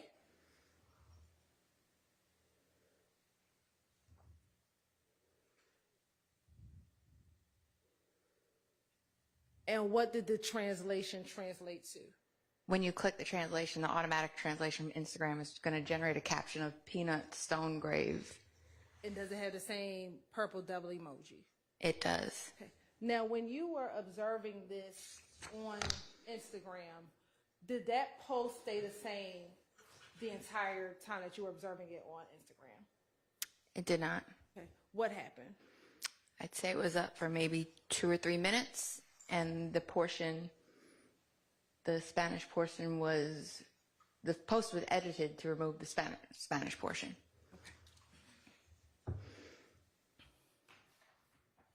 If you could repeat your answer. I'm sorry, it was up for about 2 or 3 minutes, and the portion of the caption that was in Spanish was edited to be removed. So the post remained, but the Spanish caption was taken off. Now, one also published was already been admitted as 47NN.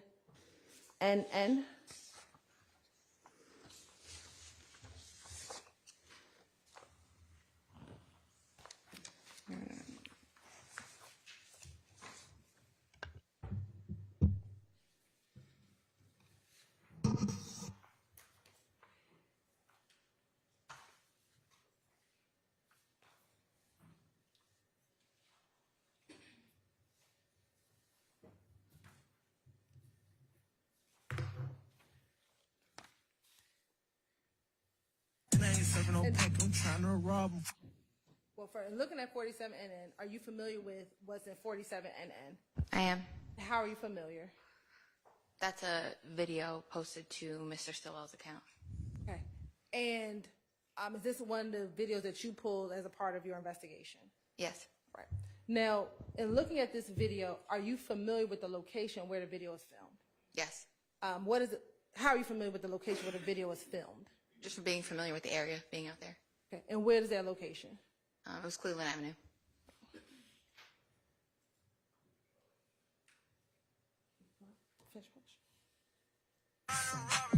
And I keep a stick, ain't no avoiding no smoke.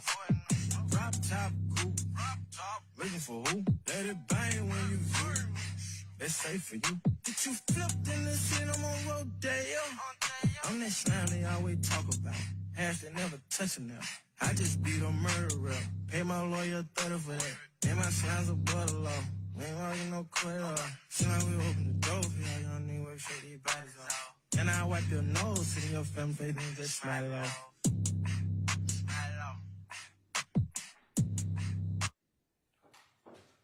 Now, in that video, were you able to see any actual snakes in that video? Yes, there's one intertwined on Mr. Stillwell's YSL chain. It's like a smaller, like live snake in the chain.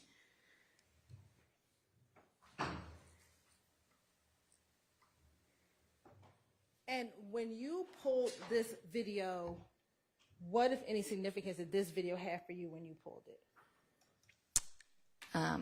The location, some of the imagery, the people involved, and the lyrics. We talked about the location. What imagery was of significance to you? The snake, the chain, things of that nature.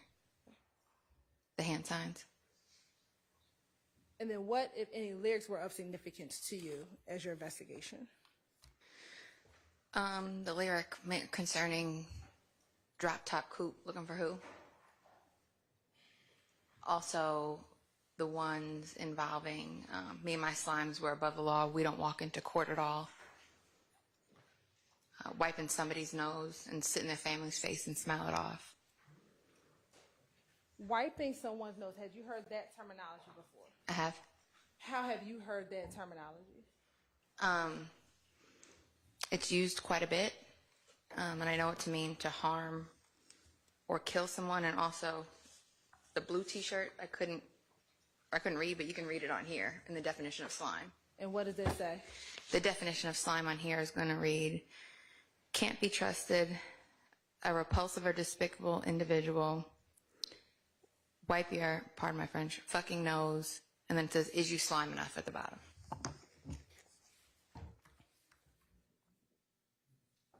So you recognize it on that sweatshirt, but also hearing inside of the song. Correct.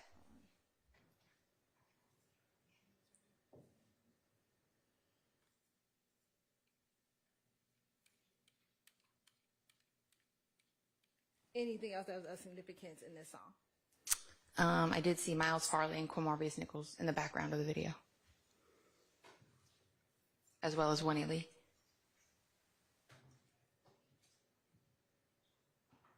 Right. I'm going to now show you State's Exhibit 433 VV.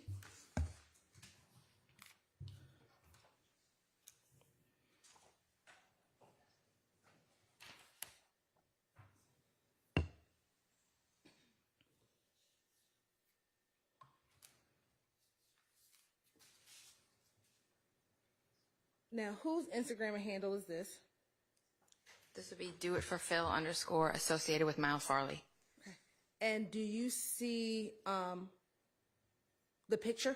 I do. And do you see a tattoo on the back of the person's neck? I do. And what does the tattoo say? ESPN.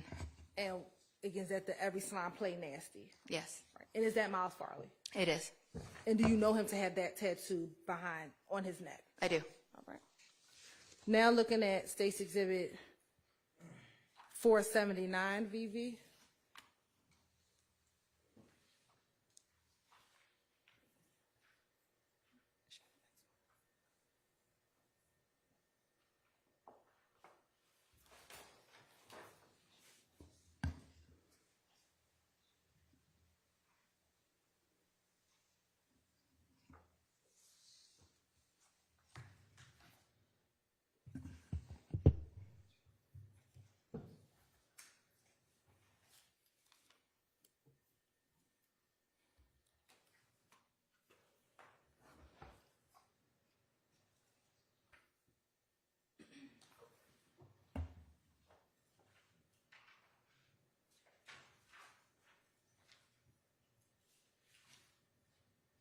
And looking at Exhibit 479 VV, if we can scroll in, is that Miles Farley? It is. Right. It is. And do you see a tattoo on his arm, Rock Crew? Yeah, right here on his upper right forearm. You're going to see the name Rock Crew. And then looking at 432 BV.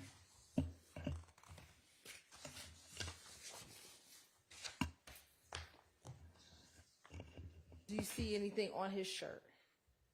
Any writing on his shirt, excuse me? Yes, it says slime or die. Now going to 434 BV.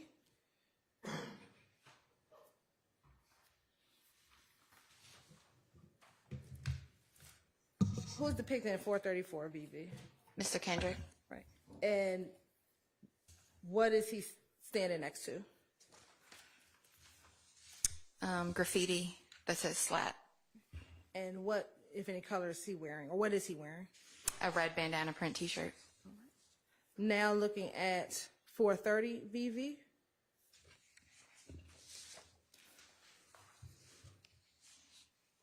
Are you able to tell who's in that picture? Is that also Mr. Kendrick? Mr. Kendrick and Mr. Williams. Okay. And is Mr. Kendrick, what is he wearing? A red bandana and a YSL diamond pendant with a red shirt. And do you know where they are in this picture? Appears to possibly Cleveland Avenue Park. It's hard to tell.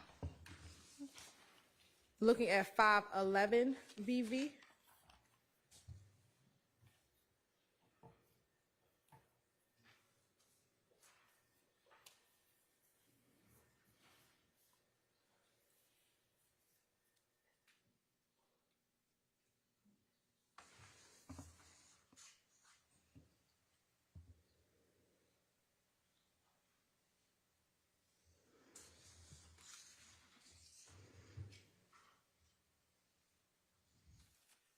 And is that Mr. Kendrick as well? It is. And what is he holding? A hat with a image of a rat crossed out. All right. And what color is the head? Red. All right. Now looking at 512 VV.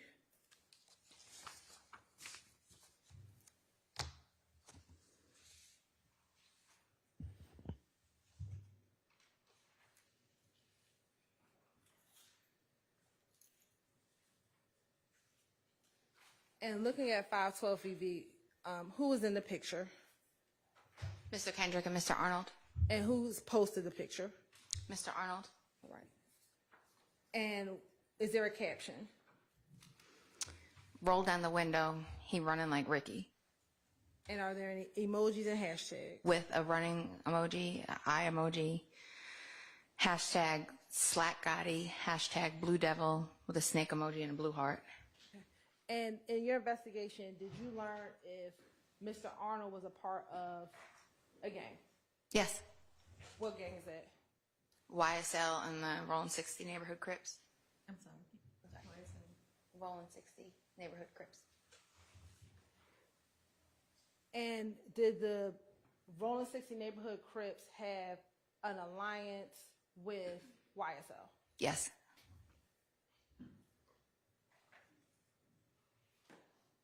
And as a gang investigator, are you familiar with hybrid gangs? I am. Okay. And would this be consistent with the understanding of being a part of a hybrid gang? It would.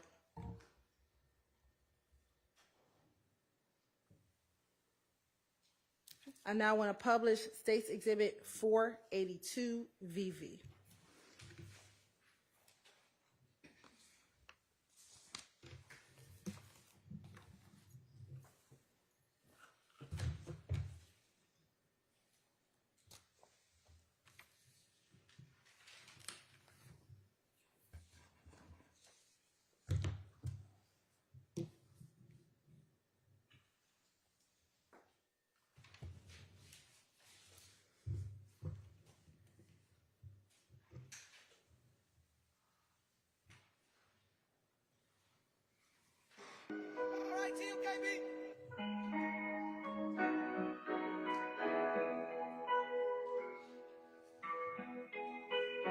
One of my biggest fears, my niggas switching up. Saying heart ain't really big enough. And we ride around with guns probably big as us. And we be on some Tupac shit, hit 'em up. You know a lot of kids, hey. Tell them spin a beat, they say shot style. Say wanna be famous, put them on Fox style. And I run with the mud, you got mud ties. I just pull up and how about the coupe, you got frog eyes. Nigga play with Ufu, can get hard tied. Nigga play with Ufu, then they all die. Talk about knocking off your big homie, even his small fry. Why would I lie? I don't murder, never switching up. You say you nigga gassy, you ain't did enough. Spin back a couple times, still ain't did enough. Hail Mary, took my shit, I'm about to hit him up.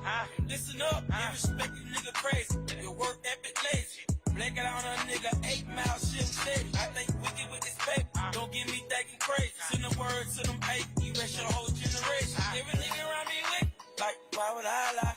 Slime all nigga like, yeah. If I ever told a soul, I'm like, nah. I won't change on my brother for, nah.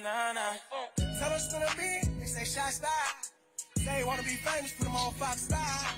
And I run with the mud, you got mud ties. I just pull up and how about the coupe, you got frog eyes. Nigga play with Ufu, can get hard tied. Nigga play with Ufu, then they all die. Talk about knocking off your big homie, even his small fry. Why would I lie? Why would I lie? I got more time. When they see the game, feel it change and they get frog out. And I be right around the way, that's not a long ride. So if you bout it, be about it at all time. And I'm trying to run my racks up on niggas, but they wanna make me act up on niggas. But they say a young nigga wrong, riding with killers. But they don't know that how you gotta ride when you got them feelers. And they don't know that how you gotta ride when you that nigga. They chopper on the floor, but I got this Glock right here in the middle. And I want you to think it's sweet, but it really sound when it get bitter. Was a little nigga, I run around, yeah, my bag on now, I'm bigger. Tell us to the beat, they say shot style. They wanna be famous, put them on Fox style. And I run with the mud, you got mud ties. I just pull up and how about the coupe, you got frog eyes. Nigga play with Ufu, can get hot tie. Nigga play with Ufu, then they all die. Talk about knocking off your big homie, even his small fry. Why would I lie? Knocking off your big homie, bitch. Great up. Yeah. Fuck they talking about, nigga. Living ass, strong fired ass, nigga, yeah. What you mean? What y'all talking about? You fucking peasants. Yeah, peasants. Now, did you pull this as a part of your investigation? I did. Okay. What, if any, significance was this song to you as a part of your investigation in this case? This song was a great showcase of the alliance between the Goodfellas and YSL. There was a couple of songs that they did together, but this was one of the ones where the video and the song were a good showcase of that due to who is present in the video, the lyrics, and some of the imagery. And let's talk about the imagery. What are some of the imagery that you saw that showed the alliance between Goodfellas and YSL? The hand signs. Mr. Greer is a prominent Goodfellas member. He's thrown up the YSL hand sign. The main singer, if you want to know, a rapper, is a gentleman by the name of Ricky Hill. He holds the rank of capo. When we talked about Frank Hubert earlier, he's a capo. Ricky Hill is another person in a leadership role with the Goodfellas. He goes by the name 24 Heavy. And he's kind of showing the alliance, letting them all be in the video with him. There's a gentleman named Eric Moore. He had a gray Audi that was on scene at 2830 Waters Road the night that we were out there. He's in the video as well. Mr. Kendrick, Mr. Wonnie Lee. So it's a really good representation of the alliance between the two groups. And did you see any green flags in the video as well? Yes, some will have those see around their wrists and things of that nature. Now, you also talked about the lyrics. Why were they of significance to you in this song? Because they're talking about a slime mob, combining the two terms slime. They talk about the Goodfellas go by mob, talking about play with oomp, somebody will get hogtied, knocking off your big homie, even his small fries, referencing some other incidents in the past.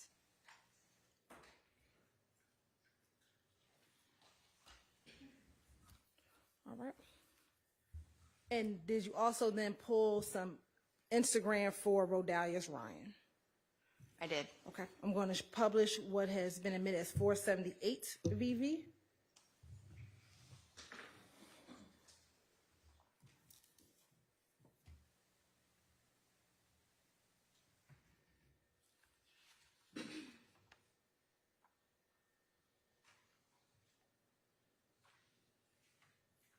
And is this one of the posts that you pulled from the Slime Business Rod account? It was. And it's who's depicted in the picture?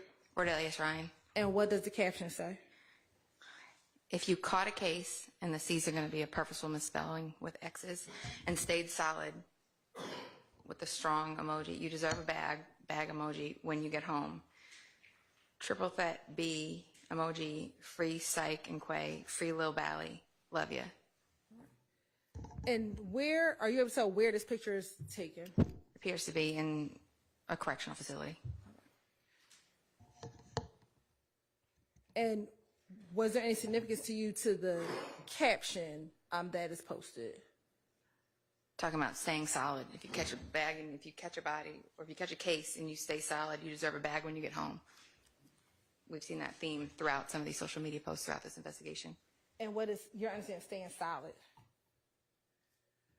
Not snitching, remaining quiet. All right, I'm going to publish first 529 VV.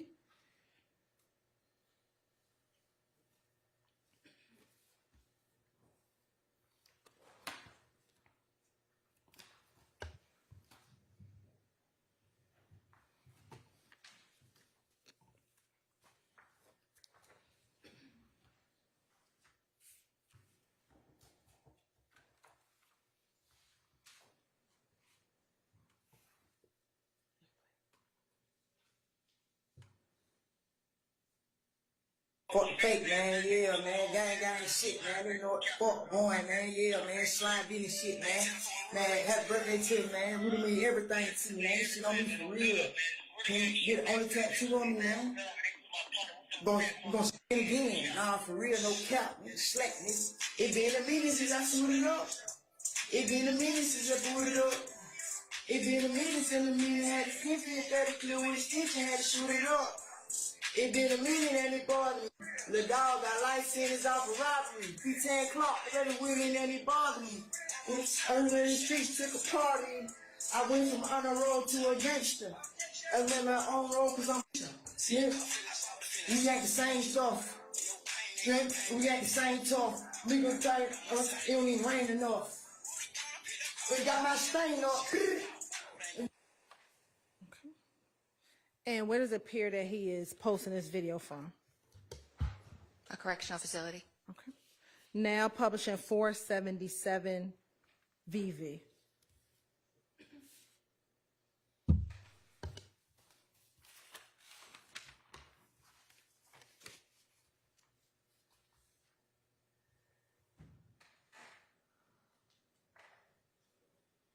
And did you hear it while we were waiting for that? In the video, the song saying getting your stain up?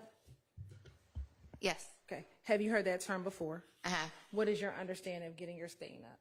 Stain or increasing your rank or status within the gang. Stain is your rank or status within the gang. And in your experience as a gang investigator, what are some of the ways that gang members get their stain or get their rank up in a gang?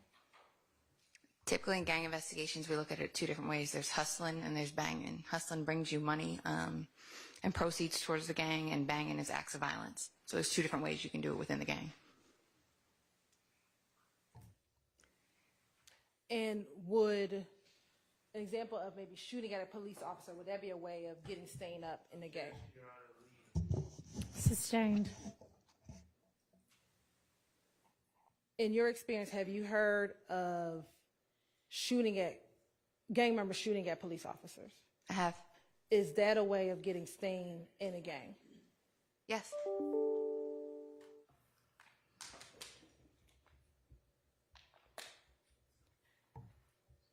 Is murdering someone a way of getting stain in a gang? Murdering, drive-by shootings, home invasions, robberies. There are several ways you can do it with the use of violence. All right. You can publish if you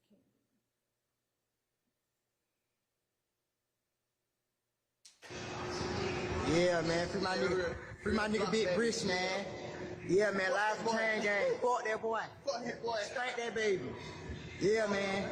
Free my nigga Big Brish, man. Fuck the DA. Yeah, we catching the bun on this shit. Yeah, and we about to catch that bun, fuck nigga. We coming to get you. You know what it is. Yes, sir. That shit in the hood right here, gang. Free the gang. Yeah, YSL shit. That's the hood right here, son. Yeah. Slack Benny.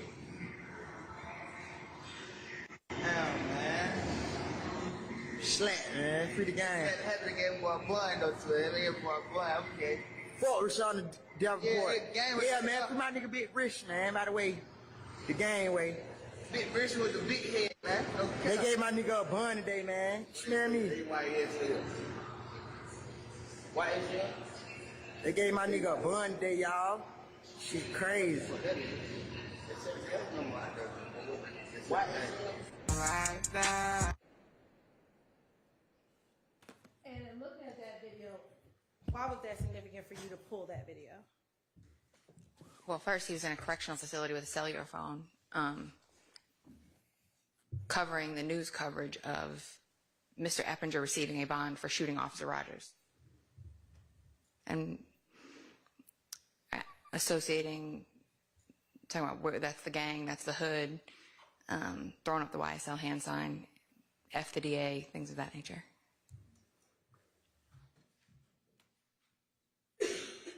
Now, were you involved with drafting the search warrant for the search of the home of Mr. Jeffrey Williams on May 9th, 2022? Yes. And how were you involved in the execution of that search warrant? I was the affiant of the warrant that covered the body of Mr. Williams for his arrest, cellular devices, and gang evidence. I made, once entry was made by the SWAT team, I then arrived at the location.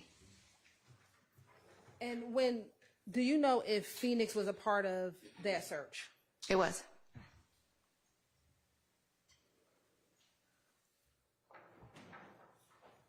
And to your knowledge, do you know if SWAT announced entry before making entry into the home? Yes.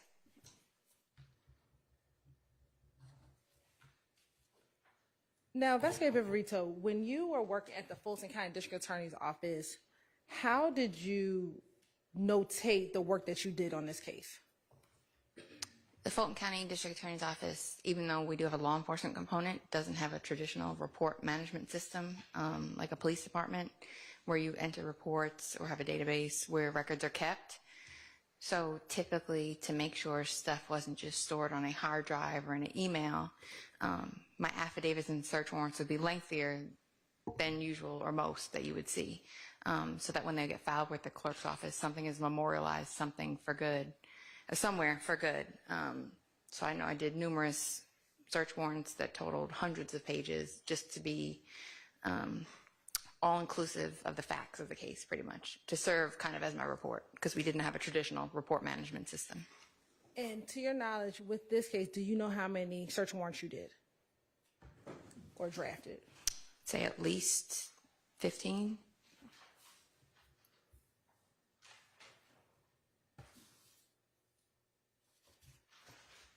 Now I want to kind of transition slightly as we come to a close regarding gangs and guns. In your experience as a gang investigator, and investigating gangs, do you see, in your experience, gang members switching guns through various hands? Yes, often. Okay. And based upon your understanding, your investigation, can you tell the jury your understanding of why that happens within the gang? Objection, Your Honor, speculation. As a gang expert, are you able to enlighten the jury to your understanding as to why that happens in the gang? I'm going to permit that. Because if a murder is committed with a gun, you probably don't want to ever be caught with that gun or associated with that gun if you can avoid it. Sometimes they will trade the gun in whole, and maybe the person receiving the gun may not know what's been done with it. There are other times where you can take pieces of guns, such as Glocks, if they're the same make and model, you can take the barrel out and exchange it. I'm going to object to relevance. In 403, there's no evidence involved. Sustained. As a gang expert, have you seen individuals switch barrels of guns? And your Honor, I can approach, we do have. I'll permit that. Yeah. Have you seen that occur? Yes, we've seen that happen.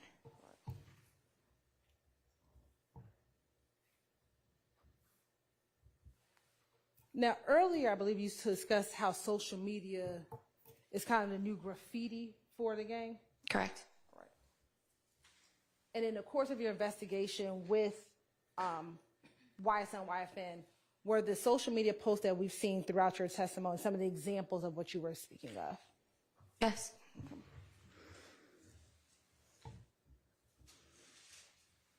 What about music? How have you seen, as a gang expert, music promote gangs or promote gang violence in your experience? Music is often used to promote gang violence. Your Honor, I'm going to object that this is outside the expertise of this witness. Sustained. Have you taken courses on gang music and gang culture? Yes, I believe during the GGIA, one of the GGIA conferences I have. And as a part of your investigation with gangs, have you listened to music associated with various gangs? Y'all approach.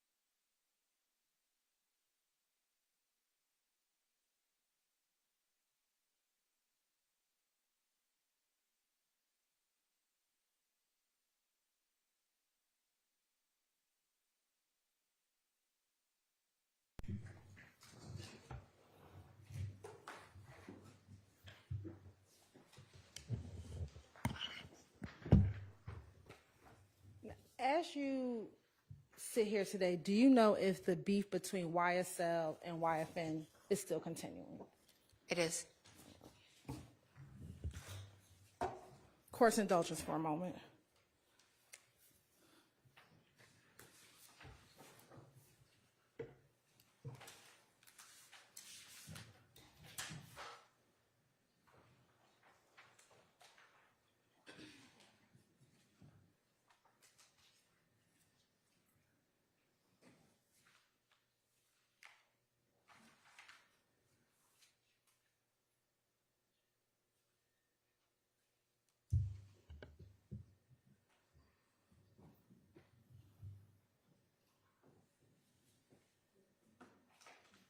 No further questions.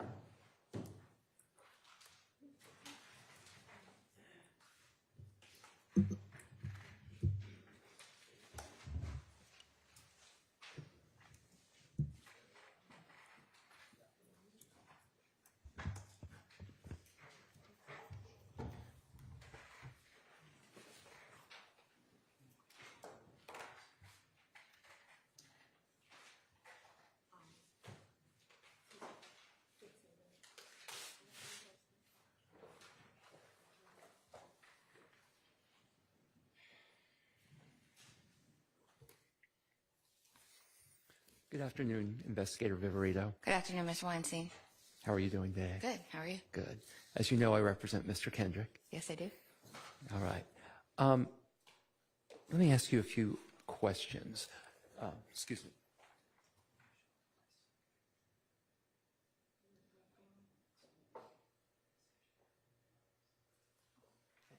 Permission to approach, Your Honor?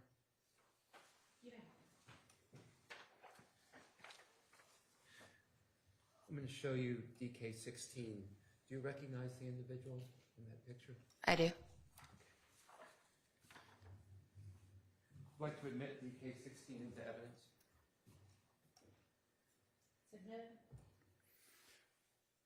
Permission to publish?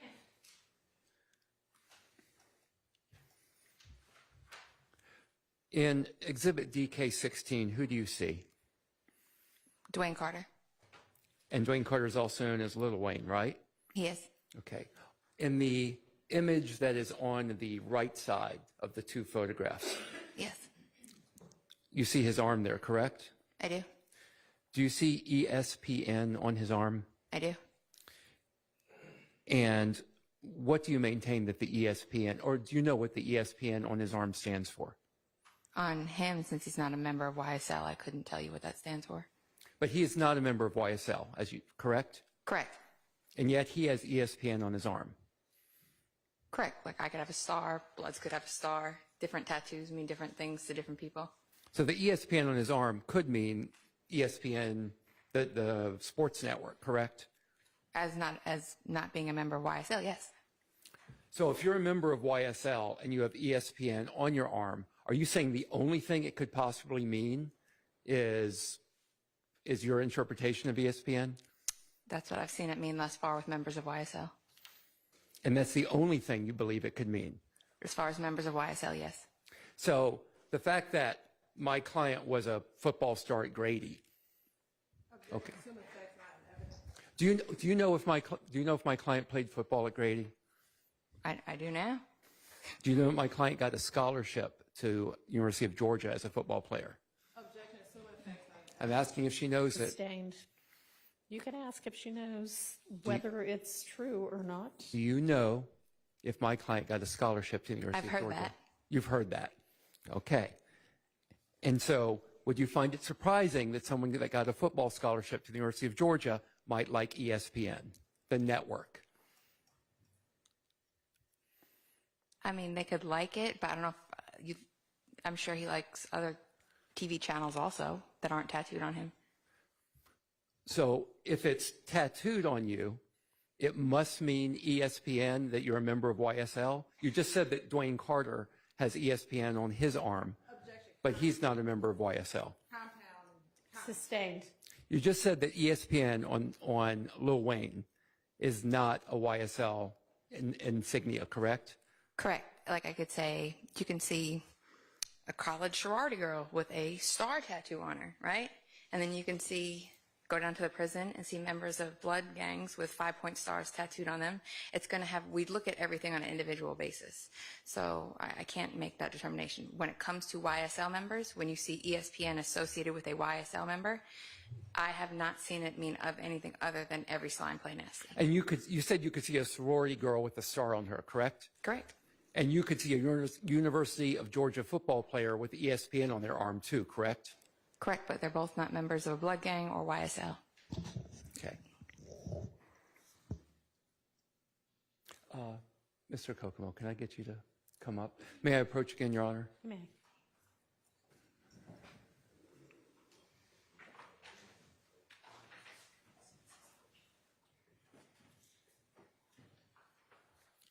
got the DK15 video.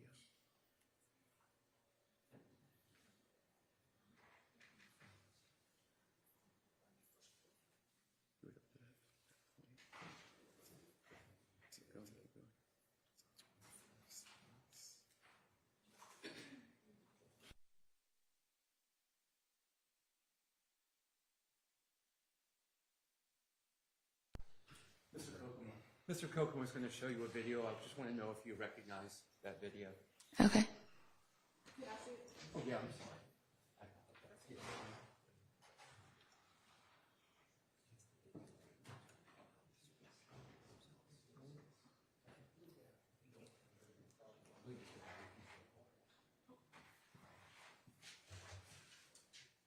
Would you play a piece of that? Can I stop for a second? Is that going to show my face on camera? No, we're not going to. Okay, I just want to make sure. I just want to make sure. I'm not going to show you. Okay, yes, absolutely.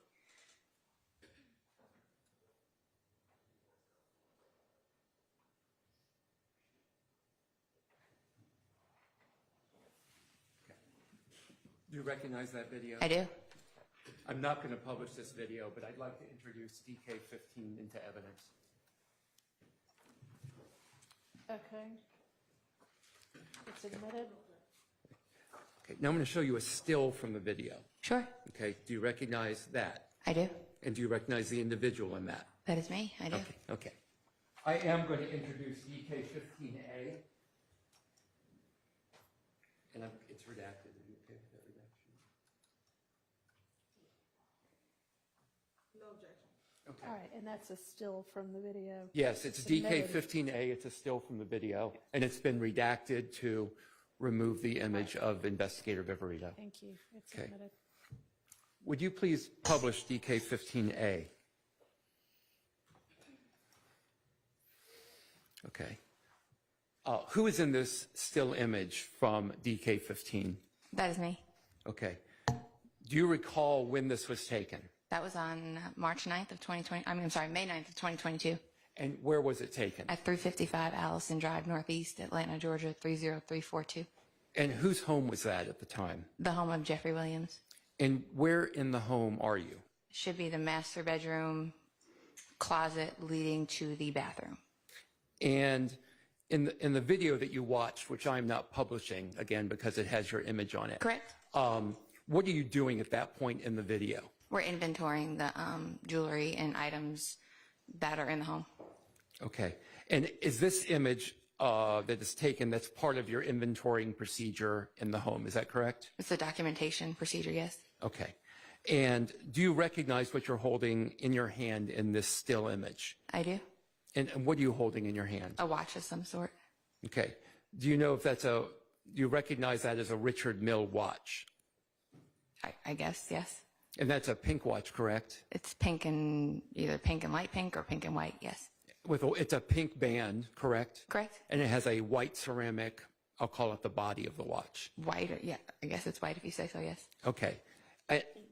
After you took this image and you did this inventorying process, where did the watch go after this? If you watch the video in its entirety, we're inventorying everything in the closet. There's a bunch of small boxes everywhere. So if you watch the video in its entirety, You take it, and the watch is photographed like this, box is closed, it's taken and put up on the shelf in the upper left-hand corner, and the inventorying continues, and then jewelry starts getting packed up and getting ready for the evidence team to come and take it down to property. Okay.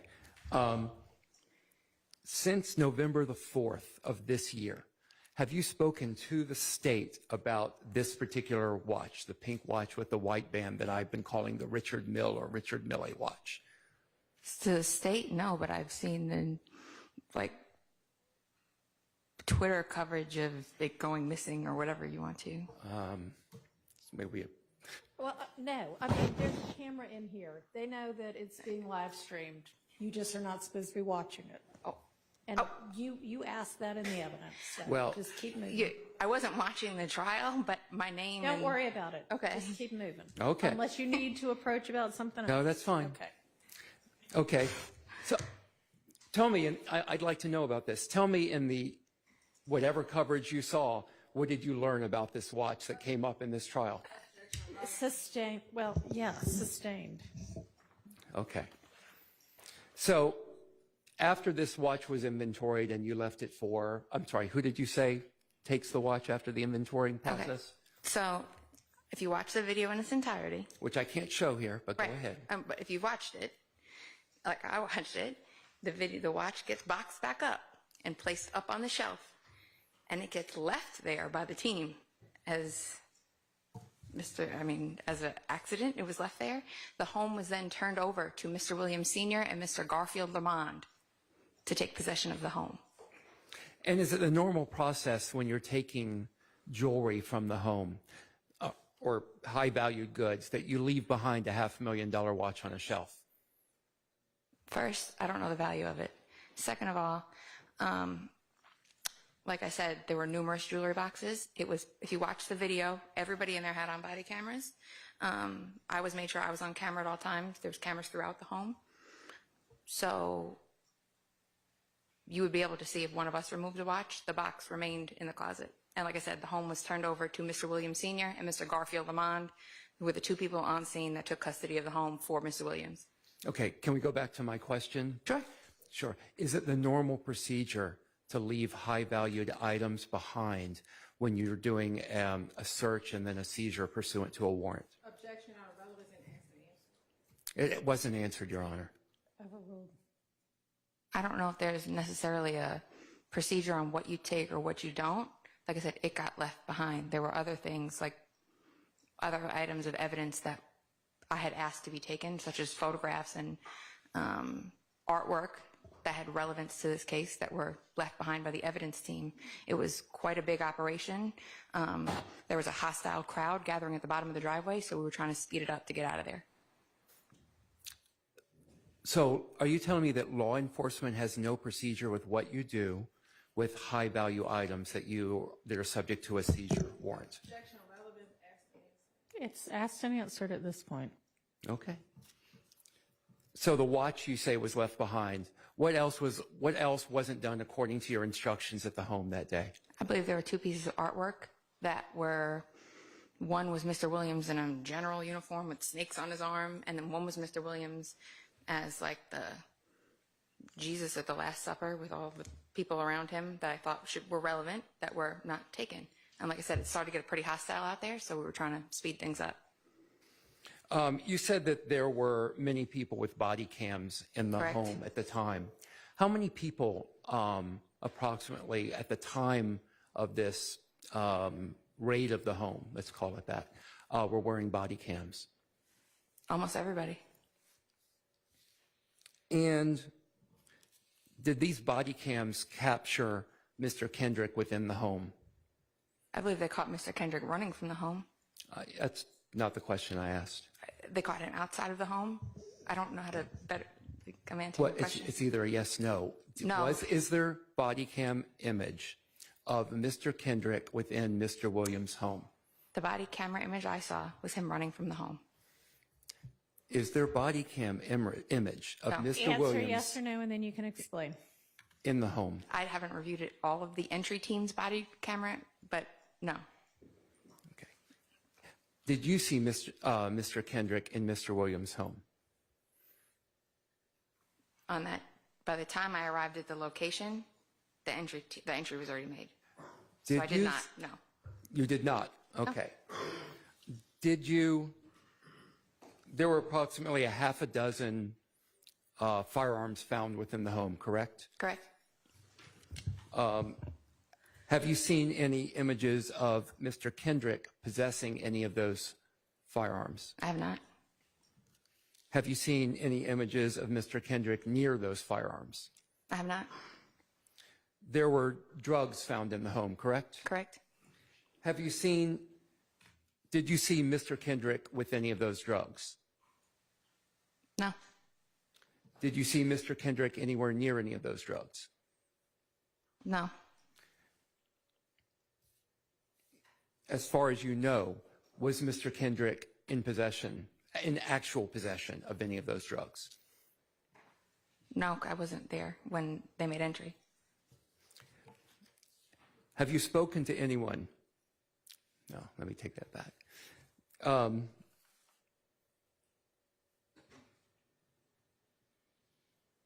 Did you speak to Mr. Kendrick at all at that time?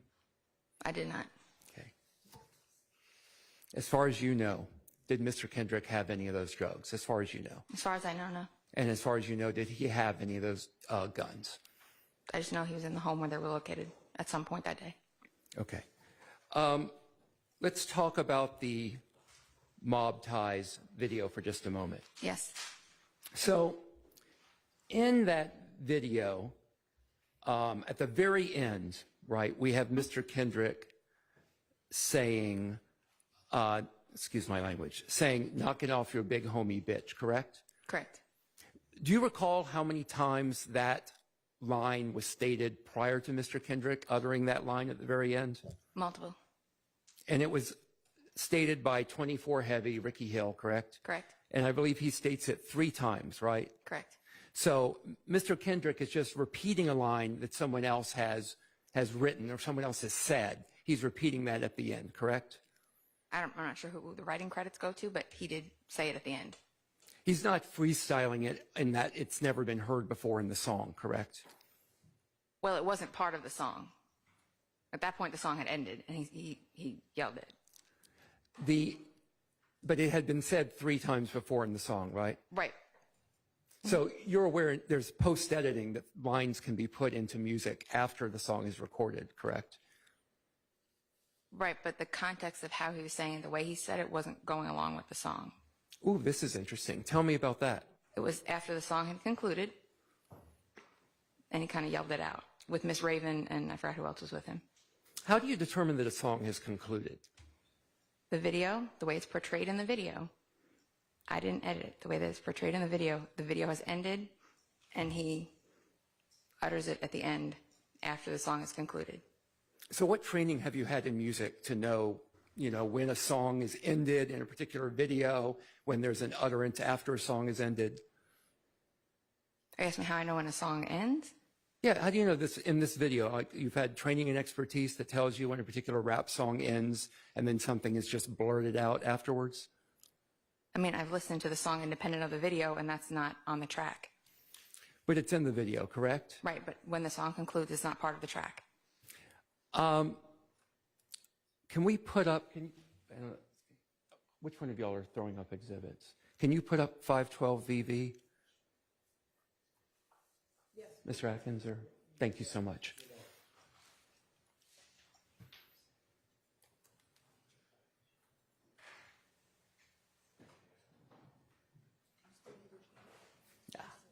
It's okay, thank you. I should have told you that.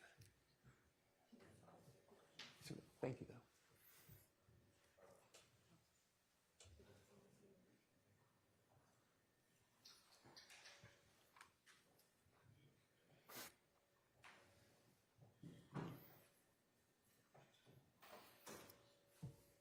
Sorry, just give us a minute to get it up.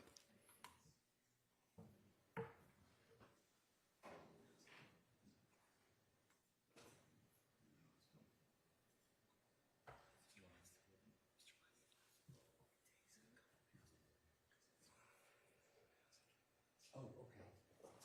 Okay, okay. We'll talk about something just a moment while it's going to take a few minutes for this to get pulled up, okay? We'll come back to it, I promise. Again, I'm going to go back to the closet, and I apologize for jumping around. Sure. When you're in Mr. Williams, did you call it the jewelry closet? No, it was a closet where there was a jewelry and other things, money, other things were stored. Okay. When you're in that closet, do you recall in that video that you mentioned how valuable that watch is when you pull it up? I don't believe so. I can play that for you so you can hear that. You can. I don't. Yeah, if you'd like to. I'll be careful. Are we playing the video or just the audio? I just want to do the audio, so I'm going to make sure we can get that done. Well, that ought to not pose a problem. I want to make sure we can technically do that without having an issue. On it? Okay. I mean, he could just play it from his laptop if that's an easier way to do it, as long as the jury can hear it. Okay, can you turn it up? Just put a mic next to your speaker on we can your do laptop. it from here. We can do it from here.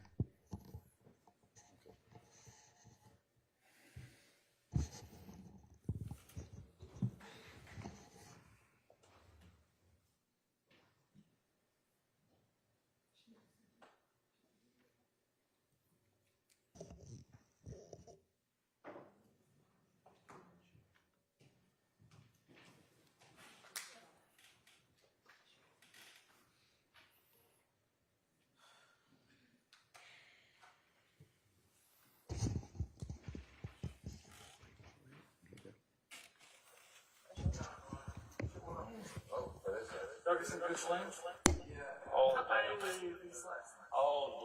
all right, so just so you know, all the cars, minus the Mustang, contain either thug or guns, name it. I'm not sure that's working. There's a lot of an echo there. Yeah, that's not working. And there's just a show.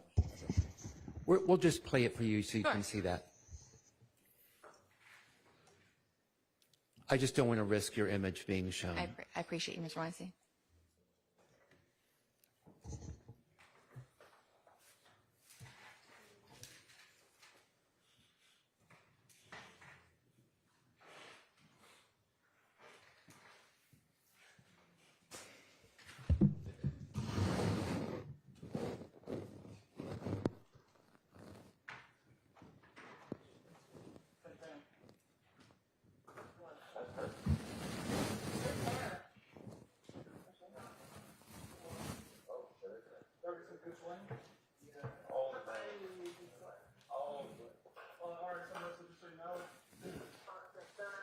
All the cars, minus the Mustang, contain either thug or guns, name it. One of the vehicles, one of the Porsches, contain windscreens. What do I say it? I'm gonna put all the jewelry in this. Do we have an evidence bag? I have a second. You don't hear it in there? I don't make that remark, no. Okay.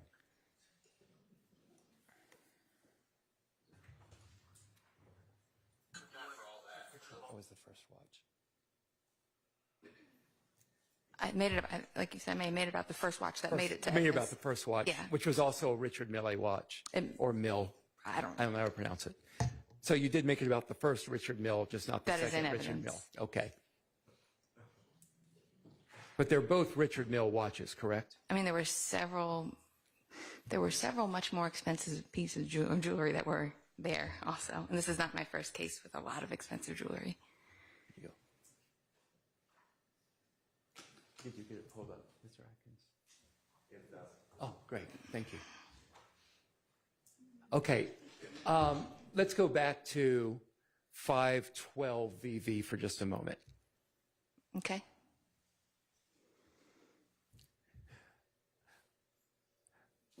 Look at would you read that line below again about running like Ricky? Yes. And what is the import of running like Ricky? It's from a movie. And what movie is that from? Boys in the Hood. And what's happening to Ricky in Boys in the Hood, that's running like Ricky has become a meme. He's getting gunned down in a drive-by shooting. And what's he doing when he's getting gunned down? Running. And he's running down an alley, correct? Yes. And he's running at a pretty good clip away from the vehicle that is shooting him with a shotgun, correct? Correct. Okay. He's not standing on a sidewalk, right? I didn't insinuate that. Sorry? I didn't insinuate that. No, I didn't say you did. I'm just Okay, asking yeah, you no. a question. He's running. Okay. And he's running directly away from the shotgun that's coming out of a car to shoot him, correct? Correct. Okay. This picture here of I guess it's Duke, it's Martinez Arnold, correct? Yes. And Diamante Kendrick.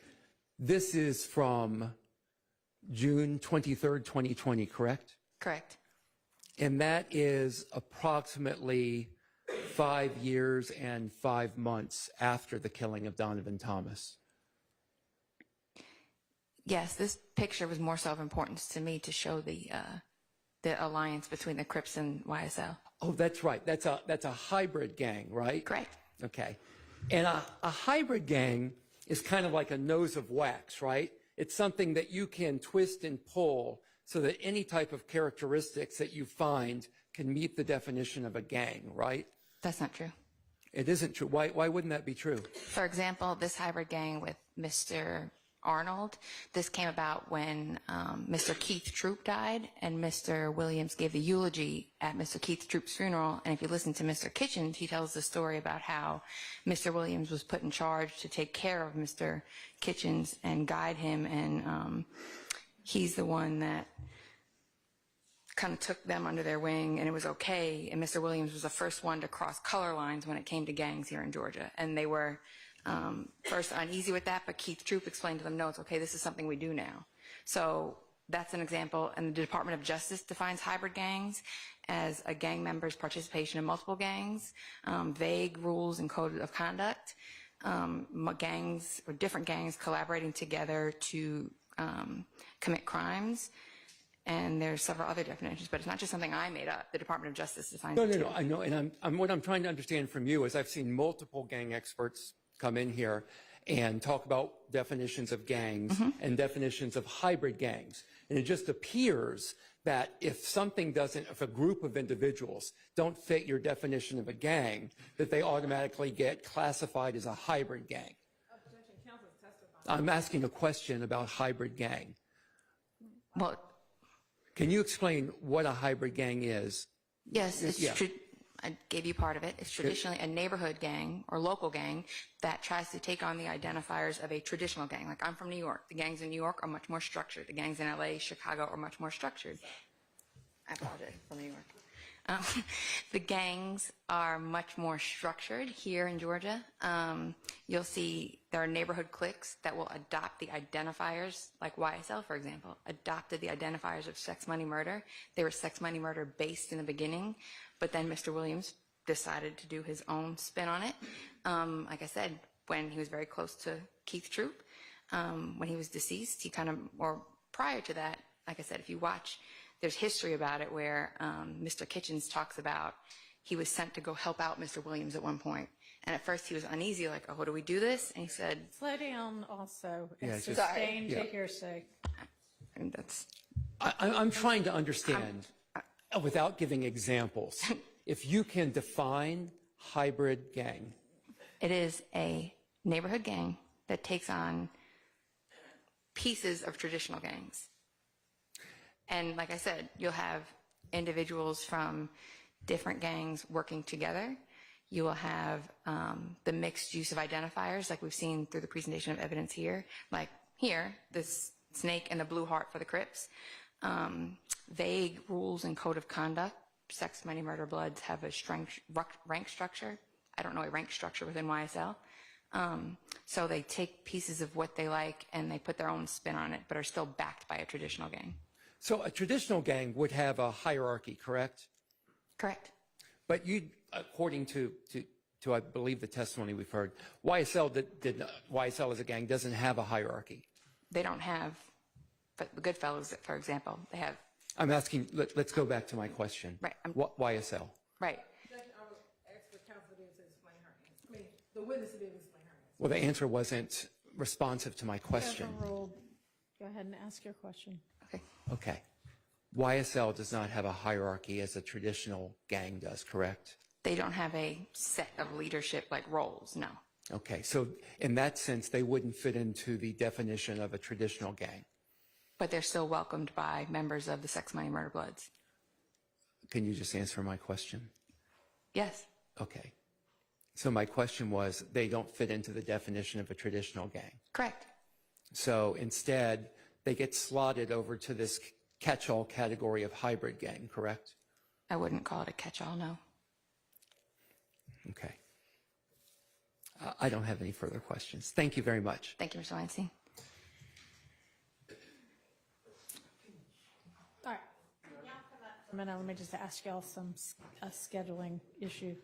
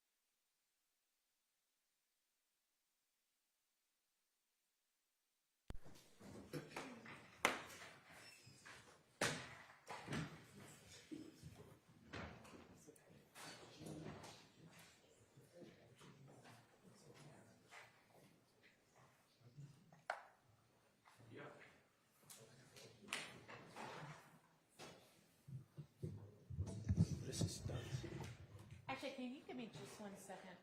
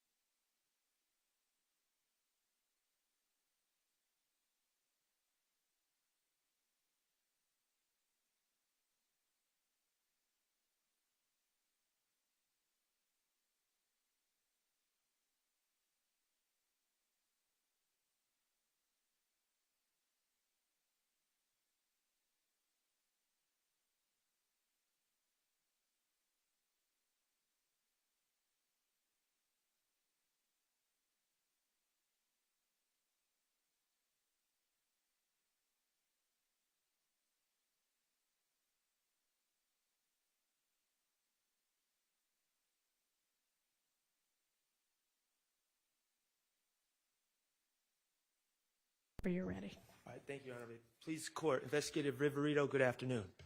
Good afternoon, Mr. Chart. Good afternoon. Okay. Let me just start off with something that you said on direct. When did you start working on this case with the DA's office? I'm trying to think. I got to probably fall of 21, maybe. Fall of 2021. And in fall of 2021, when you started working with this case with the DA's office, you were in the section or in the working group with under ADA Love, correct? No. Okay, who were you under? Kara Conberry was the deputy district attorney at that time. All right, and with the DA's office, eventually, you're not with the DA's office now? Correct. Okay, but with the DA's office, you worked on this case, correct? Correct. Okay, and you worked under Kara Convery. Who else did you work under? Well, she wasn't on the case, but for the case, I worked under Don Geary. Don Geary, okay. All right. Now, in your testimony over the last few days, you've spoken about the work that you did on this case with the district attorney's office. Correct. And you've given us your opinions about certain things that you learned through your work at the district attorney's office, correct? Some, I don't know. I don't think I've given many opinions. Okay. As part of your work with the district attorney's office, you reviewed surveillance videos. Correct? Okay, you drafted affidavits for search warrants. Correct? You collected evidence from Jeffrey Williams' house. Correct? You collected social media posts. Correct? From various people. Correct? You reviewed Mr. Stillwell's phones. Correct? You've reviewed music, in this case, by various artists. Correct? Okay. In fact, today, I guess you reviewed a video to make a determination of what type of gun is in a picture, correct? Correct. Okay. All those things that you did, and there were other things that you did with the DA's office, correct? Correct. All right. And you testified that you were asked by Ms. Hilton, how did you notate your work on this case? And then you said that you talked about your search warrant affidavits, that you make them thorough. Correct. Okay, but search warrant affidavits aren't memorandums, are they? No. Okay, they're not police reports, are they? No. Okay. And your explanation, you don't have reports written for the work that you did in this case as a district attorney, with the district attorney's office, do you? I have, I think, one or two that were witness memorandums, but other than that, no. Reports about when you were collecting social media posts? No. Got any reports on that? No. Okay, about whose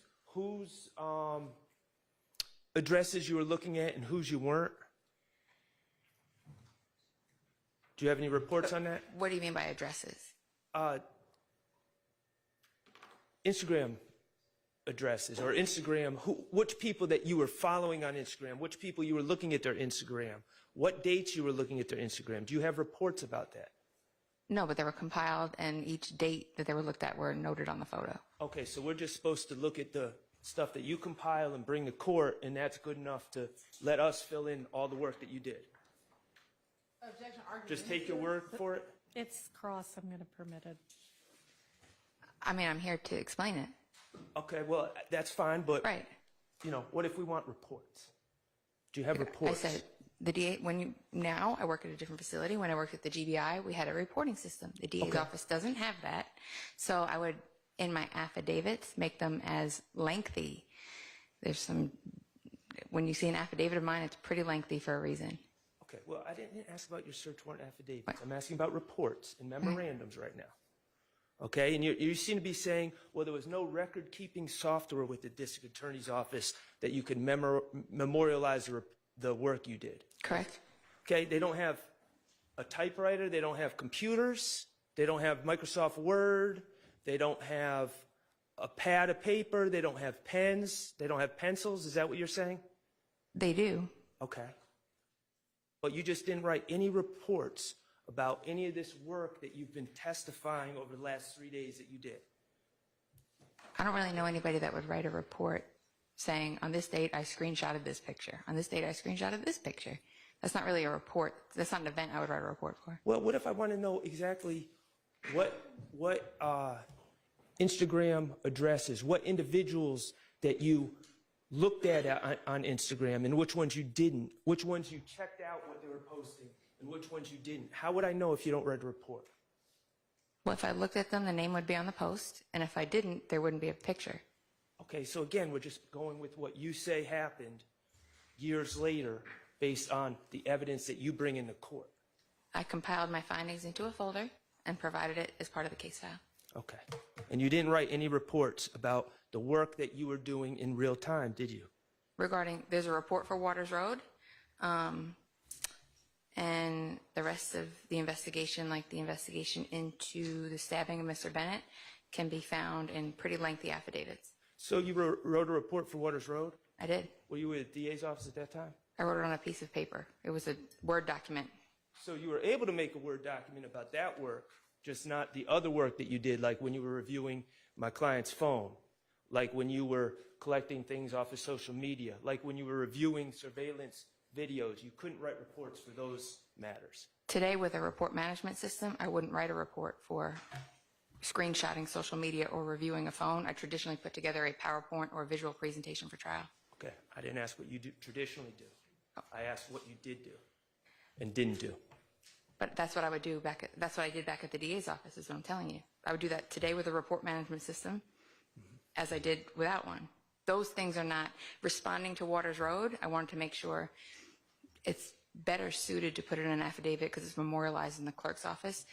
Systems can get hacked, hard drives can get lost, things can get deleted, files can get lost. So I prefer to anything that's noteworthy, make sure it's memorialized somewhere.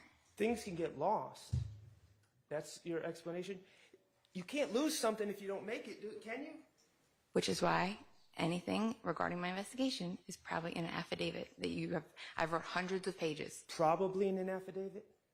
If you would give me a case that you're specifically referring to, I can give you an example. In your affidavits, I would like you to show me an affidavit for a search warrant where you list all the Instagram addresses and people that you checked out in March 2022 when you were pulling their posts. I want to know everyone that you searched. That was served to you in a discovery folder. Okay. I have the posts. Correct. So that's all of them. All right. I'm not asking for the posts. I'm asking for a list of the people that you searched for. If you look in the folder, you will see the list of people I searched for. Okay. All right. Okay. All right. Mr. Stillwell, you have known him since 2012, is that correct? Approximately, yes. He was about 17 at the time? If that's what the math dictates, then yes. Okay. You know him to be from the Thomasville area of Atlanta, correct? When I would encounter him, he would be more in the Mechanicsville area. Okay, fair enough. You know him, and you know personal information about him, correct? Such as? You know that he was raised by his grandmother, Betty Jackson. Yes. Okay, and you know Betty Jackson is the mother of his biological father. Correct. And that's where the Jackson comes from. Correct. And the Stillwell comes from his mother. Correct. And you know that his mother has never been a part of his life. Correct. You know that she was a very bad drug addict. Objection or relevance, Your Honor? It's going to explain communications on the phone. All right, overruled. And you know that she's now deceased. I know that she's deceased. I don't know the circumstances. Okay. Okay, you know that Betty Jackson raised Mr. Stillwell, and you've met Betty Jackson before? I have. Okay. And you identified her voice on the jail phones. Yes. And also in your review of his phone, the extraction of his phone. Yes. You saw her number under the name Boss Lady. Correct. Okay. You know Mr. Jackson has a 9th grade education, correct? I do not know that. Okay. Do you know him to be a high school graduate? I don't know that. Okay. As far as his occupation, as far as you've known him, you know, let's be real for a second. You've reviewed his phones. Correct. Okay. You saw mentions of drugs, weed, pills in his phones. For sale, yes. Okay, for sale, right. Okay. There was indications in his phone that in 2022 he was selling drugs. Correct. Okay. And also in his phone, you saw substantial evidence of his aspirations to become a musician, correct? Yes. Okay. You've seen social media posts with him and Wooney Lee at the studio. Yes.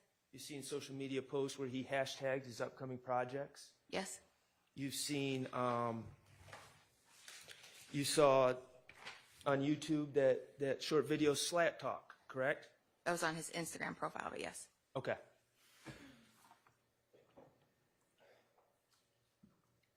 Did you note at the time that you captured that Instagram post with the song how many views it had? I did not. Would you dispute that it was 17,000? I don't know, so I have no way to. All right. And you also observed in his phone his communications with other individuals that were rapping, correct? I mean, You saw communications with Mooney Lee. with Mooney Lee, yes. Okay. And you saw different references and conversations about renting studio time. Correct. In his phone. Even, we're talking about in March 2022, on March 8th, for instance, there was a discussion about him going to the studio. Sure. March 9th, going into the 10th, discussion with Mooney Lee about going to the studio. The Yo is what they call it, correct? Correct. Evening of March 10th, discussion of going to the studio run by Mook Tovin. Correct. And you know Mook Tovin to be someone who runs a studio, correct? Producer of some sort, yes. And you saw the evidence of, you see file transfers on those dates from Mook Tovin and other people transferring audio files. Correct. Okay. And that's consistent with someone making music in the studio and then their work being transferred to them at the end of the night by the studio engineer. Sure, yes. All right. Evening of March 11th, discussions with Mooney Lee about going to the studio. Yes. March 12th, booking a session at the studio. Yes. Afternoon of, or excuse me, the evening of March 14th, your investigation, and I know that, and we're going to talk about 10 o'clock and Windsor Street, but later on in the evening, talking about midnight, your investigation revealed that Mr. Still was in the studio. Yes. In fact, when people were looking for him, he informed his grandmother that he was in the studio. I don't know if I remember that, but I know he did, after the murder of Schmeldrink, they were at the studio, yes. Okay. So, and you've observed some of Shannon's music. I have. You've observed a lot of music in your profession. I have. You observe a lot of music, let's just I put have. it that way. You're familiar with drill music, correct? Yes. All right. Drill music is something that extends beyond Atlanta. It does. It's worldwide, correct? I know throughout the U.S. I'm not too familiar with it internationally, but yes. Okay. Common themes of drill music, brutality and violence. Correct. Is that fair to say? Correct. Okay. Who's the baddest? Who's the toughest? Who's the most powerful? Correct. A lot of bragging. Correct. Okay. Claims about women, about who gets the most women. Is that a recurring theme? Yes. Bragging about the guns people own and carry. Yes. Okay. Bragging about how much money people have. Yes. Bragging about homicides, whether it's true or not.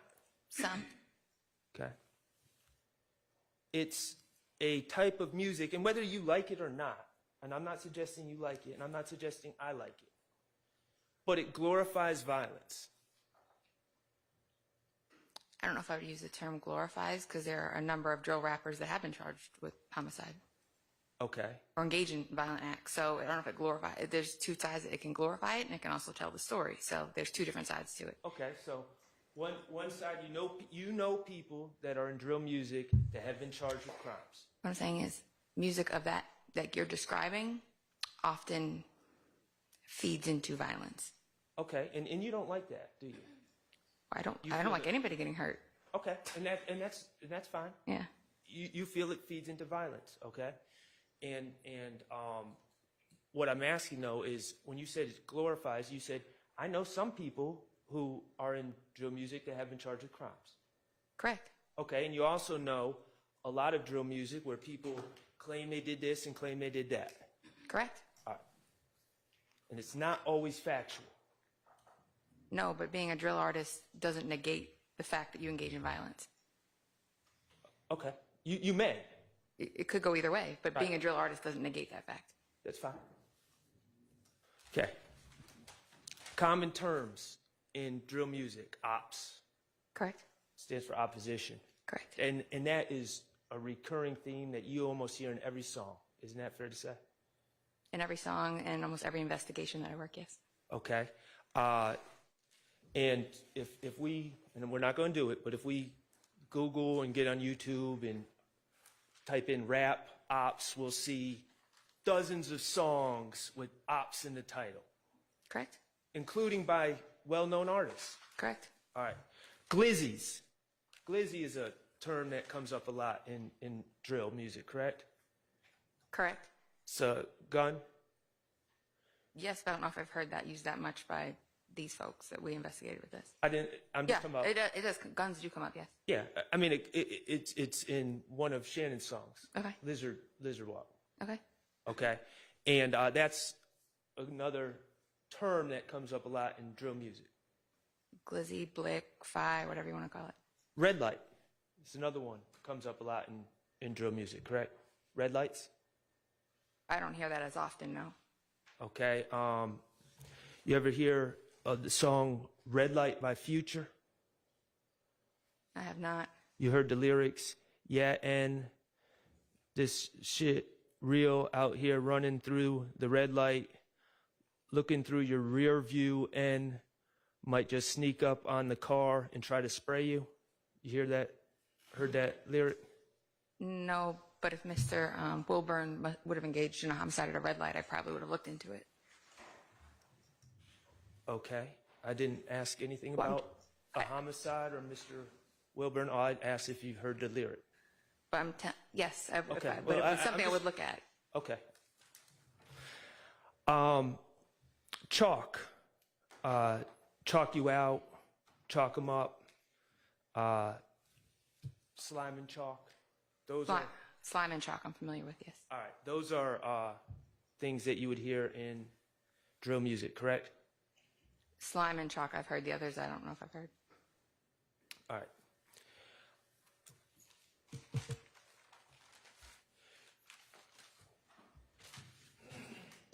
We heard 5 songs by Mr. Stillwell. Okay. Yes. And they were, let's see, Slat Talk, Ran This Money, Bullshit, Lizard Walk, and Red Light. Yes. And all those songs, you have identified Mr. Stillwell, and they were in Mr. Stillwell's phone. Correct. Okay, and just to be clear, there were other songs in Mr. Stillwell's phone as well. Correct. Okay, so we heard 5 of all the songs that Mr. Stillwell had in his phone. Correct. And do you know, outside of his phone, how many other songs Mr. Stillwell has made? I know through the years I've seen him make a few, but I couldn't give you a number. Okay. Now, with those songs, do you know when they were written?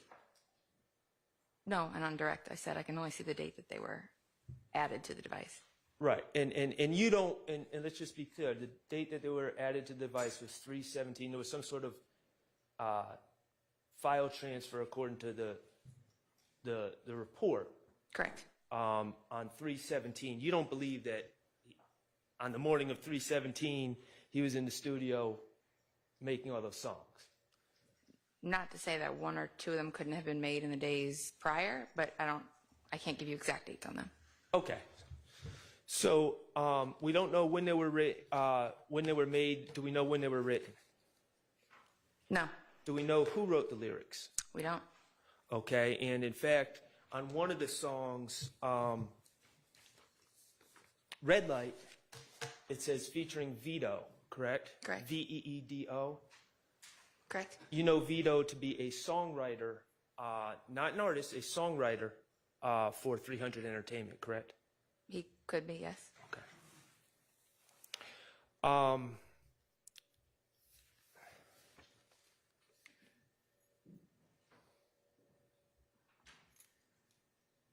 Okay. Some of the these songs that we heard have the typical ops, red light, glizzy, homicide, typical things that are hallmarks of drill music, correct? Correct. Okay. Now, also, in one of the songs, Mr. Stillwell makes reference to his bankroll, right? Correct. Okay. Bankroll is the amount of money you have. Correct. The wad of cash. Correct. All right. And he's bragging about his bankroll. Correct. Okay. And that's what he's saying. That's what he's releasing to the public through this song. Correct. Okay. Mr. Stillwell, do you know him to own a car? No. Do you know him to own a house? No. Do you know him to be independently wealthy? I mean, sometimes, yes. He has a lot of money on him. Okay. His bankroll, is that something that artists often talk about, their bankroll and how big it is? Sometimes, yes. Is that always true, that the artists that are bragging about their bankroll is really as big as they're claiming it is in their songs? That's an individual basis. Okay. Could it be, you ever heard the term, like my son says it all the time, cap? Like, just made up. Cap. It could be, but that's not necessarily the case with Mr. Stillwell Jackson. I'm asking if you've ever heard the term. Yes, I have. Okay, and artists cap on songs all the time, don't they? Some do, some don't. And Mr. Stillwell, in his songs, was claiming that he had a bankroll. And he did sometimes. Yes, he did sometimes. Well, on the phones, you reviewed his phones. Correct. You saw him basically begging Miss Alexander to give him $1,500. But if you listen to the March 16th wiretap call, he talks about all the money he had. Okay. And he didn't want to go to jail with all that money. So he had a lot of, it fluctuates from day to day. So I don't know, some days he has a bankroll, some days he has no roll, so. Okay. Did he have a bankroll? Do you know if he had a bankroll the day he recorded that song? Do not. Okay. Could that have been Cap? Could have been. He could have been reminiscing about when he had his bankroll. Okay.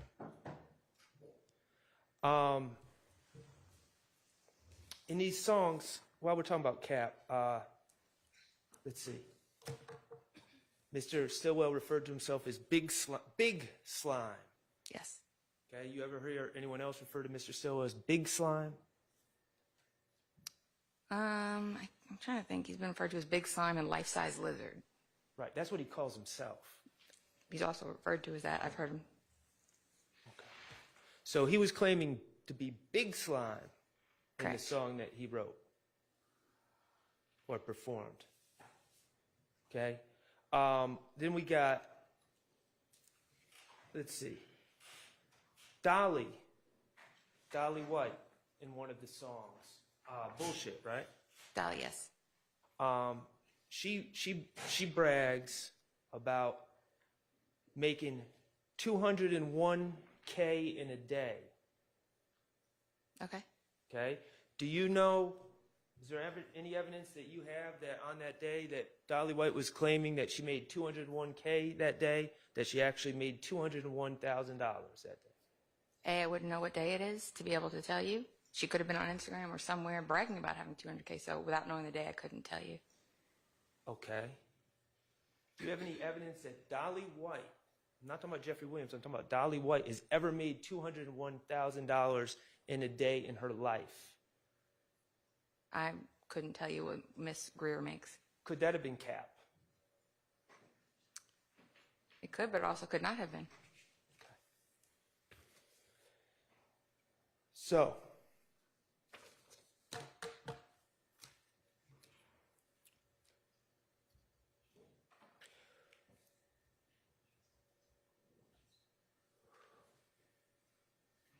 we talked about the lyrics on direct. In these songs,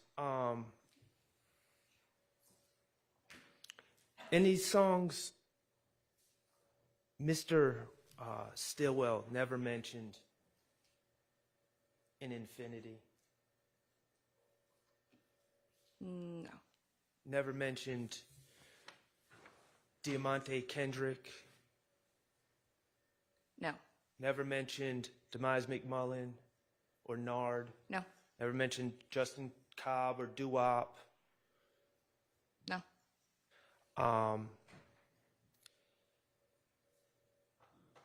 He mentioned being arrested for a homicide and beating it. I don't want. I'm going to tread lightly on it. I don't know. Can I get some direction on? He said I beat. Okay, but I just want to make sure I'm approaching it correctly. You know what I mean? Yeah, I'll ask a very targeted question. Okay. He mentioned on Slat Talk, I beat a murder rap. Yes, he did. Paid my lawyer $30 for that. He did mention that.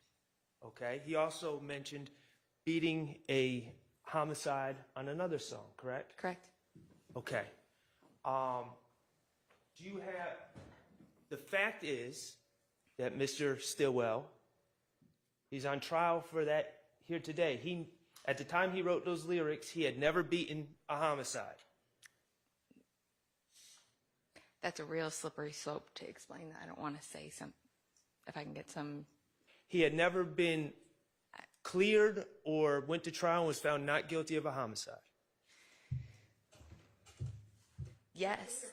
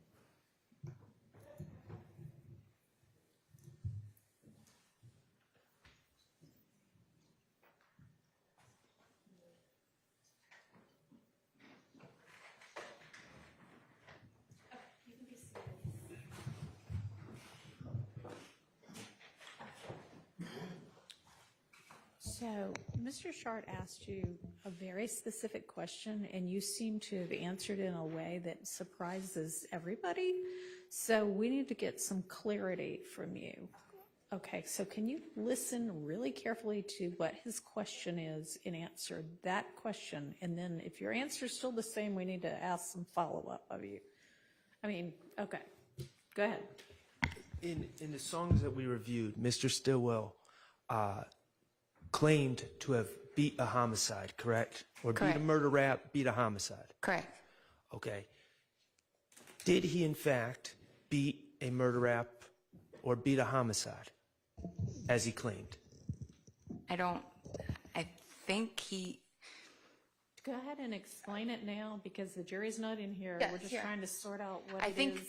from my understanding of Mr. Stillwell back in that time, he was under the impression that the Donovan Thomas case had been, that they were going to beat it, like they were about to beat it, or it was beat, or it wasn't going to be an issue. I didn't want to say that because I didn't know. Well, that's good that you didn't say that. But that's not the question that he asked I'm at not the asking time. what Mr. Stillwell thought. Okay, yeah, then no. And listen Okay. very carefully to what he actually, I mean, that's not what he asked a minute ago, but you don't have like knowledge that nobody else has that he was tried for some other no, no, no. murder and got a hung jury or an acquittal, right? No, Your Honor. I just wanted Okay. to make sure. So if Mr. Shart asks you, has he ever beaten one, and by beaten, I mean, gotten an acquittal or however he phrases it, what would your answer be then?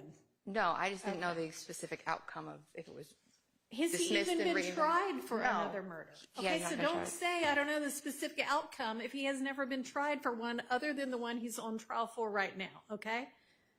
You understand? I just thought, I didn't know if he meant it was dropped. That was all, Your Honor. That's not what was asked. But that's not what he just asked right here, Your Honor. And I know that. I know that. I think that's the clarity that needs to be had, because at the time, Mr. Stillwell was on bond for the murder. And so That is not anywhere near what he asked. He asked, has he ever been tried for and acquitted of murder?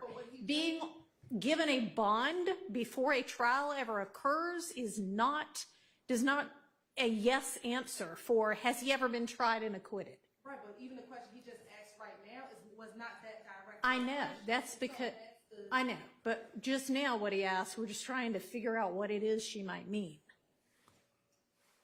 And are you then going to ask? I'll ask about the bond next. Okay. So if he asks about bond, then you can answer whatever you know about whether he was released on bond. I can be respectful of his rights, Your Honor. That's all. Okay. Is anybody need any more clarity on? I definitely do, because I think on redirect, Okay. I think it becomes very relevant to ask the witness at the time he wrote those songs, is it based on everything that you know and speaking to him and other people, that did he believe he beat the murder? I would not let you ask that, because how on earth can she know what is in his head? I mean, you could ask it, but I would overrule it if objection were made.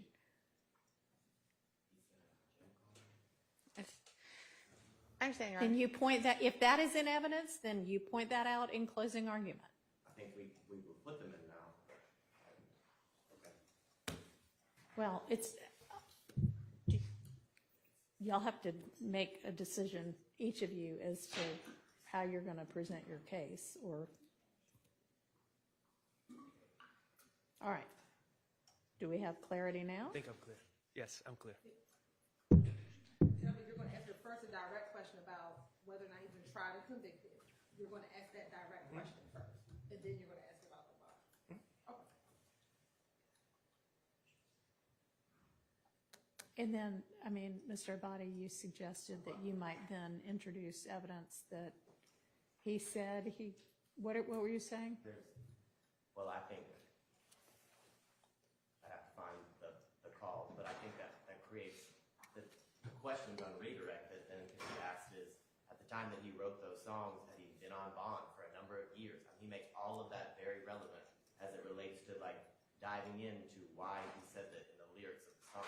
I think the whole point of this is a very slippery slope, because we begin to talk about things that I don't necessarily we all want to get into as it relates to objections and objection for mistrial, because all of these questions allow us to then ask on redirect the specifics as it relates to when he made the song and being released on bond, things of that nature that you can argue as to the belief as to why he believed he beat the murder, because it had been 3, 4, however many years.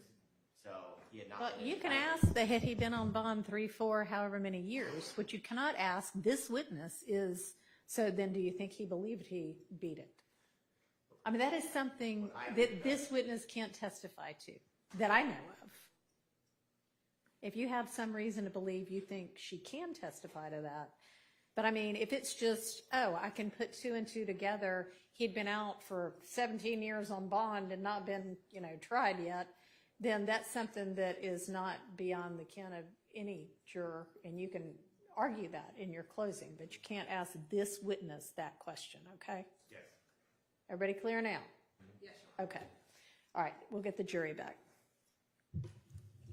How long is there going to be like a natural stopping point? I mean, I don't mind keeping them till 6. There'll be a natural stopping point, Okay, cool. and I'll be. If we do that, we have 5 minutes. Right now? Recess, just 5 minutes. All right. Yes. Yes, we can, because I don't want to break yet again if we're going to go for another hour or so. So y'all.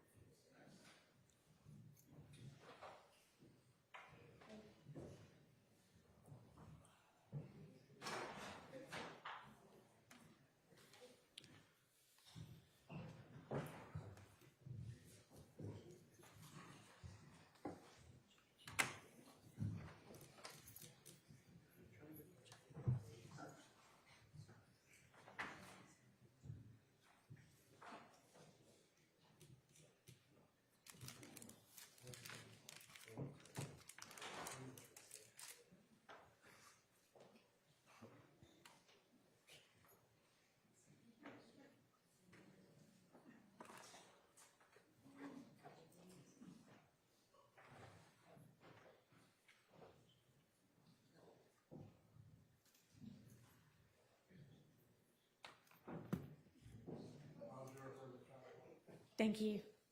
Go ahead, Mr. Sharp. Thank you, Your Honor.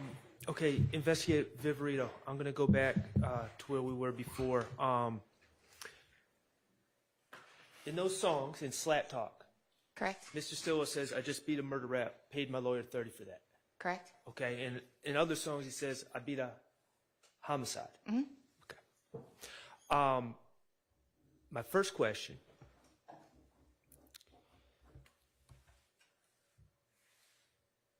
To your knowledge, in this case, I'm talking about Donovan Thomas. Correct. Had Mr. Stillwell ever been acquitted or the case been dismissed? No. Okay. The case was still open, correct? Yes. Okay. So he had not, in fact, beat a homicide. Correct. He had not, in fact, beat a murder rap. Correct. Yet he claimed that on his songs. Correct. Also, he claimed to pay his lawyer $30 for that. Do you know if he actually paid a lawyer anything? I don't believe he's the one that paid the lawyer, but a lawyer was paid. Do you know a lawyer's been paid? At some What point. lawyer? He was represented at some point. Well, what lawyer? I don't know which lawyer he was. I said at Well, some you just point. said you know the lawyer's been paid, and now I'm asking you what lawyer? Okay. A lawyer back then would have been paid for him. I don't know. What's the lawyer's name? Since you had an opinion on it, that lawyer had been paid, what is that lawyer's name? All I said was, Mr. Sharp, if he had a lawyer, they would have had to have been paid somehow. I don't know how or who. Okay. So you don't know how much anyone I did had not been work paid. on the Donovan Thomas case at all. Okay, but you just gave an opinion on it. And so you don't know how much, who, or how much anyone had been paid. I just said I don't know who his lawyer was or how much or how they were paid. The reality is Mr. Stillwell was released on bond. Yes. He didn't beat a murder rap. He had been released on bond. Yes. Okay, so claim I beat a murder rap, that was cap. If you want to call it cap. I would say incorrect, but sure. Claim that he paid a lawyer $30 for that, we don't know. We don't even know who the lawyer is. Correct. Okay. He also said in Lizard Walk, bond was $500,000 N-word. Remember that? Yes. Okay. Do you know Mr. Stillwell's bond in the case that he paid for Donovan Thomas? Do you know it to have been $500,000? Believe it was almost not $500,000, but it was a very high amount. Okay, was it $500,000? I think if I remember correctly, it was $300,000. Was it $500,000? It was not. Okay, so that was incorrect. That was cap as well, correct? Sure. Okay.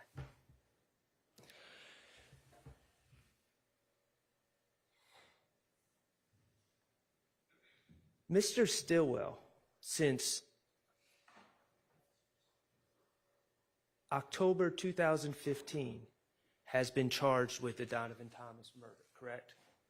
I'm not sure the exact date he was charged, but Late 2015? sure. Okay.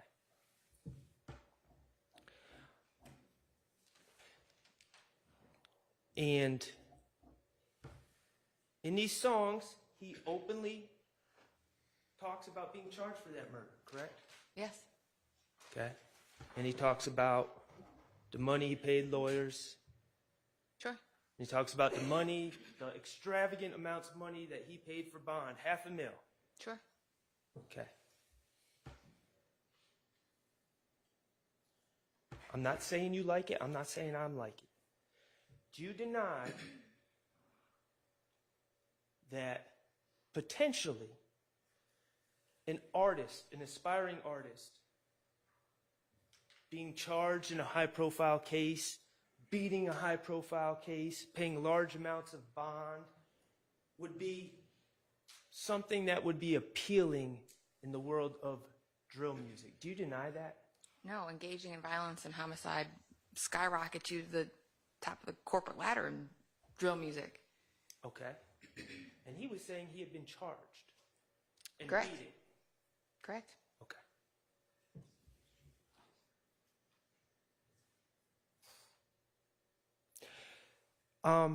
Mr. Atkins, could you, or Mr. Abate, or Miss Hilton, could you do me a favor? Or Miss Knight's back. 436 VVA, please, if you could display that for me.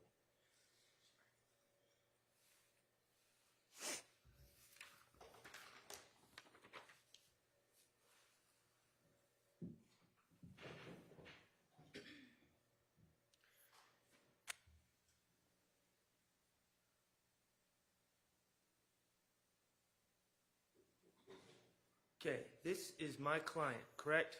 Correct. And,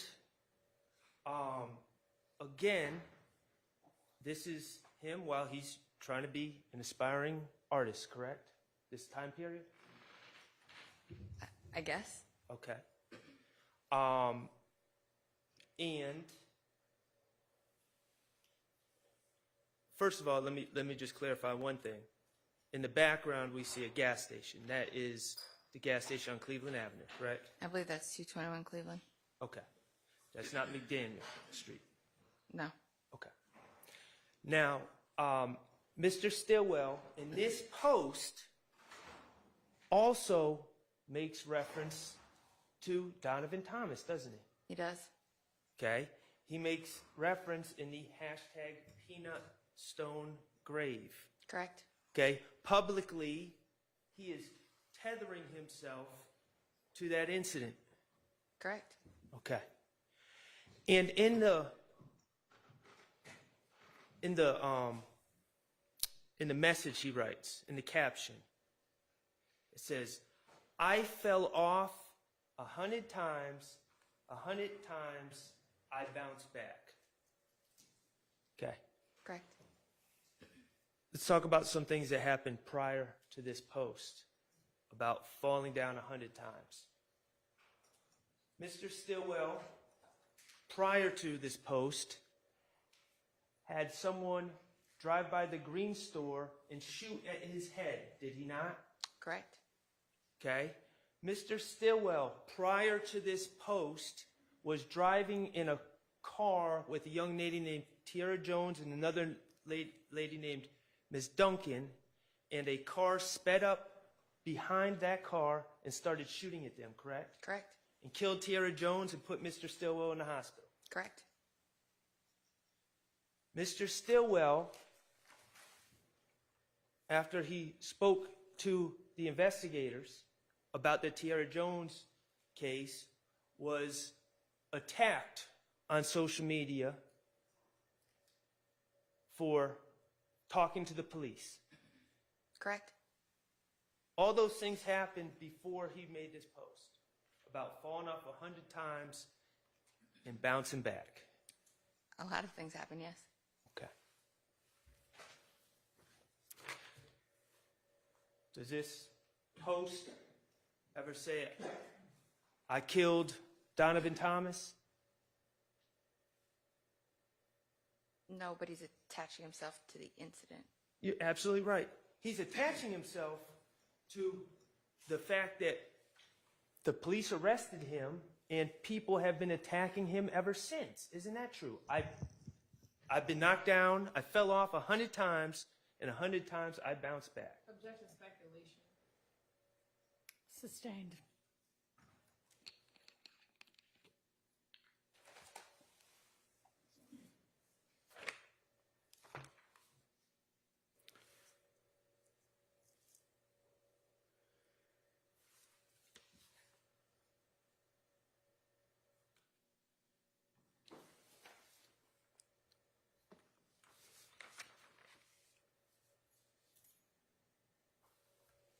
Okay, I'd like to talk to you about some of the work you did in collecting the posts from social media. And again, I don't mean to harp on this. Maybe I'm not asking correctly. I understand that you have given how many total social media posts did you pull within a folder? I don't know. They were all compiled into a folder of relevant posts. Okay, you say relevant posts. Correct. So, who determined if they were relevant? If they had anything to do with the hyper-violent back and forth, I felt that they were relevant to the investigation. Okay, again, I'm going to ask, who determined if they were relevant? Who? It's just if I felt like they were. So anything, you I would, determined. from as being the person that's listening and monitoring the wiretap and knowing the ins and outs of what's going on, I was able to determine what was relevant. You determined what was relevant. Correct. Okay. And I understand that we have a thing of posts. What I want to know, when you're on Instagram, do you have notifications set for when people post? Are you scrolling Instagram? Are you looking at certain people's pages and not other people's pages? How are you doing it?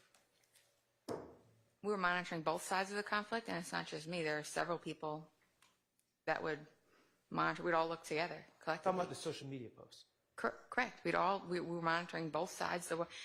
Part of my job is to mitigate violence. So as a conflict is occurring, we're monitoring both sides of the conflict. So when we see, it's a constant job of monitoring, to where if I see YFN down on Cleveland Avenue with a bunch of assault rifles, probably not great. So we need to monitor constantly to say, okay, we need to get marked units down to Cleveland to mitigate that. So we're constantly, I have a unit that I work with. Everybody was involved in the wiretap, the investigation. So everybody was tuned into what was going on. Who's in that unit?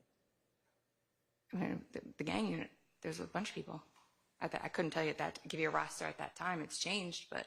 Okay, well, if we had reports, could we know who was on that unit? They wouldn't. I don't know anybody in our gang unit that would give you a report of every social media post they screenshot.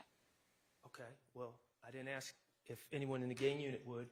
I asked if you did.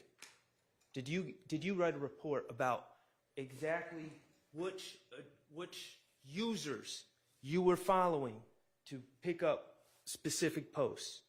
Mr. Sharp, you've asked me that before, and I've told you I've compiled every user you see in the folder is who I was monitoring. Okay, and what about is there no one else that you were monitoring that's not in the folder? That folder pretty much covers a whole lot of people. Okay, and we just take it from you. No reports. Whether you have all the posts, that I captured. They're in a folder, gathered collectively, organized in a folder for you. So I don't know what, do you want a list of screen names that were captured? Just want documentation of the work you did. It's documented in a folder that was served in discovery.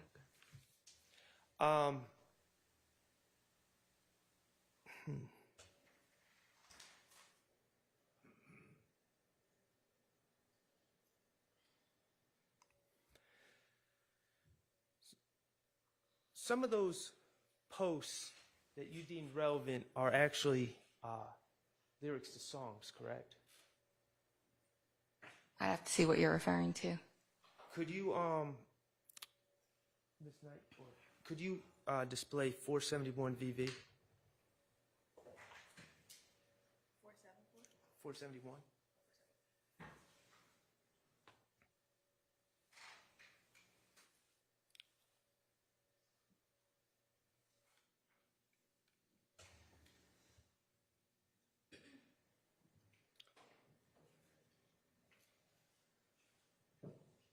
Okay, this is Mr. Nichols, Comarvius Nichols, right? Correct. Okay, and 471 VV is exactly how the state has put this into evidence. Correct. All right, and we're going to get back to exactly what this is in a little bit. Correct. But those words, what you saying, I run with cold-blooded killers, okay? When are you saying that you collected this? Probably 2 days or a day or two after the murder of Mr. Drinks. Okay, and those words, those were written by Mr. Nichols? No, it's a song by NBA Youngboy that he used to, he chose those words to put on the post 2 days after Mr. Drinks was killed. He chose those words? So what this is it's an Instagram story, and you can select a song and which portion of that song. You can select anywhere from 10 seconds to 30 seconds, and you select that, and you can overlay it onto your story. That's what was done here. Those words? Mr. Nichols made the social media post, and in the post, he picked this song to accompany his post. All right, you know what? We're not going to get back to this. Let's deal with this right now. Mr. Kokomo, if you would, what is it, 60? Yes, 60?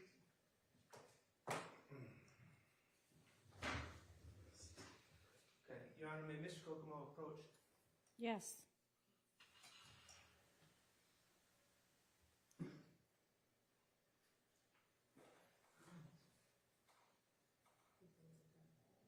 This is what Mr. All right. You need to show it to Investigator Garcia. Okay. You good?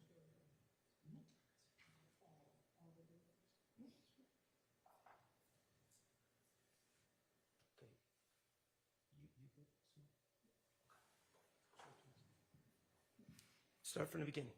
Go.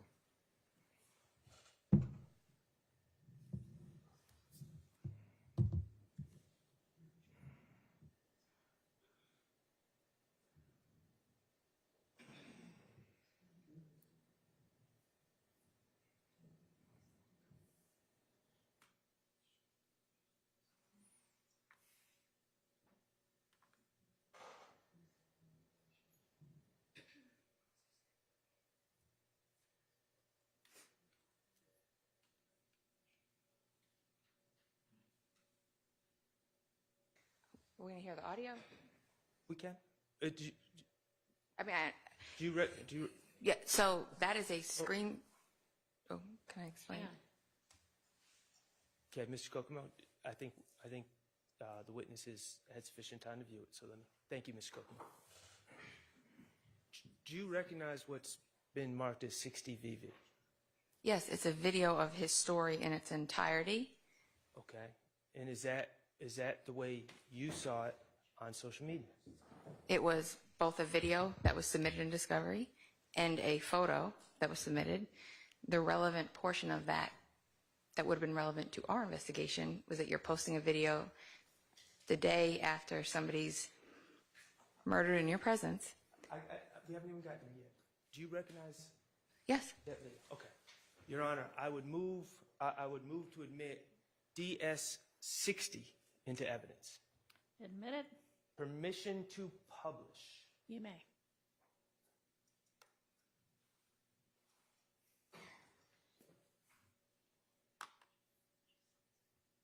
Your Honor, maybe report before it's published.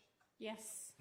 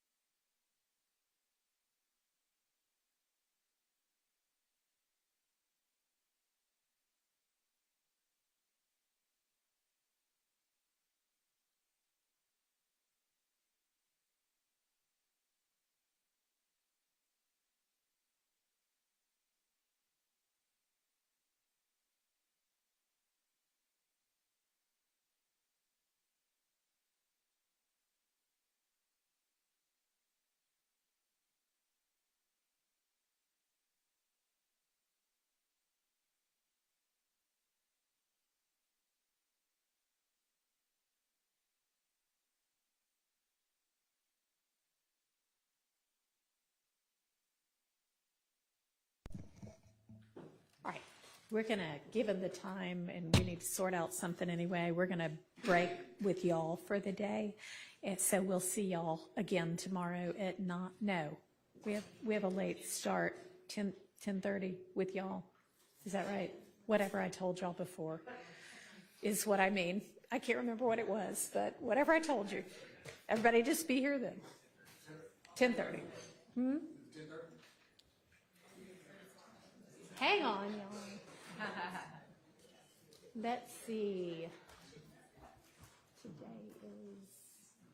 it's 10. It's what we have. What's what I have on my calendar. So 10. See y'all at 10. Good try there.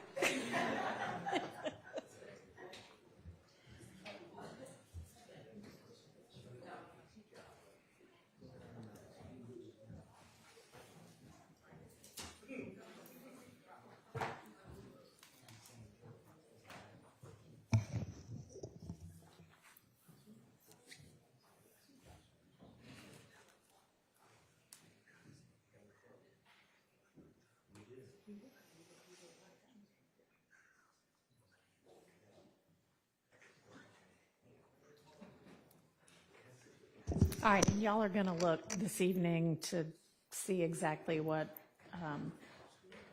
the outcome of was when we discussed this particular video before. And we're quickly getting to, I think, needing to do charge conference, and I appreciate y'all's work on this late last week and over the weekend. And I think that there's, you can go. We'll see you at 10 in the morning. Thank you.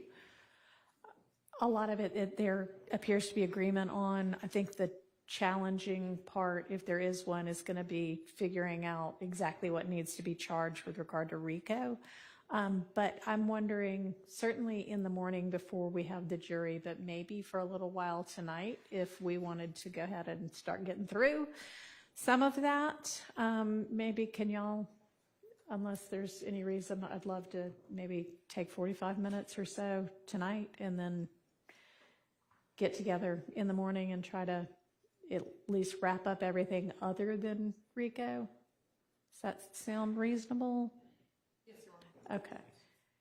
And then obviously I'll get a final determination after the state rests of whether the defense wants to present a case and whether the defendants want to testify and what have you. But at some point fairly soon, if there isn't going to be a defense case, we'll need to tackle the RICO.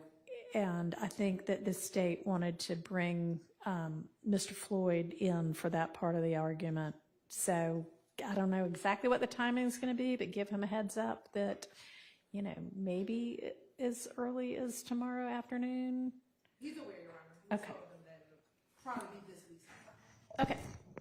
All right. So y'all have got a draft that we've all been working in, the state, the defense, and the court, exchanging emails back and forth. Not emails, but exchanging the document back and forth with various edits to it for the offenses. So if we all want to pull that up.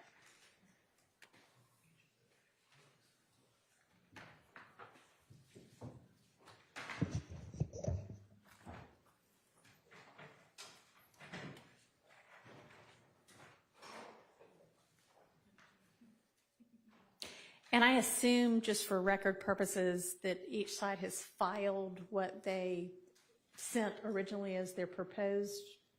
I have not yet. Okay, but you can. Would you like this? If y'all want to. I mean, it seems like we're going to reach agreement as to the final form of most of this anyway, but if, you know, I'll just say if anybody wants your original version in a potential record, just file it. Okay. Thank you, Your Honor. Okay, and so as y'all all know, what Ms. Percival did was just take the state's charges, the defense charges, and consolidate them all into one document. And that's the document we're all looking at now. And anything that the court has asked y'all to think about, I have indicated that in some way in this document. And then y'all took a look at it and you have let me know the things that everybody might agree to. So let's just run through it. I think most of it won't take very long. So the very first one, and I just moved 1.20.30 up to the front because it seems to make more sense there than later. But I had suggested that we use the word admitted instead of presented when it says it's your responsibility to determine the facts of the case from all of the evidence either presented or admitted. And the defense is fine with that, and the state has questions, is what y'all's note says. So what is your question about that particular change? Or I can just explain why I think admitted is a better idea than presented, and that is because all kinds of evidence gets presented but ultimately excluded. And obviously they can't consider anything that's been excluded, whereas they can consider everything that got admitted. I think my question, Your Honor, was regarding testimony. We normally say admitted as to physical evidence, but if there's testimony, we normally don't say listen to the admitted testimony, and so I didn't know if there was some confusion that what was testified to is something different than the evidence that was admitted versus like versus pictures or physical. Yeah, so there's down below, there's going to be an explanation of what evidence is, and it's going to say it's both exhibits and testimony. So evidence encompasses both of those things, and I hear your question, but I'm going to go with admitted for the reasons I already explained. And then the indictment, it sounds like the state agrees that we'll just read out the charges that each of the defendants that are still with us is charged with. Is that right? Yes. Okay. My question is kind of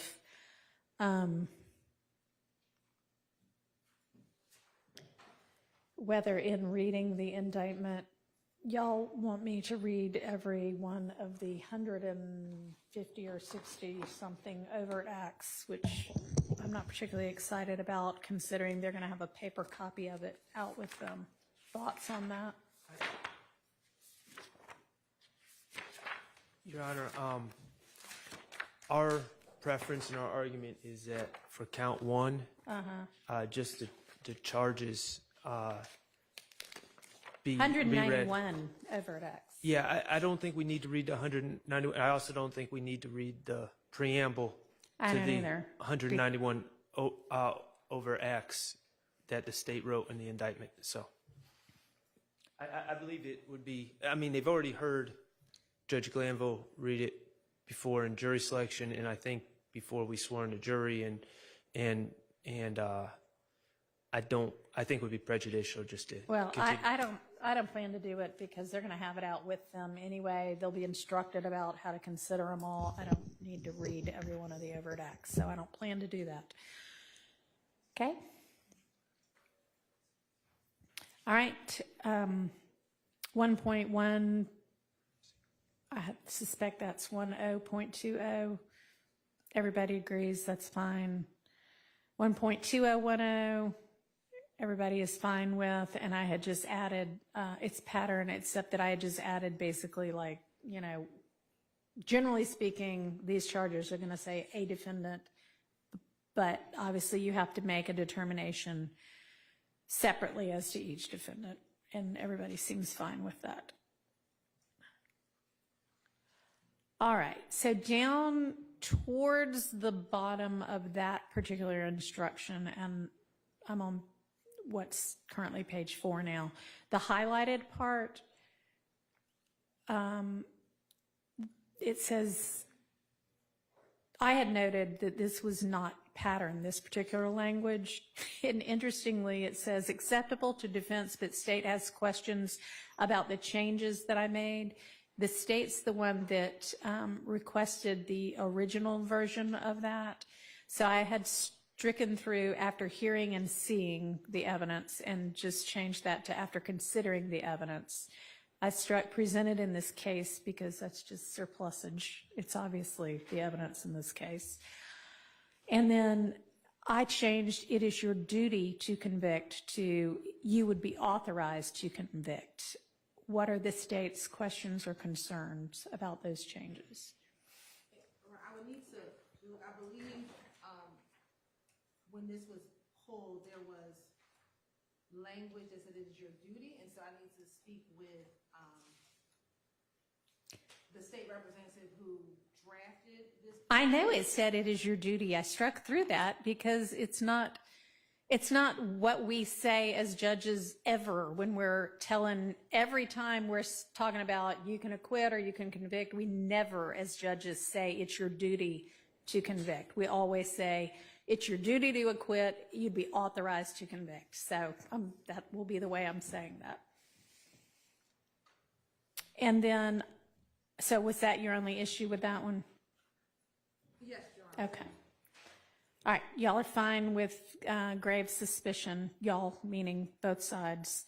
Both sides are fine with the general charge on evidence. Y'all will put together what the stipulations are.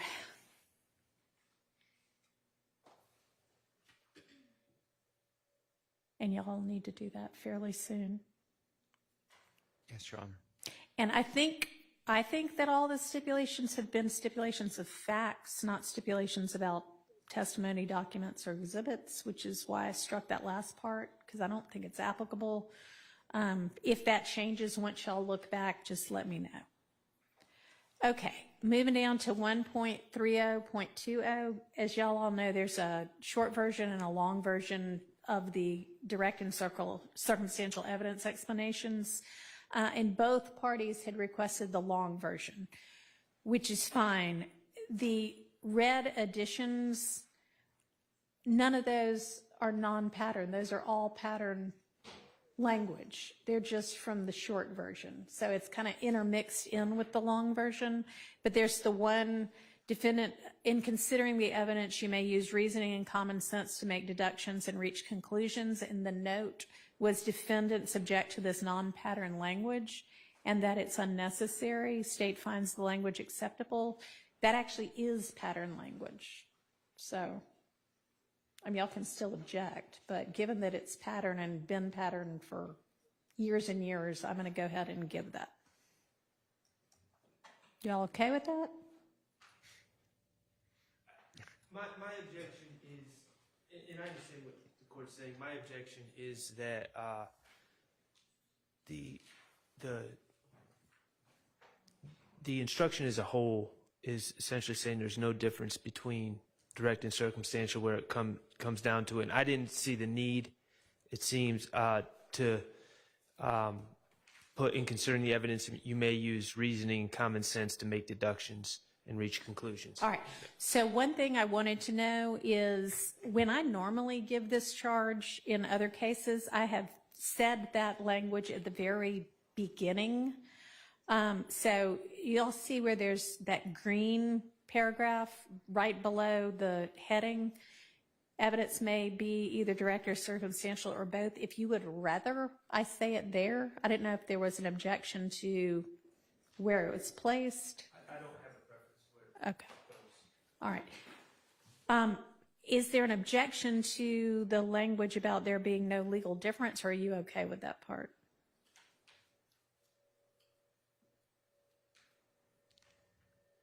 In the weight you can give to either direct or circumstantial. I'm trying to find that language. Oh, I see it now. I'm sorry. Right now, I have it at the sort of towards the bottom, but I could also do the green paragraph instead. I don't have any preference. Problem with that? Okay. Okay. All right, so next was inferences from the evidence or lack thereof. This was requested. Okay, you're going to withdraw that one? All right. All right, credibility of witnesses, everybody's good with that. And while the intelligence possibility has been either inserted or reinserted into the pattern charge, I would be disinclined to give that unless the defense wants that. Are you, Your Honor, are you telling us it's been reinserted into pattern, or are you at? Well, I don't know if it ever got removed, but it is, I looked and it is still in the pattern. I think it's disfavored. It is definitely disfavored. So unless y'all want it, I would not want to give that. That's fine. Particular. Okay, so we will get rid of that particular quality, I guess, including that one. Okay. 13130, expert witnesses, seems fine with everybody. Yes, Your Honor. All right, on the 3140, state's going to make a list of prior convictions under 609 is what the note says. I mean, are y'all wanting me to read those? Because I wouldn't plan to read those.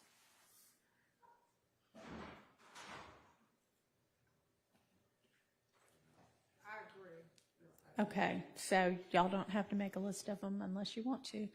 So, I'm sorry, we're talking about listing the individual convictions? yeah, which they have now said they wouldn't want either, and I wouldn't do regardless. Okay, so do we have, we charge only the ones that apply. Do we have evidence offered to attack any witness's credibility with a character for untruthfulness shown by bad acts, as in specific instances of conduct? I don't know if it was introduced in that way. I can't remember if Your Honor was here. Mr. Copeland was on the stand, and there was discussion about an incident where he accused a jail worker of beating him and tasing him and macing him, I believe. Okay. And then he was charged with false report of a crime, and then it was dismissed by the state, how it all came out. Yeah, I was And here so, for that. so I do believe that would fall under 24-608A. Okay, so I think we would say this may include evidence of character for untruthfulness shown by specific instances of conduct of the witness in question. Was it brought out on cross-examination? I would imagine brought out. Okay. So just not the shown by bad acts, just shown by specific instances of conduct. Okay. Do we have bias toward a party shown by specific instances of conduct?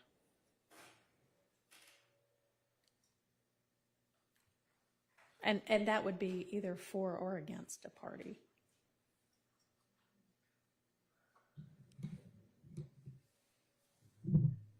If y'all both, want it, whether we have it or not, I can charge it, but.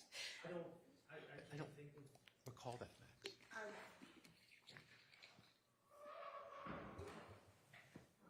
I wrestle with Mr. Copeland's testimony because there's a lot of things that came out regarding things that Mr. Copeland did that could show bias towards a party, bias in favor of the defendants.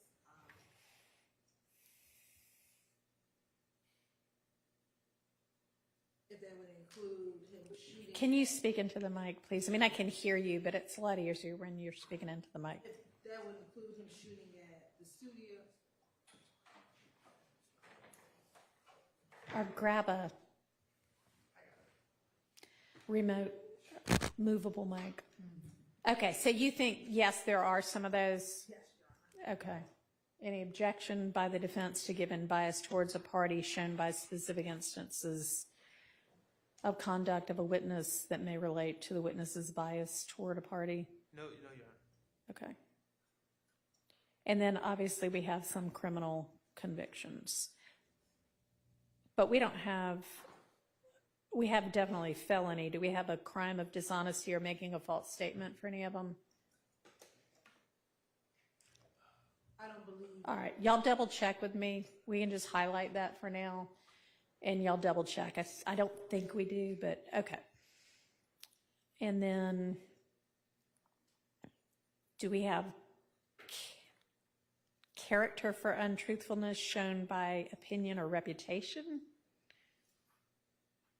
Other than Woody himself saying, I lie about everything.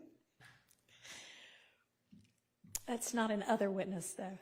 That's himself. No, I don't think so. Okay. And then we've covered the specific instances up above, right? Yes. All right. So we can get rid of that part. Okay. All right. Next is 1.31.42. Witness supported. The state requested this. Defense objects.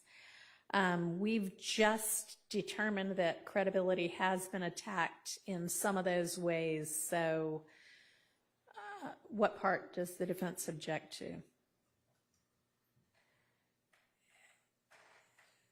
Has there been evidence offered to support the credibility or believability of a witness whose credibility has been attacked? We don't have a specific, do we have specific instances of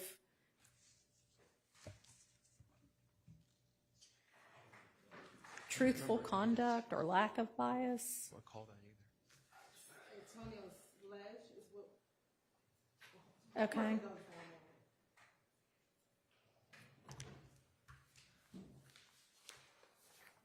So I guess, yeah, Antonio's sledge certainly would be included within the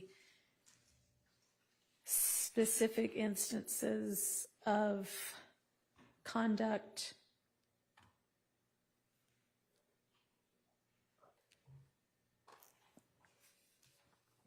that may relate to his character for untruthfulness, I would think, if there was some evidence that he lied under oath.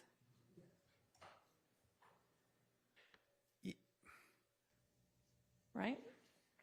Well, that was the way I looked at it. That was impeaching him about the statements at hand, not the way I view this as like you have a history of lying about prior things, not we're calling you a liar today in court.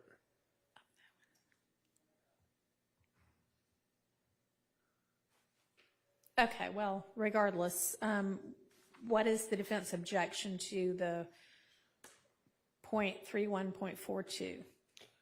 Well, this is about, as I understand it, it's about rehabilitating someone whose credibility has been attacked, and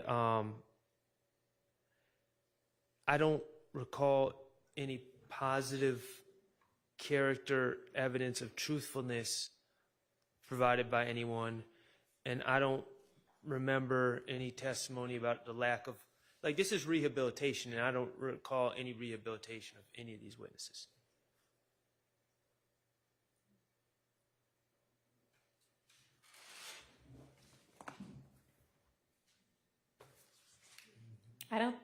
So has there been evidence of character for truthfulness? I don't think so. Or lack of bias? Sorry, Your Honor. No, there has not been. All right, so what I think I typically do is if those specifics don't apply, because the pattern says this would include and then gives the example of character for truthfulness or lack of bias, we can just give essentially the first sentence of that pattern without the example. So it would just say, in determining the credibility of any witness whose credibility has been attacked or challenged, and any testimony by him or her in court, you may consider, where applicable, evidence offered to support the credibility or believability of any such witness. Any objection to that?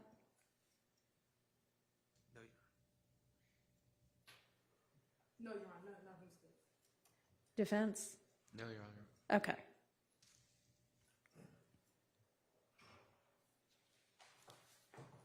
And then 13145, y'all are fine with. 3147, y'all are fine with. 3180, everybody's fine with? Yeah. Okay. 3190 and 92, y'all are fine with? What about 90 max? This is. Well, sorry, I mean, it says state and defense agree no changes, which is why I said that. If I'm wrong, go ahead and that was let on me know. 92, Your Honor. On 90, I objected, but if this is pattern, Oh, I'm sorry, it doesn't have any indication that you objected. I did, but maybe. Okay, that's fine. I mean, yeah, if I skip something or if the notes are wrong that Mr. Weinstein did. That would be my note taking, Your Honor. Then, yeah, please let me know. But and the reason I objected is I was under the impression that this was now disfavored. But if it's not disfavored now, then I was thinking about the Nagel case, and I think I was mixing up this versus the presumption of truthfulness. You might be instruction. more up on it than me, so Okay, if you want to take a look back at it, and if it's disfavored, then certainly we would think about, but. I'm not saying it is, but I'll look at it. All right, so double check on that.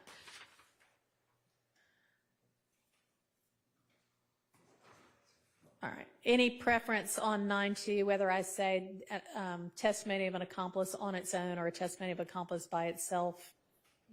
Anybody care? Nobody cares? Okay. All right, I'll pick one. Okay, 9-3. Y'all agree? Oh, I'm sorry, 9-3A, y'all agree. 9-3B. Y'all are saying this might need to come in because of this statement by Stillwell when he was a victim. Is that right? Or that it was his Audi? That's fine. I wasn't thinking about anything like that, but that's fine. We can give that. And then assuming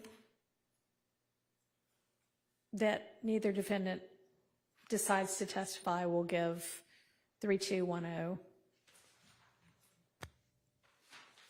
All right, 3216, it looks like everybody agrees we don't need that one. Or all the way, or 1718, 50. And I will say, just for the record, that I am cognizant of the fact that Mr. Stillwell did give a statement. I think it was not ruled to be custodial by the prior judge. Arguably it is, I think, in the back of a car when he was the victim. That being said, I'm not going to be arguing at all that it's not voluntary or even go down that road about proof of voluntariness or conditions precedent. So I just want the record to reflect that I'm knowledgeable about that statement, but I don't believe that these apply, and I wouldn't be making any arguments to this effect. Thank you. Yeah, and I'm not objecting it to being removed because All right. Mr. Kendrick's statement did not come in. Okay. Okay, and then 1.3400, everybody's fine with that as it reads right now. 1.3420, prior difficulties. I had asked, do we have this? And it says defense does not believe this needs to come in. State believes Copeland's prior statements might necessitate this instruction. Yes, Your Honor.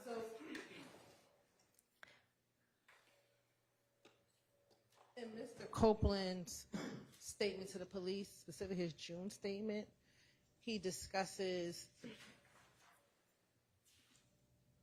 that at the time when he does the statement around June of 2015, that he thought that Mr. Williams was trying to, even though Mr. Williams is not here anymore, but he did discuss that Mr. Williams, he thought was trying to kill him at the time, trying to harm him. And so we were thinking about that as far as prior difficulties. And that's what I was thinking of Okay. at the time. All right, so this charge would talk about evidence of prior difficulties or lack thereof between a defendant and somebody else. And our only two defendants are Mr. Kendrick and Mr. Stillwell. So given that, what are your thoughts?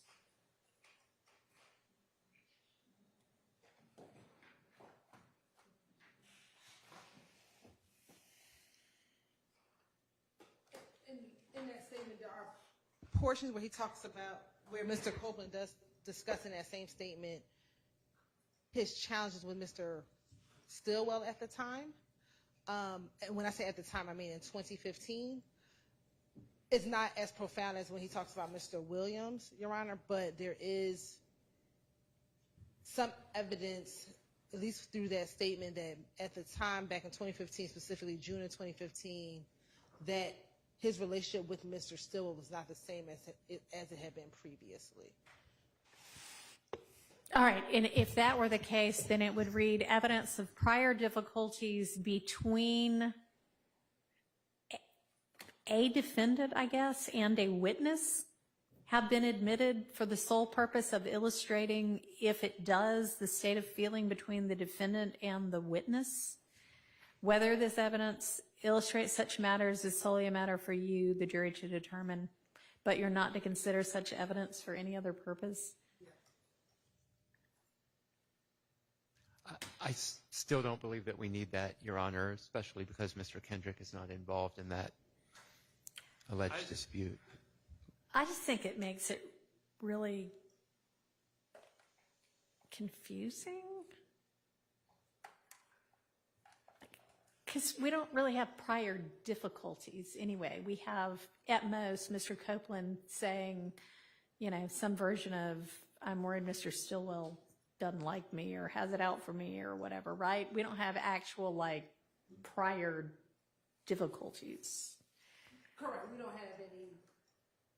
Like they didn't get in a fight or have a war over Instagram or anything like that. No, we don't. Okay. All right. I think it would be cleaner then to not include this. All right. 3430. Everybody agrees with that as written. Is that correct? Yes, Your Honor. All right. Identification, everybody agrees to 1.3510 and 11. As, yes, no? Yeah, I'm sorry, yes. I was thinking whether we even had 13510, but I believe we did with some of the overt acts. Well, we do for which is like the Ryan murder that he's been convicted of, and There was an incident at a gas station on Jonesboro Road, I believe it was. Okay. Or Lakewood, that also had identifications.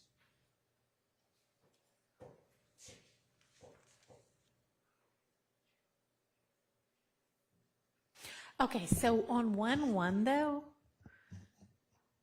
we were talking about, normally that's talking about identifying a defendant as a perpetrator, which is not, we're talking about, do we have a defendant being identified as a perpetrator of any crimes either of them has been charged with, or are we just talking about overt acts?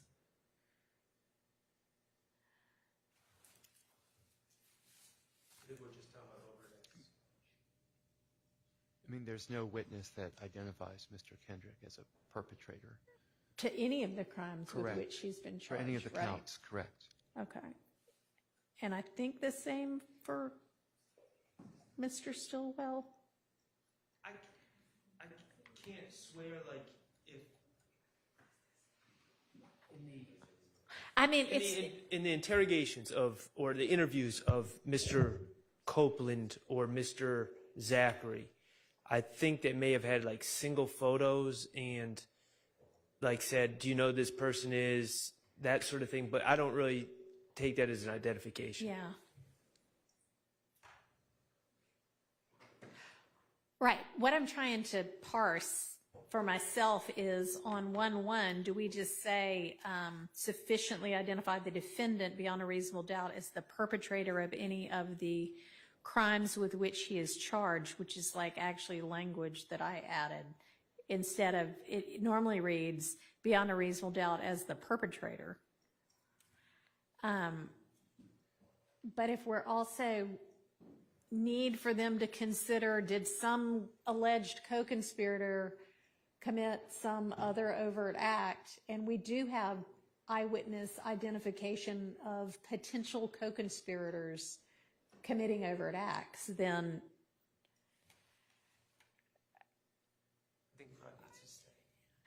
it's not really identifying the defendant then, it's identifying like any alleged co-conspirator? The language would need to change in that case.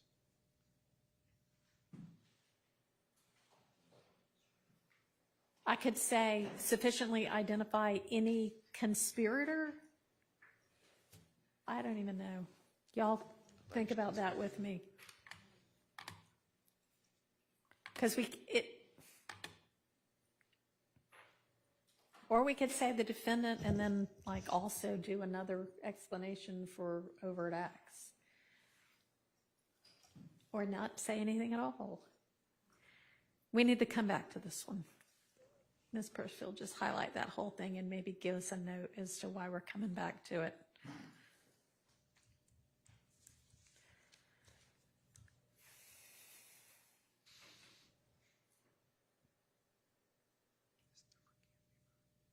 All right, everybody agrees the fingerprint one is unnecessary. And on the DNA, we left that with y'all's notes say that the state and the defense agree that this is probably unnecessary, but the state is double checking. What'd y'all come up with? We had not had option to double check. Okay, well, double check, but I don't think there's any DNA evidence. The only one I could think of was there was a 2013 alleged armed robbery where there was some blood in the car, but I don't know. Did y'all have a DNA expert come say that blood belongs to anybody? No. Okay, well then we don't have DNA evidence. Although I'll leave it in until the state double checks. All right, 1.40.10, y'all are fine with it being said a crime occurs when the law is violated by a defendant's intentional action? Yes. Okay. Intent, everybody's fine with. No presumption, everybody's fine with. Presumptions and inferences, 1.41.12. Defense says it's inapplicable. It's not inapplicable. I mean, it's always true. It is always true. I don't think it's necessarily tailored to this case. I don't believe that that is going to be an issue at all about mental states, or there's going to be no mental defense. Okay, I see what you mean by that.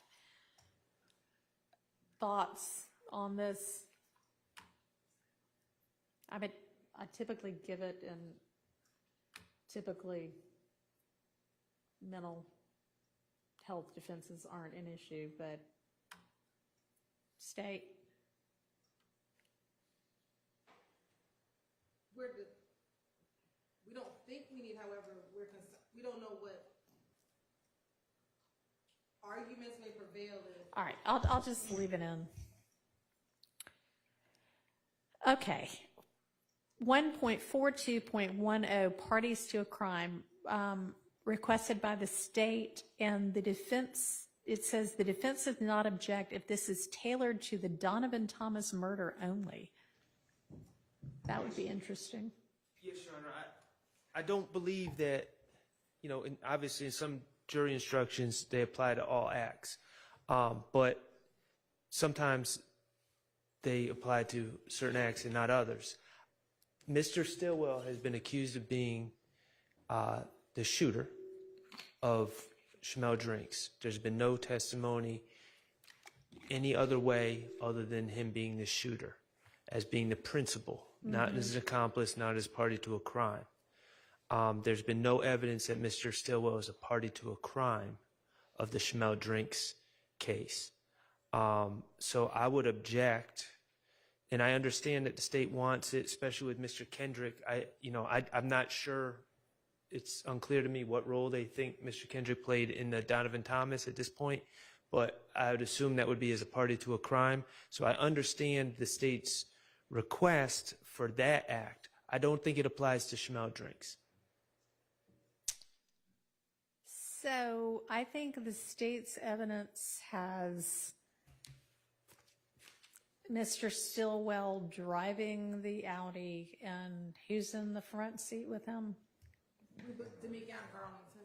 Okay. And then their theory is that the fatal shot came from the Audi from inside, that they didn't stick a gun out. I don't know if they've gotten to the nitty-gritty of it was Mr. Stillwell and not the passenger. Well, they've thrown out hypotheticals of Mr. Stillwell opening the door, of Mr. Stillwell sticking his arm out the window. They also had Detective Hogan. I had him very clearly go through his warrant and his theory that Mr. Stillwell was the shooter, and we haven't heard any other evidence. I mean, the detective's theory and what the state ultimately wants to present aren't, they're not bound to the detective's theory. Absolutely, but now we're on the last witness, Yeah. and I still haven't heard anything contrary to the argument that Mr. Stillwell is the shooter from the passenger seats. I mean, from the driver's seat. So I just don't. Well, let me feel it's pause and appropriate. ask the state if is y'all's theory 100% Mr. Stillwell was the shooter, or what's your take on this? We can never be 100% because we were not in the car. However, Your Honor, we believe that Mr. Stillwell was the driver, but the jury can infer from the evidence that Mr. Demekion Garlington leaned over and shot the weapon.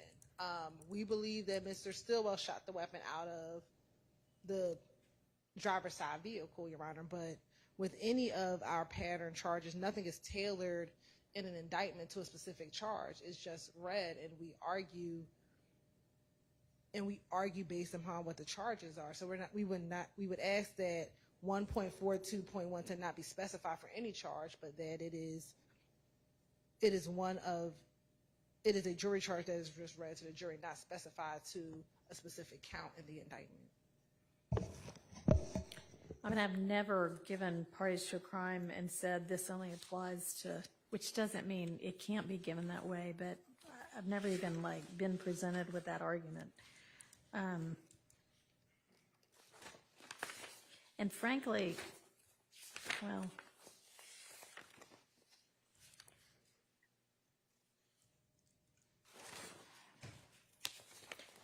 okay, I mean, I hear and understand the objection, but I'm not gonna limit it. And Your Honor, this is my fault. I just wasn't anticipating that we would be reviewing this today. If I can find some case law that... Yeah, that's fine. And frankly, it's 5 till 6, and we haven't gotten through, and I know we don't want to be here until 7, so let's just pause right here for the evening, and let's, can everybody be back at 8:45 in the morning, and we can get through with, I think, this part of the charge conference? Yes, Your Honor. Okay, and I've been working on a RICO charge, but I'm still working on it.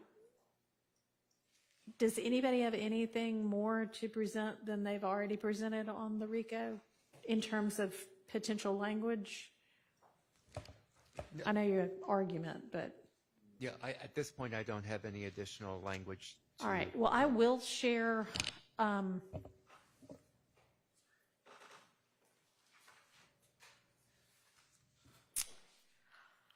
So as the pattern jury instructions have been updated in plain language, and not all of them have yet, but like, for instance, murder has. And so now it reads, the state must prove 1, 2, 3, or whatever. And it's been done for a lot of those.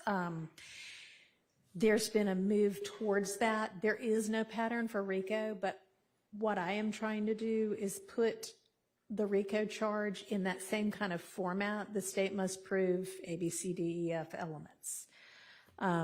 So if it's in enough of a form for me to share that, I can, through Ms. Pursfield, share that with everybody to take a look at tonight. It is nascent still. It is not fully formed, but that way y'all can at least have some thoughts as to what I'm thinking would be a correct and also helpful charge for the jury. Okay. Thank you. All right. See y'all at 8:45.